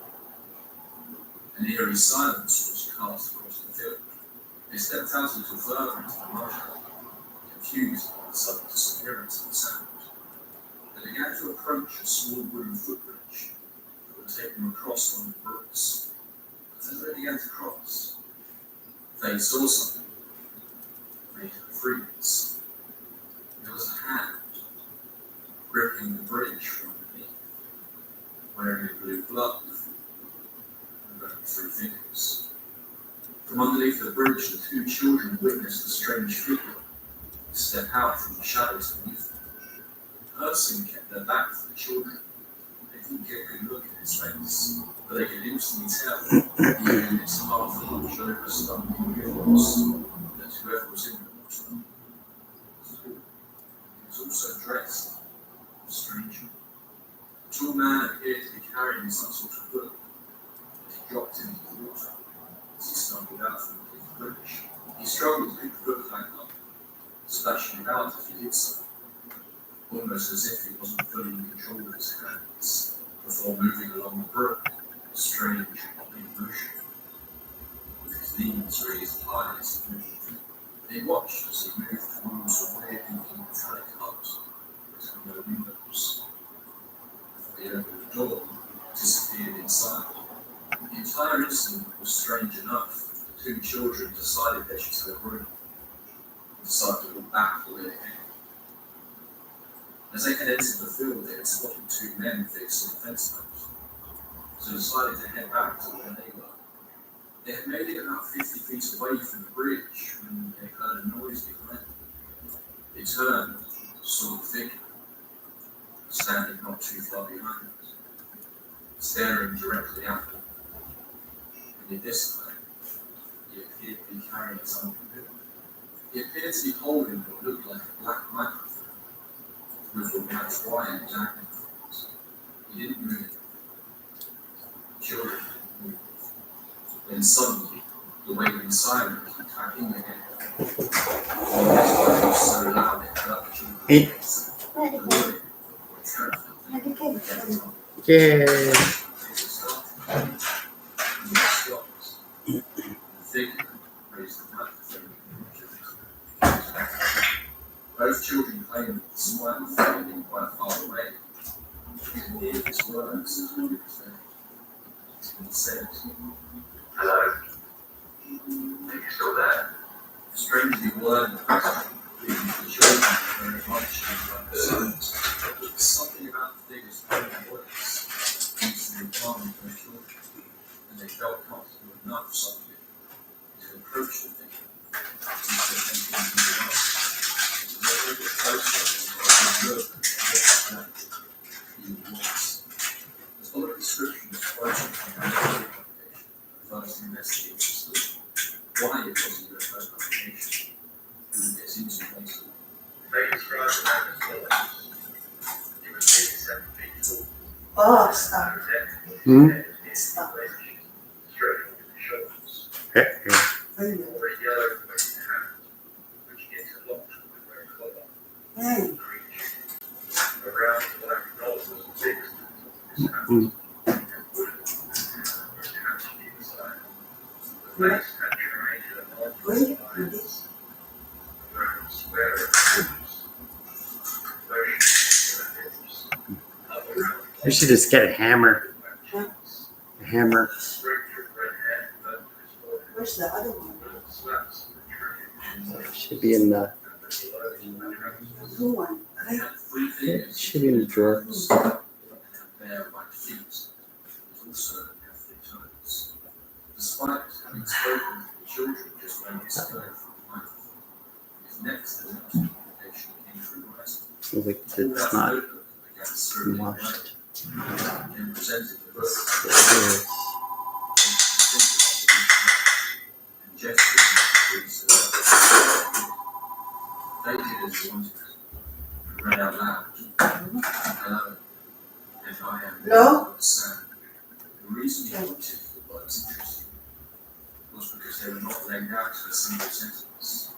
Okay. Instead, they were written I'll go as we have to do it. Mm. seemed not far from where they were stood.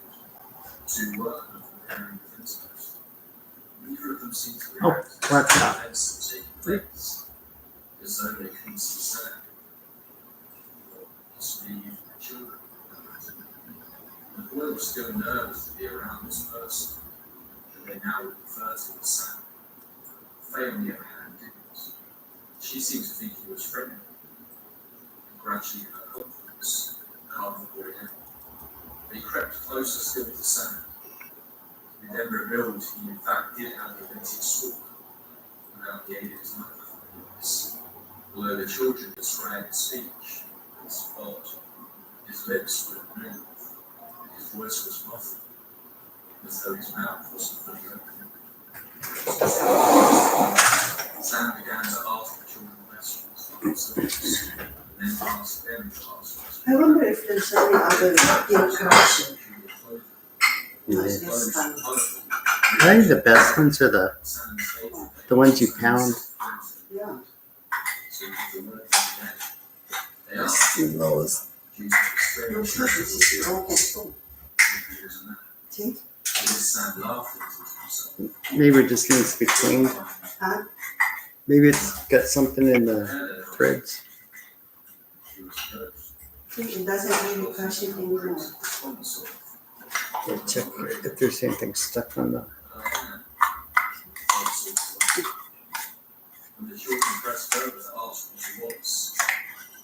It's just going round. Despite introducing himself as Sam, he then claimed There. told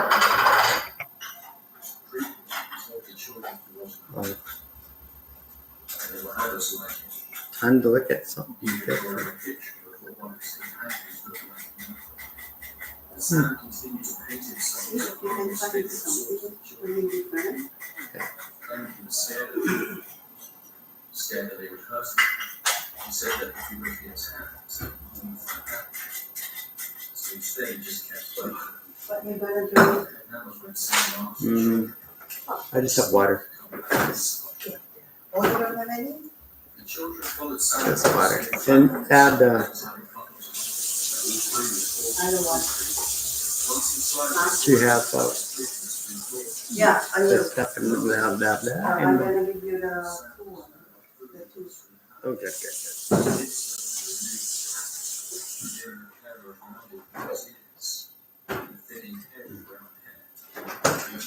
Downstairs, the cotton blue and green wall, covered with diamonds. Furniture inside was all wood, and there was a small electric heater in the corner of the room. The second floor wasn't suspicious. Much like the outside. And told the children he wanted to stay on the island. He often ventured to the mainland to collect berries for the second camp living out there. He claimed that he lived entirely on his berries. He also said he could drink water from the brooks and the home, only after he had cleaned it. Sam had a peculiar way of eating, which he demonstrated to the children. Sam picked up a berry and pushed it towards one of his ears. That's weird. Before thrusting his head forward, then vanished. Before reappearing moments later, he was trying to laugh. He then thrust his head forward again, and the berry appeared in his mouth. She remained. The trio continued to talk in Sam's strange home for about half an hour more, before the children said their goodbyes and exited through the hatch that they came through. What they discussed or did in that half an hour period, we don't know. The way of glancing back at Sam's pose, yet not following it. Something about stepping away from Sam's home seemed to bring the fear back into the children. And they ran back as quickly as they could to regain contact. Yeah. The golf course now appeared to be mostly empty. Once they reached the lake, Oh, where's the playing its own, What? brown stuff? they excitedly This one? Oh, Oh, I have I lots see of this one. They gotta mix the two. What two? The brown one and that one. What brown? Inside the fridge. Oh. The what do you call it? Yeah. Ah. That's You want that. it mixed? Yes, please. It helps me poop. I hate to say it. I didn't see the Yeah. At least it popped in with that.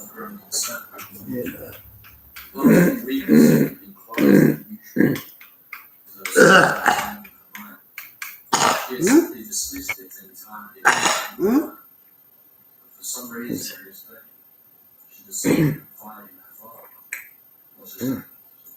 She sat there and retold the story of that strange afternoon several weeks earlier. Initially, he too laughed it off and told her to stop making things up. His response seemed to upset Faye greatly. Another adult wasn't believing. Is it So they sweeter? went back through the story. Something about it she felt like the Faye's final decision. With such bizarre level of detail included. It just seemed so uncharacteristic and imaginative. She also seemed to be deeply troubled with accounts of experiences, as though it had been something that had genuinely been on her mind for a while. The father, who in all reports referred to as Mr. White, was clearly convinced enough by his little story. He believed something had happened. He didn't believe her version of events. So his first step to go to this important campaign with that.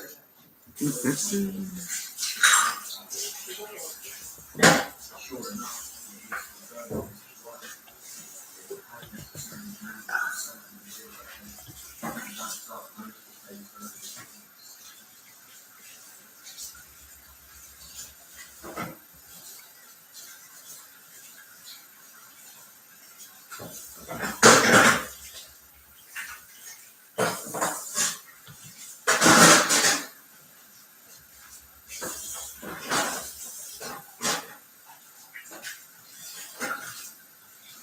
Located in the high mountains of Washington State, the beautiful isolated water, not phenomenal, but against the rich coastline backdrop of the snow-capped mountains Helen. Then, on their way, one of the most spectacular and devastating geological events in human history occurred. And in a matter of moments, this once idyllic paradise, far from the culture and fabric of Seattle and Portland, was laid waste under millions of tons of volcanoes. The existence of Spirit Lake is owed entirely to the presence of Mount St. Helens, a towering peak that forms part of a chain of volcanoes across the northwest United States, known as the Cascades, that stretch from northern California up into British Columbia along what is known as the Pacific Ring of Fire, a subduction zone that follows the west coast of North and South America and the eastern coast of Japan, the Philippines, and parts of Russia.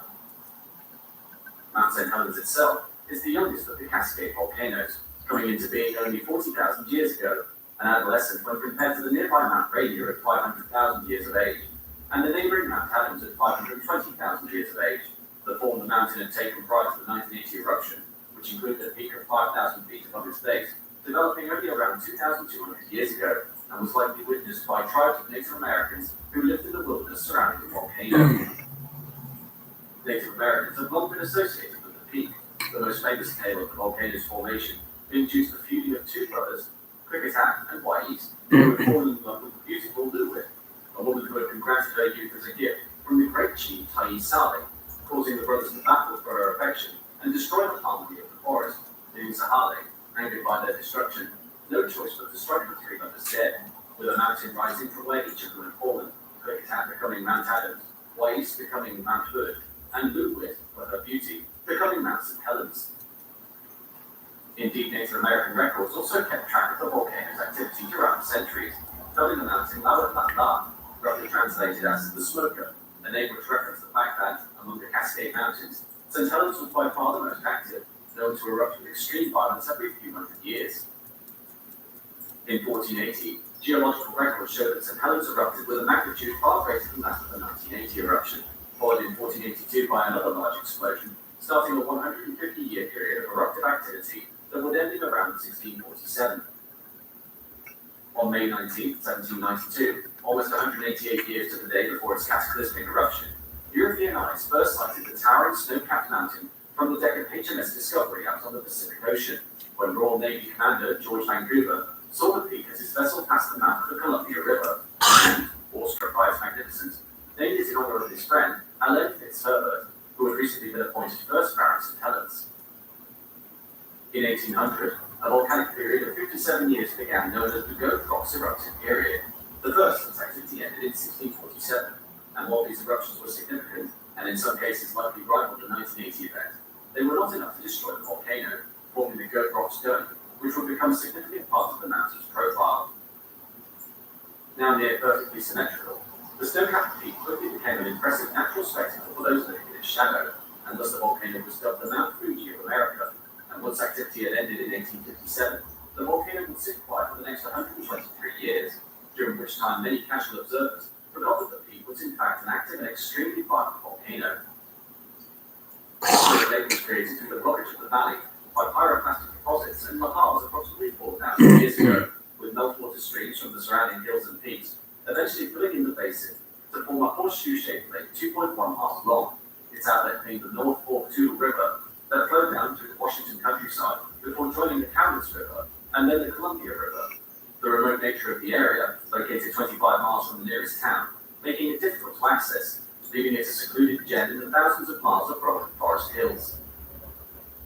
However, Spirit Lake and its wondrous beauty was not unknown, and many travelers visited the area in the late 1800s to marvel at the sight of Mount St. Helens reflected in its crystal blue waters, while in 1910, the first Indian camp was established on the shores of Spirit Lake, this being constructed by the newly formed Boy Scouts of America, with a somewhat rudimentary dirt track being cut through the thick woods that allowed dozens of children to be transported by bus to the lake area, these vehicles crudely modified for the rough off-road journey.